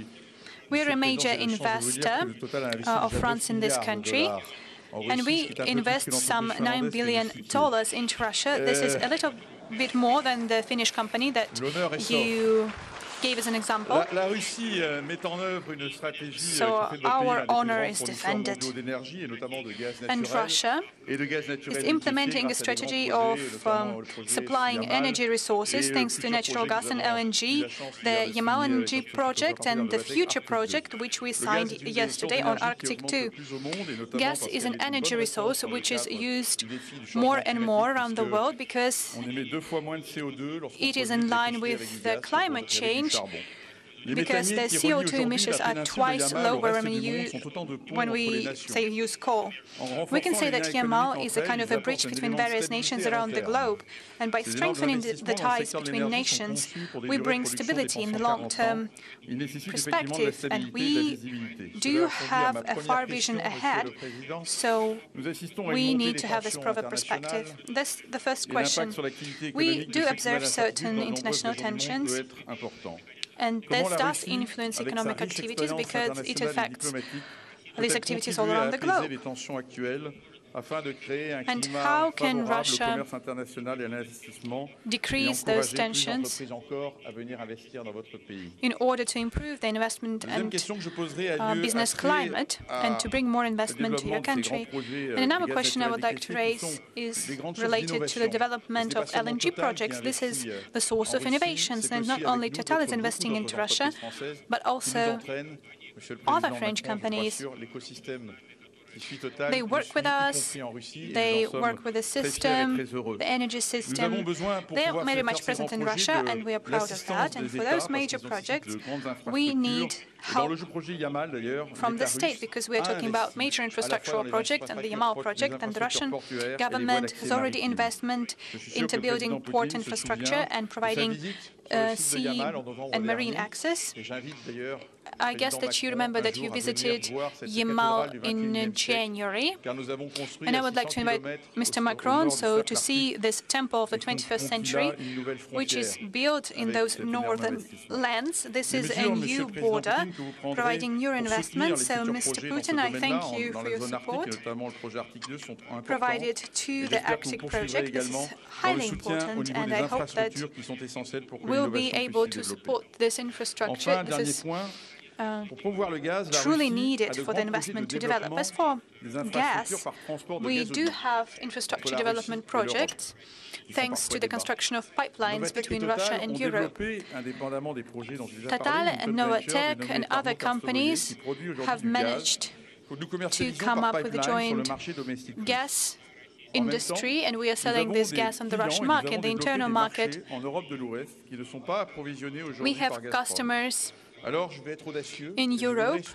They do not receive any supplies from Gazprom, and I would like to ask President Putin to carry out a very courageous reform, and maybe sometime in future you'll be able to allow us and our joint venture, Novatek and Total, to sell these gas using your pipelines, the Gazprom pipelines. This would strengthen Russian gas positions on the global market, and this is highly important. And in conclusion, I would like to say that we need to tackle the challenges ahead, but still we have a proper vision of our future partnership. Total and any other French partners present here are still here despite all the challenges, and we want to build bridges between our countries. We do not want to build walls, we want to build bridges, and I'm convinced that both presidents, Mr. Macron and Mr. Putin, will be able to destroy the walls they are trying to construct.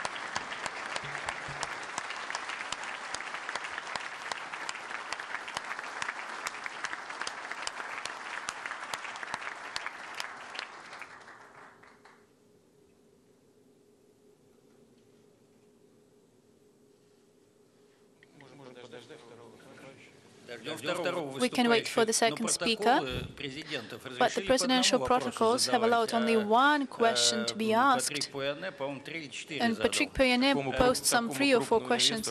For such a major investor, we can allow even 5 questions. So 3 questions per person. That's it. Dear colleagues, I would like to give the floor to Oleg Belozorov, who is the Director General of the Russian Railway and the co-chair of the Russian-French Business Council.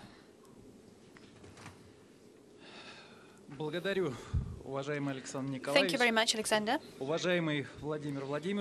Putin, Mr. Macron, ladies and gentlemen, colleagues, first and foremost, I would like to express my gratitude for the honor extended to me to take part in such a representative business dialogue with the presence of the leaders of France and Russia. As Alexander said, I present here the French-Russian Business Council, which was created at the initiative of the Russian Union of Industrialists and Entrepreneurs, as well as MEDEF.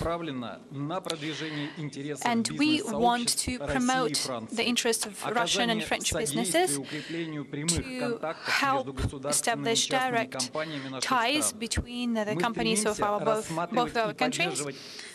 We seek to support any rational proposals coming from the business circles, and we are always ready to help organize business missions of the French business circles into various parts of Russia, together with other industrial and public organizations such as Business Russia, the Triennial Dialogue, the French-Russian Chamber of Commerce. We are actively promoting interregional cooperation. We are helping helping companies to resolve practical issues related to comfort business.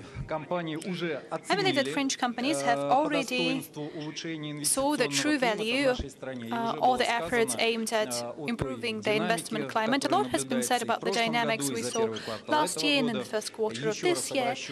And I would like to focus your attention once again that Russia went up in the World Bank Index to the 35th place. And business has a lot to offer, the exchange of high-tech and mutual investment flows, and etc., etc. As for Russia's and France's cooperation in railways, I can tell you for sure that it's developing dynamically and successfully. Thanks to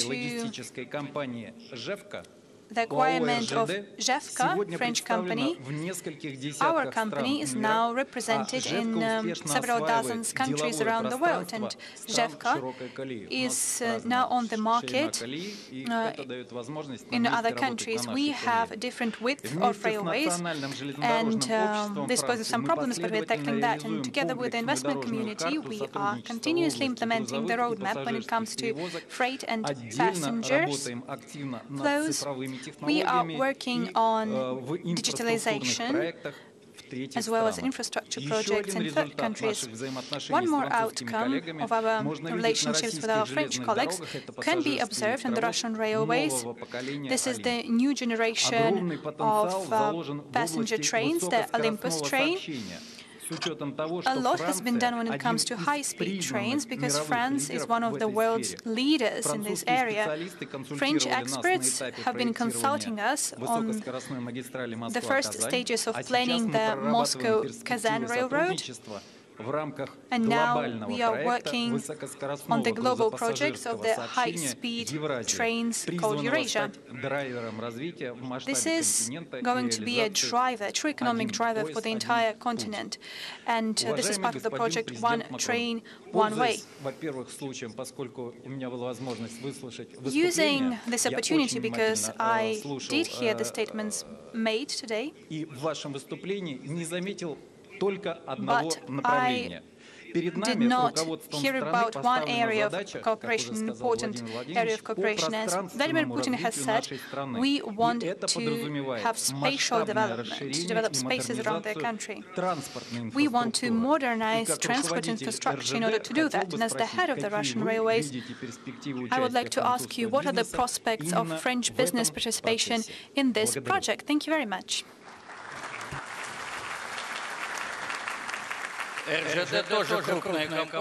Russian Railways is a major company, but Alex sticks to our agreements. Just one question to the President of the French Republic. Mr. Putin, do you have any comments in response to Patrick Poyenet's questions? Yes, Patrick did raise a number of issues. And the first was about improving business climate. Well, we are trying to do just that. We have a whole program in place and we hope to implement it. I've talked about the stability of macroeconomic policy, and we want to see stability when it comes to fiscal policy as well. The government is working on making amendments to the fiscal policy, and after we do that, we will keep it in place for the next 6 years. Thus, the business can be assured that the fiscal conditions and the fiscal benefits will be provided. We were going to keep developing infrastructure. Patrick himself did mention that we have constructed, we have built a port. Business also took part in the project, but as for the state, the government, we did our due as well. We are going to keep doing that for our projects as well. Infrastructure development is one of the priorities which has been set by me in my address to the Federal Assembly and which has been set by the government. We are going to try to destroy any administrative barriers and any administrative pressure. Those are not only our issues. All around the globe, we see that business is facing these challenges, and direct financial support and subsidies to nationally important projects. We are going to do that. As for Yamal LNG, we have created a whole city there. I was very much impressed by that, because at the very start, at the very outset, to be frank, we had a lot of skepticism, even in our country, in the gas industry, and we doubted that you could implement such a major project in there. And you, together with your partners, the Novatek, and with your Chinese partners, you have managed to do that. Total has like a 20% share. I know that the second line is about to be implemented. That's 16.5 million tons, and we will see 18 million tons more. The sales are going on all around the globe, even for American market, and they are buying, and everything is working. As for our gas pipelines, the experts in this area are very much aware that sometimes it makes sense to implement LNG projects, for example, supplies to the United States, to India, and to other remote markets. It makes sense to do all that through LNG projects. But for certain distances and for certain volumes, it might be beneficial to use pipeline gas, only pipeline gas. So any of our pipelines linked to our main consumers in Europe, well, we have no rivals in there. If Europe wants to be able to compete, I guess they do not want to pay 3 times the price for gas provided by any other companies. The exploration and delivery at such distances allows us to cut prices by 30%. For the gas that can be technically supplied from the United States, at least 30%, that's the difference that we have. They have constructed a number of terminals, LNG terminals in Europe, but the load is only 20%, because everything else is not economically beneficial, not economically appropriate. And ENGIE company takes part in the Nord Stream 2 project. We are going to welcome other participants as well, including Total. We might expand this list with other companies. This is a truly pan-European project. We know that there's a struggle due to competitiveness. Our American partners want to supply gas to Europe. I've talked about the economic parameters of all that. Geopolitical issues are also added into the mix. For example, gas transit through Ukraine. I've talked about this, and I'm going to repeat it once again. We're not going to close gas transit through Ukraine if it's going to be economically beneficial. We are ready to have these negotiations with our Ukrainian partners.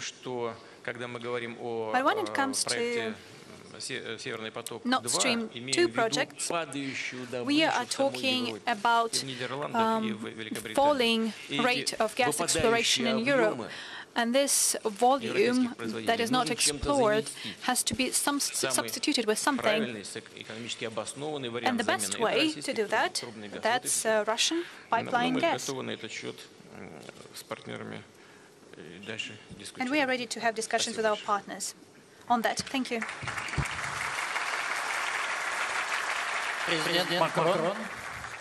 President Macron. Oui, d'un mot, parce que jusqu'à ce qui était dit sur l'importance de notre coopération en matière énergétique avant de venir au chemin de fer et de répondre très directement. Energy cooperation. Before we move on to railways, I would like to say that many of the French companies are taking part in this joint effort. This ensures our ability to compete and our energy independence, our sovereignty. As for the questions raised by President Putin, we want to have these partnerships for them to be ongoing, and I guess we can do that in the spirit of economic sovereignty, but we also want to have an open geopolitical dialogue, and this is very good that we might discuss these issues. We have Nord Stream 2, and we need to create such a project which would be in line with our vision. In any case, Europe from Lisbon to Vladivostok or from the Atlantic to the Urals cannot be in place if we will not be able to negotiate. We need to advance when it comes to this area.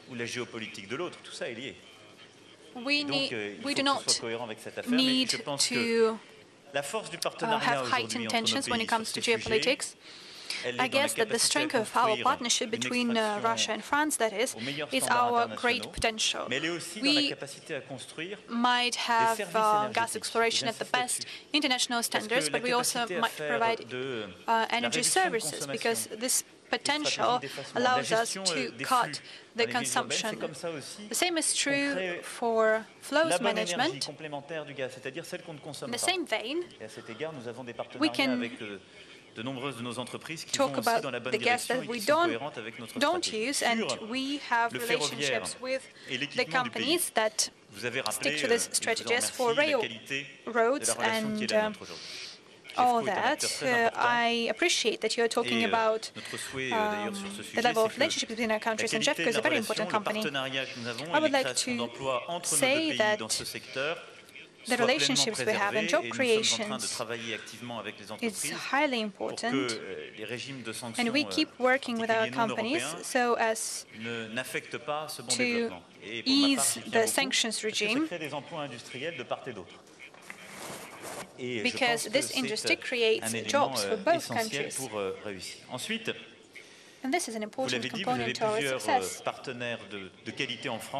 As you've mentioned, you have very high-quality partners, SNCF, the French railway company, for example, and we want to keep developing the networks all around the country. We're talking about industrial partnership at the best possible level, so that French and European innovations could be used by Russia, all over Russia. As for high-speed trains, this partnership is also very important for providing railway services, because the life cycle of the relevant logistics services and technical components can be improved, and we can also have a broad cooperation on that.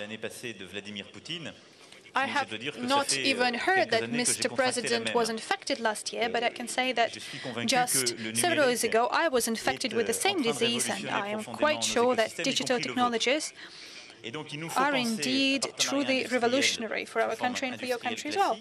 That is why we need to think about industrial partnerships in the classical format, but also we need to tackle mobility problems. How do you develop railways in Russia? And we are also making our own contribution, and we are reinventing our countries and our continents. We might provide services of moving passengers and freight. We have many modes of passenger flows and freight flows. And France has a great added value when it comes to this area, just like in energy services. We can tackle this comprehensively. We have fantastic companies in place, and they're presented in Russia, and they come up with those solutions. We have companies who work in heavy industry, especially when it comes to maintenance and all that. Energy, the railroad, this is the source of intensive cooperation. And we might say that France is going to take part in this new adventure of your country with all the countries that you launch the projects with.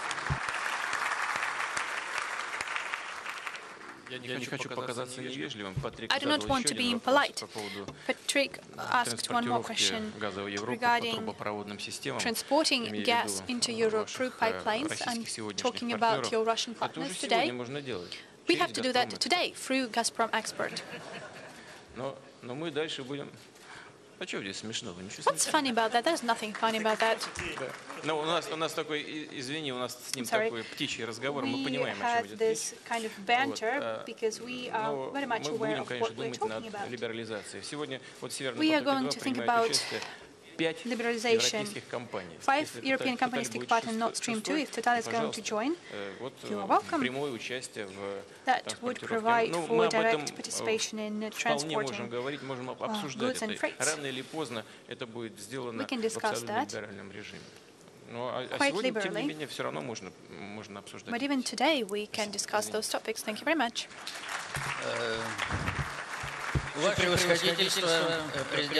Your Excellency, Mr. Macron, Mr. Putin, on behalf of the audience, I would like to thank you for taking part in the Russian-France business dialogue.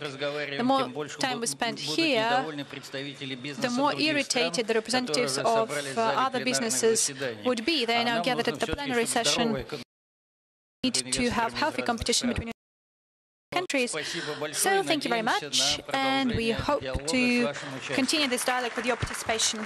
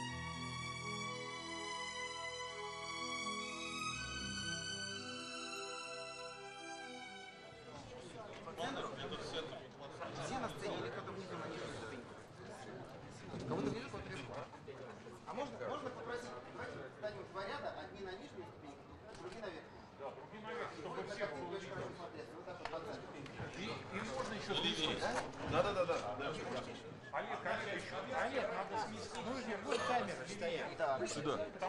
Центр, вот, смотрите, центр это центр колена. Вот чуть-чуть можно сместиться? Направо, еще направо, вот направо. Вот сюда. Ну знаешь, что вы центр.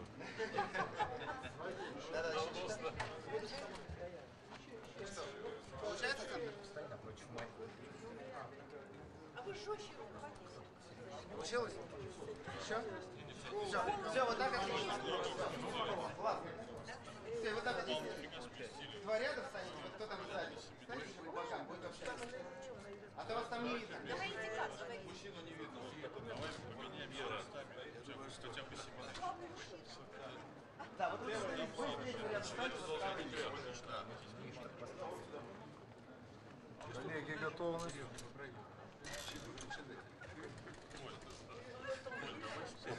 Все, уже поздно.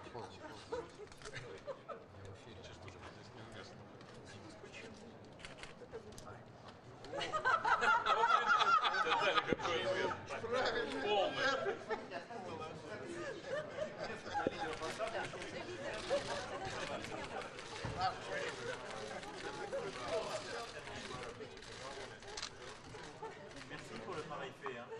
C'est nous qui vous remercions. Штатив не надо.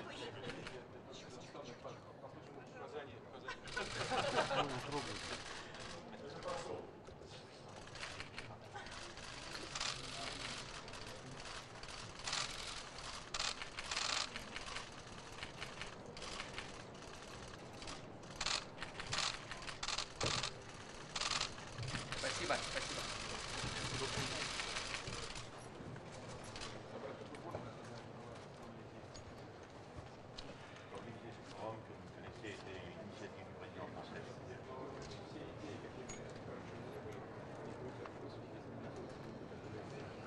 Mais les idées, même les meilleures, tombent dans le lit s'il n'y a pas de gens qui les réalisent. Donc, merci beaucoup de votre travail. Non, merci infiniment d'avoir pris sur votre temps, parce que vous avez tous des agendas déjà bien chargés dans vos vies. Спасибо за то, что освободили несколько минут. Я знаю, что вы очень все деловые люди, у вас очень много дел. Des jeunes qui ont pu venir en Russie et sélectionner, mais aussi tout ce qui a été fait à la fois sur la ville, ce qui va être fait sur l'éducation. Мы уже увидели первые результаты тех инициатив, которые принял Зеленский диалог, тех молодых людей, которые были викторины, которые приехали в Россию, целый ряд других инициатив по образованию.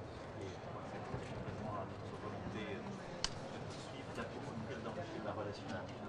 Merci de cet engagement. Et parfois l'engagement d'une ou deux. И поэтому это полностью соответствует тем самым обязательствам, тому стремлению, которое у нас общее с господином Путиным, то есть взять, продолжать расширять наши отношения. Я знаю, что для этого необходимо очень много усилий. Спасибо за усилия.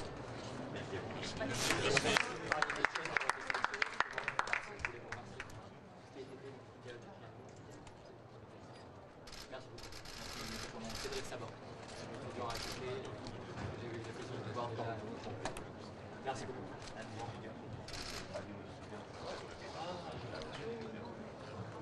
Merci beaucoup.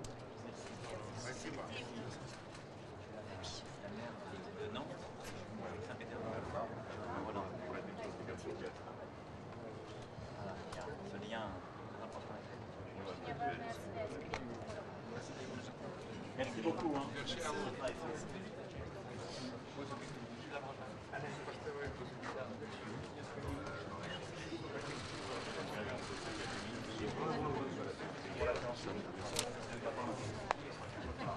Très bien.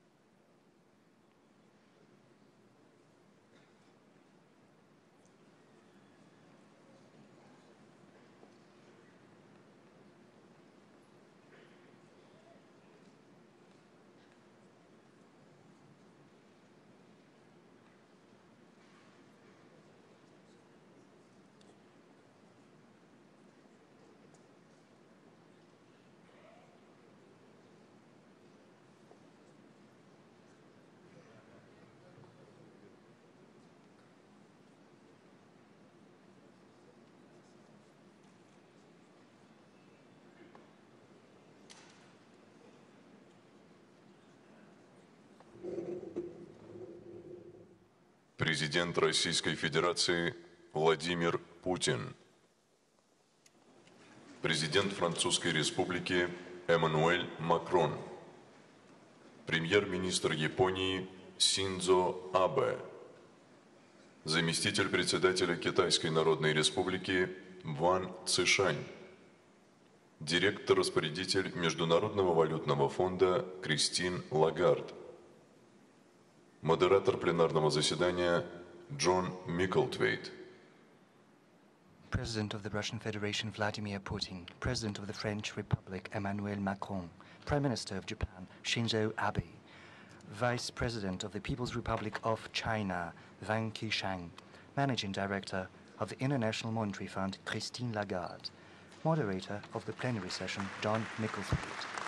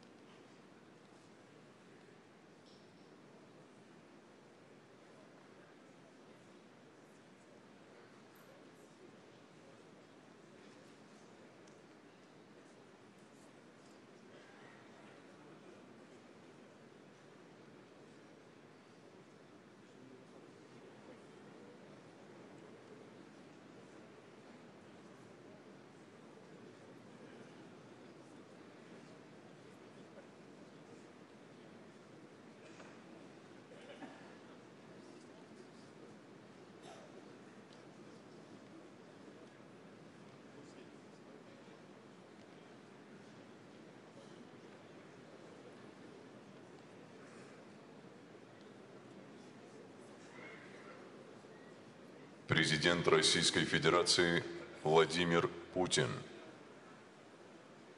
Президент Французской Республики Эммануэль Макрон.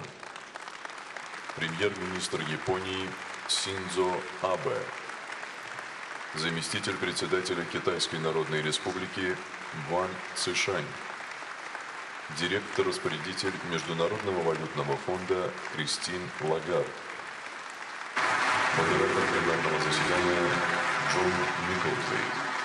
President of the Russian Federation Vladimir Putin, President of the French Republic Emmanuel Macron, Prime Minister of Japan Shinzo Abe, Vice President of the People's Republic of China Wang Qishan, Managing Director of the International Monetary Fund Christine Lagarde, Moderator of the plenary session John Micklethwaite.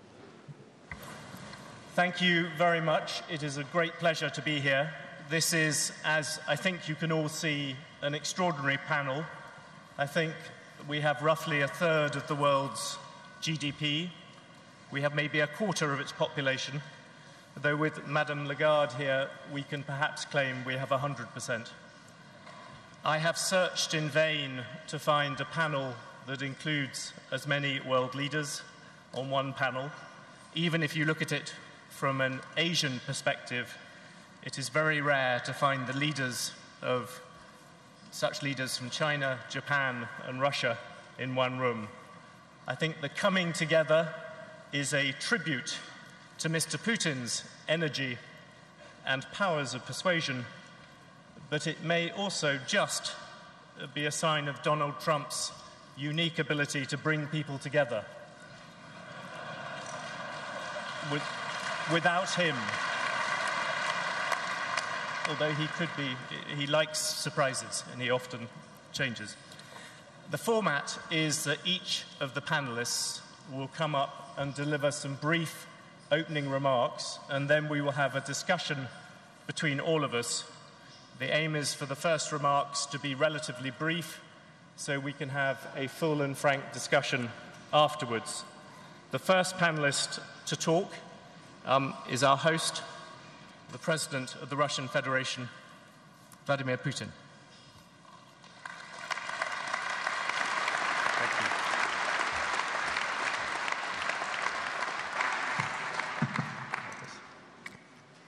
Уважаемый господин Эммануэль Макрон, уважаемый господин Синдзо Абе, уважаемая госпожа Лагард, господин Ван Цишань, дамы и господа, дорогие друзья. Я очень рад приветствовать всех вас в России на 22-м Петербургском международном экономическом форуме. Встречи в Санкт-Петербурге стали хорошей традицией, и мы дорожим той атмосферой доверия и открытости, в которой проходит форум. Вот сейчас только мы, что называется, в кулуарах обменивались впечатлениями о том, как идет работа, и госпожа Лагард мне только что сказала, что приятно удивлена вот этой самой доброжелательной атмосферой. Такая дискуссия, неформальный диалог особенно важны сегодня, когда система международных политических, экономических, торговых отношений проходит серьезные испытания на прочность, а условия для ведения бизнеса, для инвестиций, сама повседневная жизнь динамично меняются. Качество, устойчивость, характер и скорость роста мировой экономики во все большей степени определяют новые компетенции и знания людей, передовые технологии и коммуникации, которые еще совсем недавно просто было невозможно себе представить. Тот, кто сможет эффективно использовать эти факторы роста, сумеет обеспечить рывок в экономике, социальной сфере, в науке и образовании, существенно повысить жизнь граждан. Мы обозначили эти цели в приоритетах, как национальные приоритеты. В ближайшее время вновь сформированное правительство России должно развернуть их в конкретные программы действий, национальные проекты и законодательные инициативы, предусмотреть необходимые ресурсы для выполнения этих задач. В своем развитии мы намерены опираться на наш человеческий, творческий, кадровый потенциал, готовы учиться и адаптировать лучшие мировые практики. И, конечно, использовать собственный успешный опыт решения важнейших структурных задач. Мы будем действовать прежде всего исходя из своих национальных we will proceed from our national interests. This is natural for any sovereign state. But our interests can be advanced differently as they are around the globe. You can either ignore others or respect the position of your partners. We understand that the modern world is very much interconnected and the countries are interdependent. And each state, including the world's leading power, bear the brunt of colossal responsibility for our common future. And Russia is part of the global economy. We actively take part in integrational projects. We are also a major influence on energy, food and other markets. Our country and our companies are very deeply involved in international trade, finance and industrial ties. That is why we are following attentively what economic, technological, social growth strategies are to be implemented in other countries. And undoubtedly, we are not impartial as to what global trends will pan out in long term. Up until recently, the global development was based on two pillars. First, that's the freedom of entrepreneurship, trade and investment. It is enshrined in the rules adopted by the players on the international arena. And secondly, the resilience and predictability of these rules, which is supported by very clear legal mechanisms. Based on these values and principles, the global economy, despite the recognized problems, has managed to achieve impressive results, to put on the development track the overwhelming majority of the international players, the majority of countries. However, today we do not see the erosion.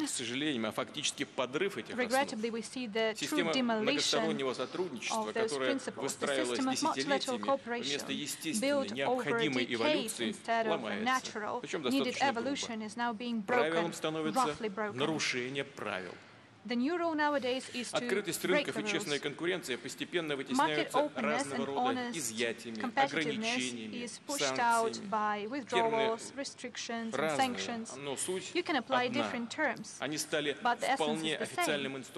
They are now an official tool of trade policy for many countries.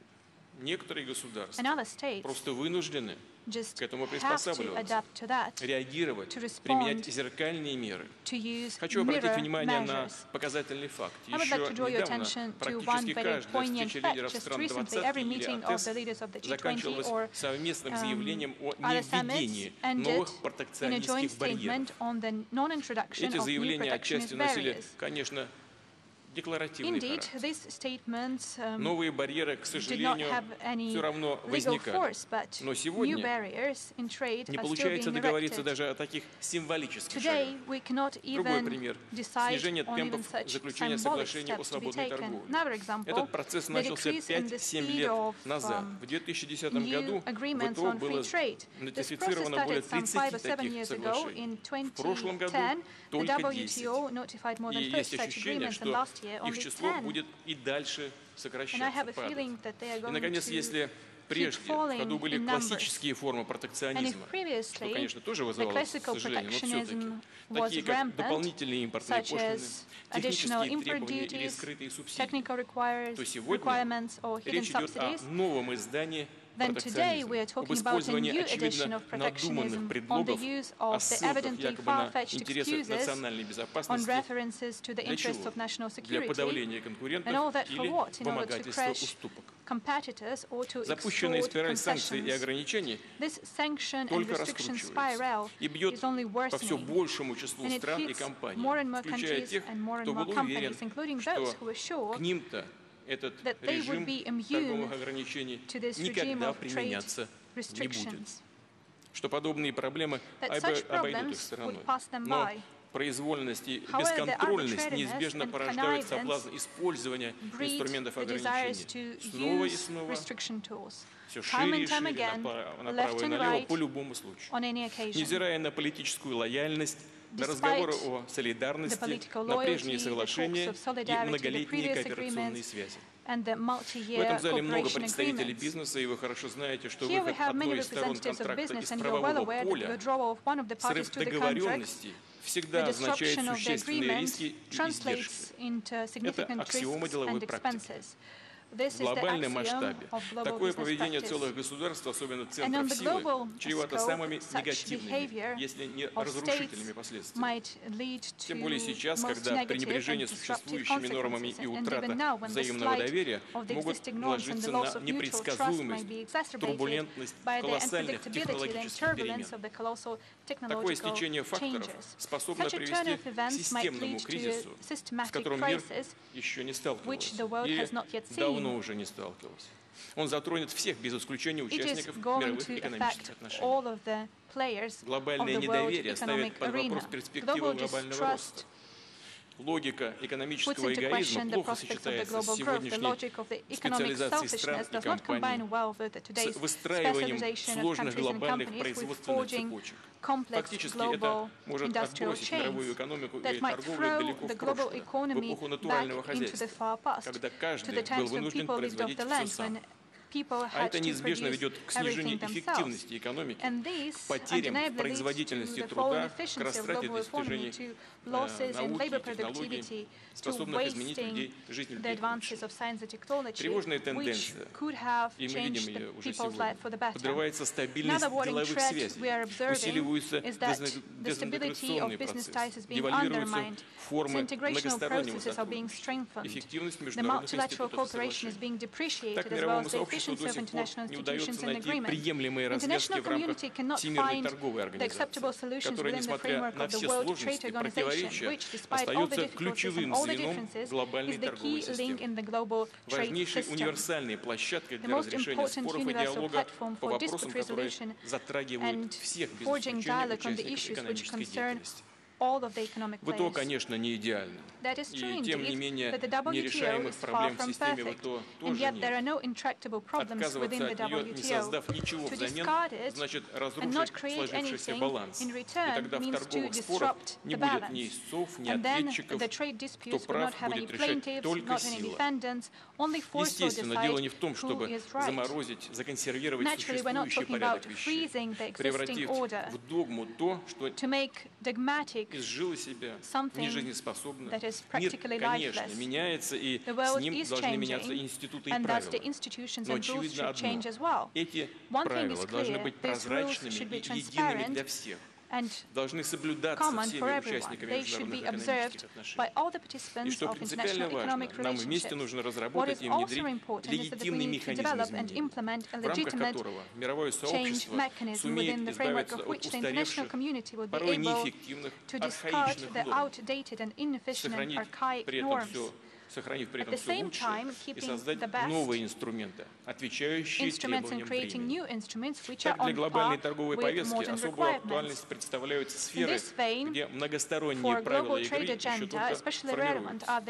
Это прежде всего развитие новых технологических рынков, таких как электронный коммерс, доступ к информации и транспарентность, защита интеллектуальной собственности и прав потребителей новых цифровых сервисов и услуг. Переговоры по большинству этих тем запущены. Очевидно, что это не быстрый процесс. Потребуется кропотливая работа, терпение, настойчивость. Но, повторю, альтернативы совместной выработки правил в глобальной экономике и механизмов, которые способны гарантировать их исполнение, не существует. Сегодня нам нужны не торговые войны и даже не временные торговые перемирия, а полноценный торговый мир. Девиз нынешнего Петербургского форума «Создавая экономику доверия». Убежден, сама жизнь говорит о том, что роль доверия как фактора развития будет возрастать.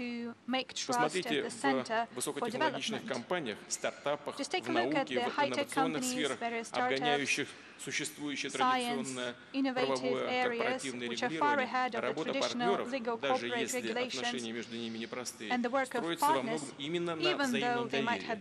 И я знаю, что и в ходе обсуждений на форуме, на различных площадках, вот эта тема звучала сегодня неоднократно.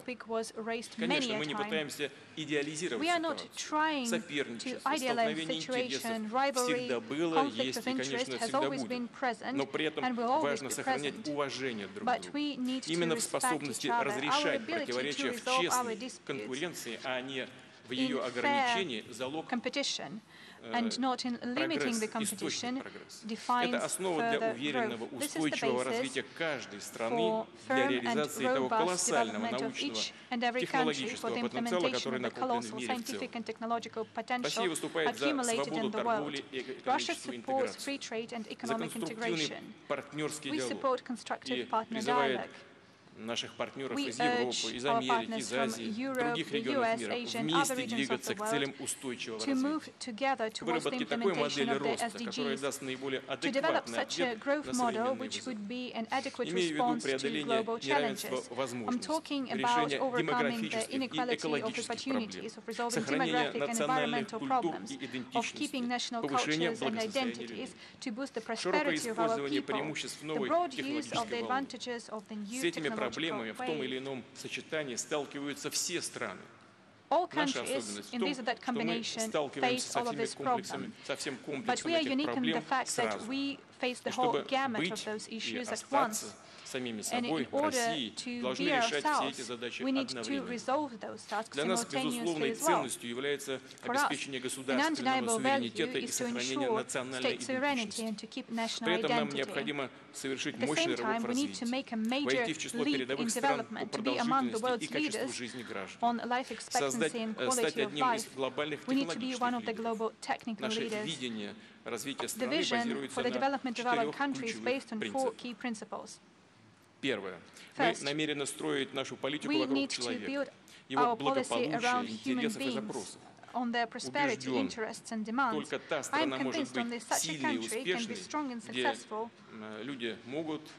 that helps its people Для этого нам предстоит продолжить модернизацию экономики и создание современных рабочих мест. We need to modernize the economy and create jobs. We need for the citizens' incomes to go up, we need to make the healthcare and education one of the best in the world. We will use the best practices in building cities and villages and organizing comfortable spaces for life, for work, and for leisure. We need to boost the volume of construction and resolve the problem of accessibility. First of all, for middle-income families, for families with children. Another important area is to improve the environment. That would be the contribution made by Russia into the resolution of global environmental problems. Each person needs to have an opportunity to realize their potential in public life, in voluntary activities, in industry, in business. They need to have a good start in life. Social mobility, strengthening of the staff potential, the link between the generations can guarantee sustainable development. We have launched a whole series of projects on support and promotion of talented, ambitious young people, be it school children or students or recognized professionals. This program also seeks to provide guidance and counsel to them. We want to make this work systematic, and we have created the organization Russia Country Opportunities. The relevant decree, as many of you are aware, has been signed, and on par with other structures, we will coordinate this work between the 2 organizations. We will resolve the task that I just mentioned. Second, we will broaden freedom space. We talked about this often. It's not the first time when I or my colleagues mentioned that. However, this is highly important, so I would like to reiterate that this is very important for the creation of a strong civil society, for the development of economy and social sphere, science and culture.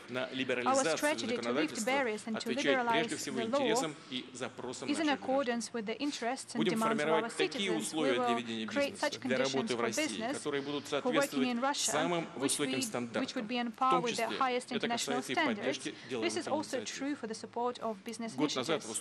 A year ago, here at the St. Petersburg Forum, I highlighted the need to actively make use of the instrument of project financing. And today, and this is a positive development, we have launched a new mechanism, a sort of a conveyor for project financing. Only within the framework of this forum, we will sign the agreements on financing of new investment projects for more than 700 billion rubles. And Эта программа реализовывалась совместно усилиями Банка России, финансово-экономического блока правительства и внешэкономбанка. Удалось расшить некоторые узкие места, связанные с банковским регулированием, гарантировать интересы инвесторов. В результате привлечь значительные частные инвестиции при минимальных бюджетных расходах и, подчеркну, на основе рыночного прозрачного механизма отбора проектов для поддержки. Очень многое в реализации планов и проектов развития в экономике, социальной сфере, инфраструктуре будет зависеть от регионов, от их усилий и эффективности. Считаю важным продолжение линии на качественное обновление региональных команд. Именно на этом уровне сейчас во многом формируется новая управленческая культура, современные подходы к решению экономических, социальных задач. Складываются открытые форматы взаимодействия государства, общества, участия граждан в самоуправлении, в решении повседневных задач. И вы знаете, что ряд успешных губернаторов вошли в состав нового правительства Российской Федерации. Сегодня растет конкуренция между регионами за качество деловой среды, за инвесторов, за лучшие кадры. По сути, это означает, что нам удалось запустить механизм постоянных изменений. Большую, значимую роль в этом в том числе сыграл национальный рейтинг инвестиционного климата. По традиции хотел бы поздравить победителей этого года. Это Тюменская область, Москва, Республика Татарстан. В пятерке лидеров оказалась Тульская область. И что мне особенно приятно, впервые и мой родной город Санкт-Петербург. Добавлю, что хорошую динамику изменений показали дальневосточные регионы, а также Бурятия, Калининградская, Псковская, Новгородская и Ярославская области. Уверен, что все наши регионы будут последовательно продолжать эту работу. Третье. Для технологического прорыва, для того, чтобы быть конкурентоспособными, в современном динамичном мире мы должны быть восприимчивыми для новых идей, для технологий, которые меняют жизнь людей, определяют будущее страны и мира. Мы приняли большую комплексную программу цифрового развития. Она станет одним из наших приоритетов на предстоящие годы. Речь идет прежде всего о разработке и широком использовании сквозных цифровых решений в системе государственного управления, в экономике, в коммунальной, социальной сфере, в энергетике, промышленности и транспорте. И здесь мы готовы выстраивать сотрудничество со всеми заинтересованными партнерами, вместе использовать преимущества и реагировать на риски цифровой эпохи. Пользуясь случаем, хотел бы пригласить всех к участию во втором глобальном саммите производства и индустриализации. Он пройдет в будущем году в России, на Урале, в городе Екатеринбурге. В центре внимания будут вопросы использования передовых перспективных технологий в экономике, промышленности и других сферах. И, наконец, четвертый ключевой принцип нашего развития – это открытость страны, ее нацеленность на активное участие в мировых процессах и интеграционных проектах. А это в том числе предполагает реализацию масштабных инфраструктурных проектов. Это важнейшая часть нашей национальной повестки. Развивая транспортный, энергетический, цифровой каркас России, мы намерены эффективно встроить его в глобальную инфраструктуру и тем самым открыть новые возможности для наших граждан, для отечественного и иностранного бизнеса в России, усилить роль нашей страны в мировой транспортной, информационно-коммуникационной системе. Уважаемые коллеги и друзья, уже говорил сегодня о взаимозависимости современного мира. Работая над своими задачами, добиваясь прорыва во всех сферах, мы будем создавать технологии, решения, которые не только позволят повысить качество жизни граждан России, но и, уверен, будут востребованы в других странах, окажут позитивное влияние на их развитие. И, конечно, продвигаясь вперед к своим целям, мы рассчитываем использовать, принимать лучшие практики и достижения других стран и других народов, наших партнеров. Достойное будущее нельзя создавать в одиночку. Действительно, неограниченные перспективы открывают только сотрудничество и сложение сил. Россия настроена именно на такое взаимодействие и уверен. Вместе, укрепляя доверие и дух партнерства, мы обязательно добьемся успеха. Благодарю вас за внимание. Спасибо большое.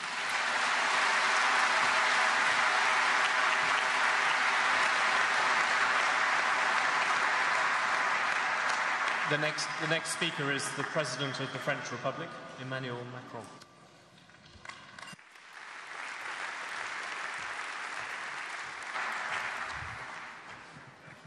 Merci beaucoup, Monsieur le Président de la Fédération de Russie, Monsieur le Premier ministre du Japon, Mesdames et Messieurs les chefs de gouvernement, Madame la Directrice Générale du Fonds monétaire international, Mesdames et Messieurs les ministres, Mesdames et Messieurs les chefs d'entreprise, chers amis. Merci, Monsieur le Président, de nous accueillir dans ce forum, dans une ville qui nous rappelle ô combien que lorsque la confiance se perd, elle peut conduire au pire. Aujourd'hui, tout semble aller bien, on pourrait vouloir oublier l'histoire. Et parce que nous sommes dans un forum économique, ne parlez que d'économie. Vous avez vous-même à l'instant parlé d'enjeux géopolitiques. J'étais ce matin à la nécropole de Karakovskoye pour rendre hommage à celles et ceux qui, il y a quelques décennies simplement, Peskarovskaya Cemetery in order to pay tribute to those people who just several decades ago in this very city fought for their very survival against a terrible siege when hundreds of thousands of people lost their lives. Soldiers, civilians, adults, children. At the very beginning of the Second World War, hundreds of thousands people perished. I know, Mr. President, that this page of history is of particular importance to you because you personally, your family, had your own losses. So I would like to pay tribute to all the people of St. Petersburg. I believe that the world of today is losing trust. We lose sight of that. Des signes avant-coureurs laissent entendre que quelque chose de plus grave s'annonce. On peut être amené à prendre des responsabilités historiques et à ne pas voir les vents mauvais qui se lèvent. Le moment que nous sommes en train de vivre est un moment où la confiance, en effet, sur le plan international, est bousculée par des phénomènes multiples, géopolitiques, parfois militaires, due to a number of developments, geopolitical ones, military ones, sometimes economic phenomena that can have cette année me semble être le bon. Most Et la detrimental confiance, ce n'est pas consequences. simplement le respect formel des règles, c'est le degré Of this minimal de la forum, I confiance. believe, Non, is very apt, c'est la is very well capacité chosen. And trust can be different à too. avoir confiance en Trust soi pour donner confiance à l'autre. as an ability C'est la to capacité believe à in construire oneself quelque chose dans la so durée. well as to D'une âme believe commune. C'est another. That is the capacity que, to build au something fond, in dans the Guerre et long Paix, run. Il est exprimé le mieux entre Bezoukov As you know, et Karatev. is said in War Ce and dernier Peace déploie by une Tolstoy what simplicité, happened une between joie, une Pierre foi en autrui Bezoukov qui fait que and Platon Bezoukov, qui tout au Karatev long du roman doute de lui-même, finit par writer dire showed qu'en his le optimism, regardant, his je cite, naivete, il at the ressent same cette time paix de l'âme, ce belief contentement in de himself soi-même, and the others. que Bezoukov jusque-là il avait en looked vain at appelé de tous ses voeux. Karatev, and he was incapable devient of plus fort believing in himself, and yet he was Dans et par la affected by rencontre this de l'autre, optimism of Platon parce que Karatev, l'autre a compris and quelque as a chose de result, lui-même et he de celui qu'il a emerged en face. stronger C'est due ça, to la this confiance. contact with another person. That Et is what donc ça trust is suppose about. du temps, du respect d'autrui, la connaissance de nos histoires For these communes, ends, une dialectique time dans le rapport à is l'autre et à required. soi. Respect c'est cela, for one another. ce que nous avons aujourd'hui Dialectics à with Bête. regard to yourself Les and to those relations around you. entre That la is France et la what Russie we are permettent to de build construire, je le crois très profondément on this aujourd'hui, la day. confiance, I believe that our malgré le past, contexte our très history difficile qui est have given le us nôtre, et all c'est sur ce the premier point que je voulais revenir. premises for building La this confiance, trust. la vraie, se Let me bâtit get pas à back pas. Et c'est ce que nous to faisons the sur le plan notion of économique trust. avec la Russie. Trust is a Ensemble, process nous avons which is œuvré built stage by à la stage. maîtrise des propriétés civiles Together. de l'atome. Nous avons tissé des liens pour l'approvisionnement énergétique de l'Europe. We were Nous working avons in porté peaceful plus haut le rêve de nuclear. We l'exploration were building spatiale. the Et nous avons infrastructure construit et of maintenu, Europe. malgré les vents We mauvais, des grands came projets into outer dans le space domaine together énergétique. despite the difficult Les contacts, entreprises despite françaises, nous l'évoquions tout à l'heure, some sanctions. étaient là quand la We Russie est entrée en persevered récession in en developing 2009 puis our en energy 2014. sectors. Elles ne sont pas French parties.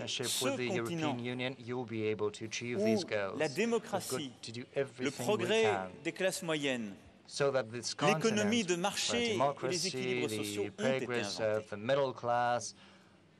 Et donc, notre défi commun, c'est face à toutes les peurs contemporaines, toutes les grandes bascules, les craintes que vous évoquez, qu'elles soient géopolitiques ou technologiques, de savoir reconstruire cette grammaire pour remettre l'homme au centre. Et c'est par ce biais que nous pouvons ensemble construire ce nouveau partenariat que j'appelle de mes vœux. Nous devons aussi ensemble réussir à améliorer le fonctionnement des mécanismes de paix et de sécurité sur le continent européen. C'est notre responsabilité. Revoir cette architecture est notre intérêt partagé. Alors mettons-nous autour de la table et travaillons. J'y suis prêt. La fenêtre d'opportunité existe, elle est maintenant, et si elle n'était pas saisie, elle pourrait se refermer. C'est pourquoi je tiens à cet ancrage de la Russie en Europe et avec l'Europe. Je tiens à la présence de la Russie dans le Conseil européen. Et je souhaite que sur les sujets économiques, stratégiques, comme de défense, notre dialogue stratégique pour la décennie à venir trouve une nouvelle dynamique. Car en effet, c'est le deuxième point sur lequel je voulais insister, la question de confiance posée à l'échelle mondiale nous place dans une situation inédite. Il y a toutes les craintes que nous connaissions face au changement climatique, face aux transformations énergétique, face à un monde numérique où tout s'accélère. Il y a les inégalités contemporaines du monde où notre organisation mondiale vit une crise qui a fait accroître les inégalités au sein des pays et entre les pays et a fragilisé en quelque sorte ce consensus des classes moyennes. Oui, nous vivons, et cela depuis plusieurs années, une crise de la mondialisation contemporaine qui fait douter nos peuples.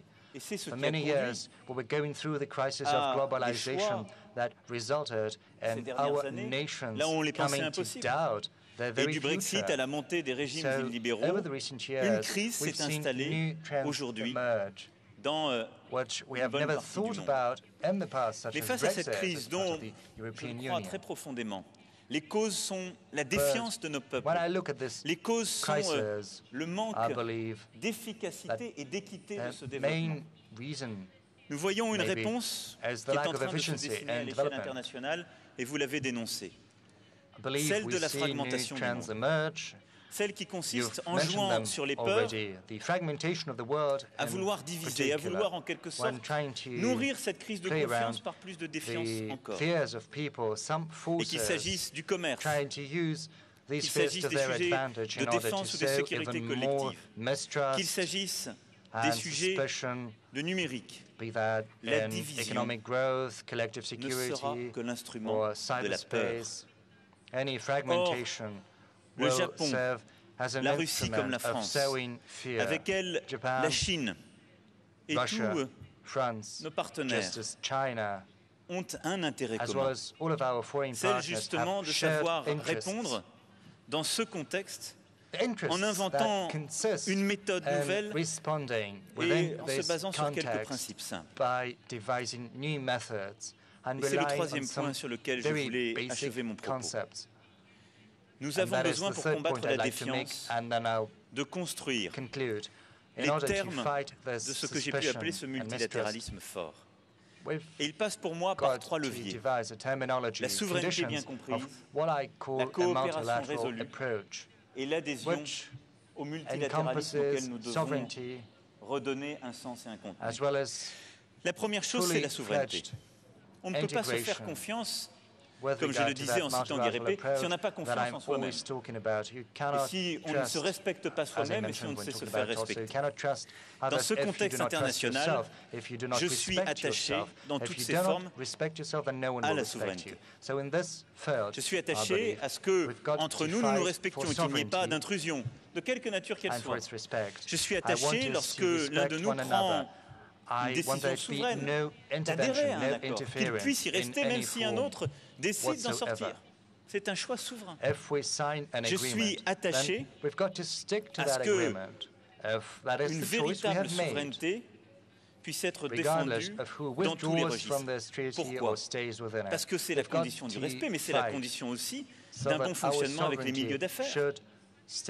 Que nous demandez-vous de pouvoir régler des problèmes, de faire respecter des règles, parfois de poser des limites. C'est le principe même de la souveraineté. Que nous demandent nos concitoyens? De pouvoir en rendre compte. Et qui en rend compte si ce ne sont les dirigeants d'États ou de structures dans lesquelles ils ont décidé de coopérer. C'est pour cette raison que je suis attaché à la souveraineté de mon pays et au choix que nous avons fait en signant l'accord nucléaire iranien, choix sourain, de signer un traité et de se conformer, ce faisant, au droit international. Pacta sunt servanda. Les traités signés sont là pour être respectés. Vous l'avez rappelé. Et nous allons ainsi procéder. Je suis attaché à la souveraineté de mon pays et je veux ici construire un cadre souverain en matière de cyberespace, en matière de protection de l'intégrité de l'information qui y est donnée et des débats qui y sont conduits. Et nous avons eu ce débat hier ensemble en actant d'une coopération. Et je suis aussi attaché à une souveraineté européenne. Et pour que ces nouvelles règles du monde puissent aboutir est nécessaire. Cette souveraineté européenne, c'est celle que nous avons renforcée ces derniers mois, en actant d'une Europe de la défense, qui était à l'arrêt depuis le milieu des années 50, qui est la clé de cette souveraineté. La France, comme vous le savez, est aujourd'hui la première armée de l'Union européenne. Et nous avons pris des choix ambitieux pour continuer à être à la hauteur justement de cette stratégie. Mais nous avons aussi besoin de le faire au niveau européen. Je crois à cette souveraineté européenne sur le plan du numérique. Et aujourd'hui même rentre en vigueur une réglementation européenne inédite qui va permettre de protéger les données de nos concitoyens et qui va s'imposer à tous les grands acteurs internationaux qui opèrent en Europe. C'est un signe de souveraineté. Et c'est une marque aussi de confiance, encore une fois, pour nos concitoyens qui sauront dans quel cadre on opère leurs données et quel compte on peut leur rendre. Là où l'absence de régulation a affaibli la conscience et fragilisé ces mêmes acteurs économiques.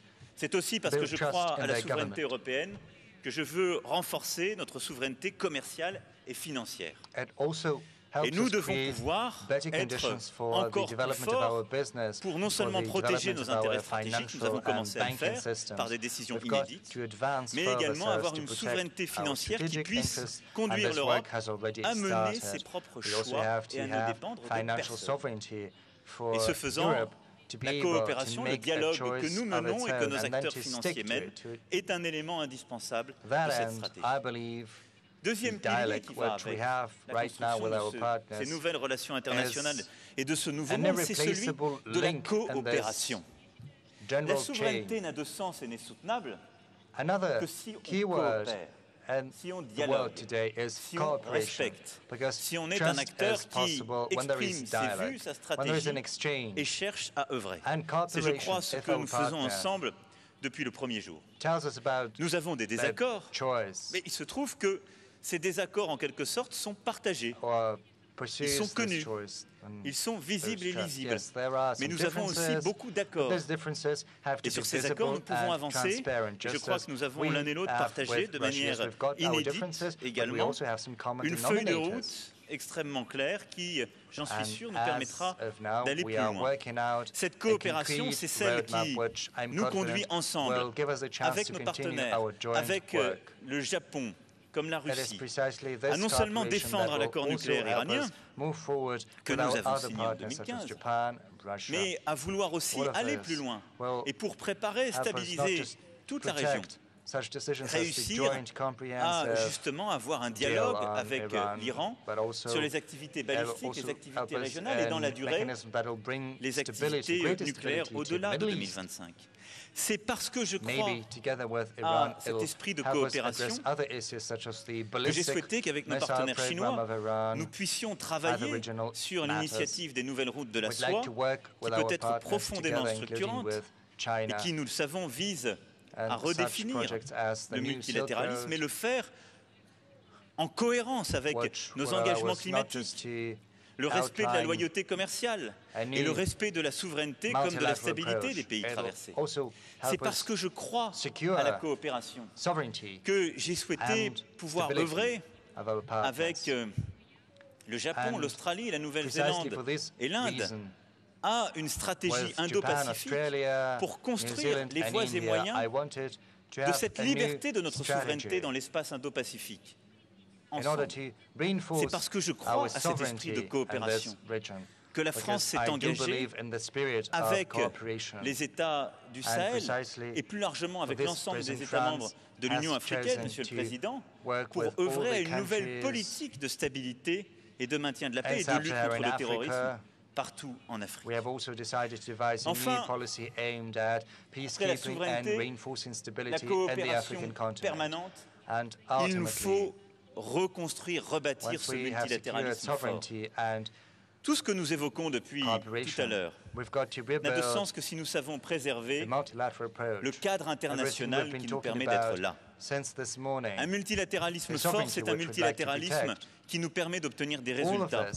Pour protéger nos classes moyennes contre les destructions d'emplois et l'augmentation des prix que provoquerait une guerre commerciale, pour apporter une véritable réponse aux déséquilibres mondiaux en renforçant notre coordination au G20 et à l'OMC, pour que les technologies, les financements, les compétences soient partout au rendez-vous de l'économie bas carbone, pour enrayer la course vers le bas en matière fiscale comme en matière sociale, pour valoriser et réguler la transformation technologique, pour construire les instruments du maintien de la paix et de la baisse de la conflictualité. C'est ça l'objectif du multilatéralisme. Nous en avons les instruments. L'Organisation des Nations Unies, l'Organisation mondiale du commerce, le Fonds monétaire international. Nous avons des structures de concertation, le G7, le G20. Nous devons œuvrer dans ces cadres. Il se trouve que la Russie et la France sont tous deux membres permanents du Conseil de sécurité. Allons plus loin, renforçant ce Conseil de sécurité et les Nations Unies pour justement bâtir ensemble ce multilatéralisme fort qui obtiendra des résultats. C'est d'ailleurs l'un des seuls leviers. Il se trouve que la Chine à nos côtés a aussi cette volonté. Tous trois, avec nos deux partenaires, anglais et américains, œuvrons en ce sens. Et rendons ces Nations Unies plus fortes encore. Ne les laissons pas être fragilisées. Nous sommes avec le Premier ministre Abe, nous serons dans quelques semaines au G7. Faisons du G7 une instance utile pour la pacification commerciale, le respect de nos règles internationales et justement de cette coopération indispensable. Et nous serons ensemble au G20 dans quelques mois. Faisons de cette enceinte également une enceinte utile pour ce multilatéralisme auquel nous croyons. Et à ce titre, le Japon et la France auront l'année prochaine une responsabilité éminente en présidant le G7 et le G20 la même année. C'est dans cet esprit que je veux que nous avancions dans les prochains mois et les prochaines années pour essayer de rebâtir cette confiance indispensable autour de ce triptyque. Souveraineté, coopération et multilatéralisme fort. Et vous l'avez compris, la France et l'Union européenne y sont prêtes. Elles ont cette volonté. Nous portons avec notre partenaire allemand, avec qui sur ces sujets nous œuvrons main dans la main, à chaque instant, et avec l'ensemble des pays européens, cette ambition, cet agenda fort pour l'Europe. Mesdames et messieurs, je suis lucide en vous disant tout cela. La tâche sera difficile et elle demandera en quelque sorte d'en finir avec ce qu'Alexandre Solzhenitsyn, dont nous fêtons le centenaire, appelait il y a 30 ans le déclin du courage.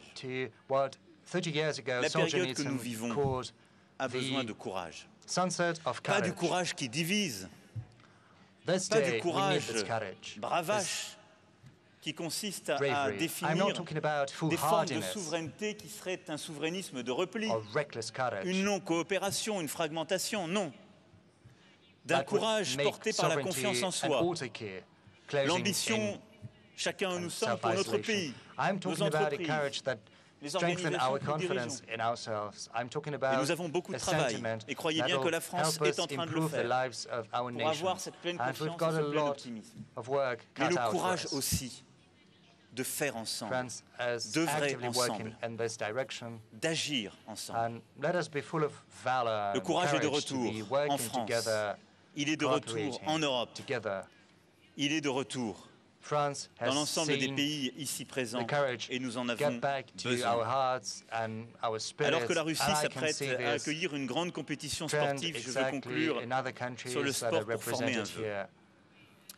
Nous connaissons tous votre goût, Monsieur le Président, cher Vladimir, pour le judo. Et je sais que vous appréciez les valeurs de la voie de la souplesse, comme on dit dans ce sport qui est aussi un art. Elle repose sur la maîtrise de ses propres forces, la tactique plutôt que la force brute, les qualités de la volonté et le respect de l'adversaire. Il y a beaucoup de sources d'inspiration pour les liens entre les peuples et entre les nations dans ces valeurs. Moi, j'aime le football. C'est un sport collectif, mais il exige très largement les mêmes qualités. Alors, je souhaite que nous trouvions en nous la force de nous engager ensemble dans un jeu collectif, coopératif, fondé sur ces valeurs de respect et de confiance que nous devons mieux protéger. Voilà, mesdames et messieurs, chers amis, the very same principles of trust we are to cherish. And that is all, ladies and gentlemen, that is all I wanted to tell you about my values. Thank you.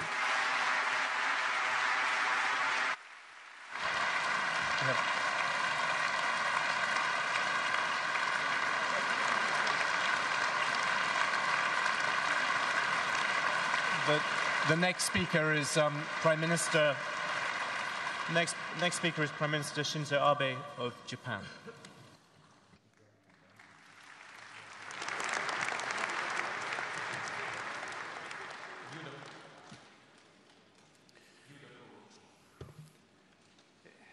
John Micklethwaite-san, Thank you very much, Mr. Micklethwaite.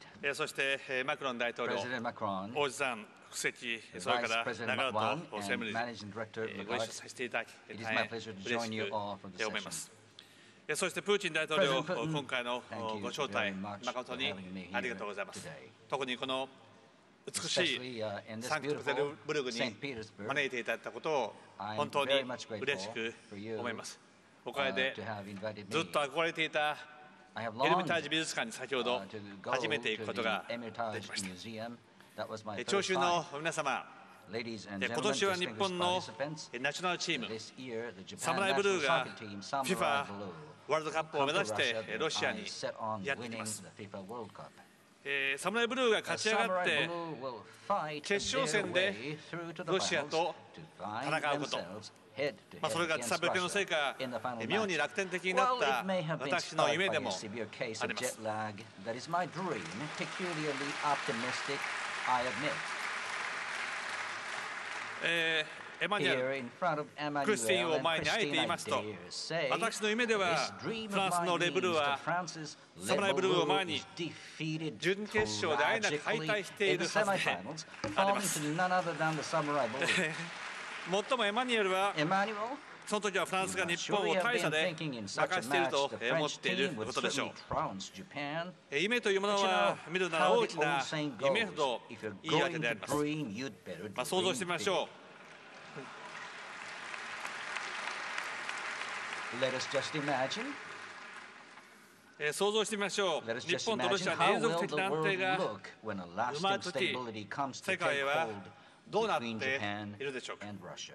私たちは We will 北 have 半球と established a pillar of 東半球の peace 一つ in の a 大 major きなコーナー corner に of the 平和 northern の and eastern 柱を hemispheres. 打ち立てているはずであります。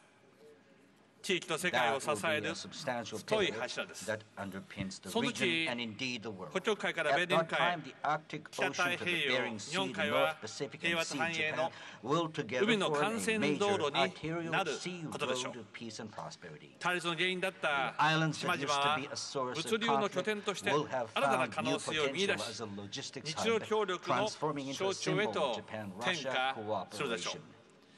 日本海もおそら Sea く of Japan will 物 also 流の most 日本海 likely もおそらく change 物流のハイウェイとして dramatically 一 as a 変します。 highway sending すで goods に back and forth. ウラジオストックでは Vladivostok あの美しい worked to 港を improve its beautiful 両国の ports 力 and で make it a gateway 太 to the 平洋への ocean 玄関 is 口として already making headway 整備する thanks 努 to 力が進ん efforts でい of ます。 both the Japanese 北 and 極海 Russian から sides. 日本 Just 海 imagine what 行き would 交う come も and のを go from the Arctic 想像し Ocean て to く the ださい。 Sea of Japan. 山田はじめ北極海ガス田が生む LNG がその一つとなることは疑いは出ません。重い砕氷船でやってきた LNG は日本の北方で普通のタンカーへ積み替えられます。その後は経験豊かな日本企業のハンドリングで日本の中国やアジアの遠くインドのユーザーへと向かうのではないか。日本は世界最大の LNG 輸入国です。LNG 排出量で世界最大という会社も日本にあります。市場形成や価格メカニズムの開発で日本には豊富な経験があります。ここは必ずや日露のウィンウィンが成り立つことでしょう。皆様の北極海LNG は日本と組むことで世界市場にインパクトを与える偉大なスイングプロデューサーになるのです。北極海からベリング海、北太平洋、そして日本海からインド太平洋へ、冷戦期における戦略的対立の軸は平和と繁栄のシースケープへ劇的に変貌します。無論、法の支配が行き届いた空間にするのです。その時、ロシア北方と極東が持つ潜在力は初めて本格的に解放され、ロシア経済の成長はターボチャージャーを得たも等しいものになるでしょう。それは日本を含め周辺各国すべての利益になり、世界経済への重要な貢献になります。これらはすべて空ごと白日夢でしょうか。そうは思えません。一歩ずつ歩みを続けることで必ずや到達できる目標です。そして皆様、日露の平和条約はまさにそうした大きなビジョンを実践するためにこそ必要なのです。少なくともプーチン大統領と私は会うたびそう互いに確かになって今日までやってきました。皆様、革命100年、戦後70年、新生ロシアが生まれて四半世紀、多事多難の歴史を経て、ロシアの若者はようやく今、長い尺度で未来を見つめて歩む生き方を始めたかのようです。力を込めて申し上げます。皆様の歩みは日本をパートナーとしてこそ存分に勢いを得るに違いないはずであります。言葉で言うだけでは足りません。ロシアのごく普通の人々に日露が手を結ぶとどんないいことが起きるか、目に見える成果を出して分かってもらう必要がある。そう考えた私はロシアに対し8項目に上る協力のテーマを打ち出しました。皆様、私の内閣にはそのため特にこしらえたポストを担う大臣がいます。世耕大臣、ちょっと立っていただけないでしょうか。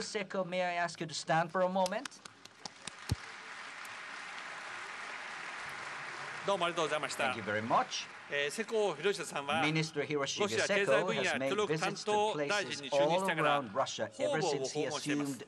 モスクワ、サンクトペテルブルクはもとよりウラジオストク、ボロネジ、エカテリンブルク、4月末にはヤマル NNG を見るためにまだ寒いサベッタに行ったそうです。この夏にはサー共和国にも行く計画だそうでして、これだけロシアのいろんな場所へ足を運ぶ日本の大臣は両国関係史上初めてです。その甲斐もあって今ハバロフスクからモスクワまで日露の経済協力プロジェクトがどんどん増えています。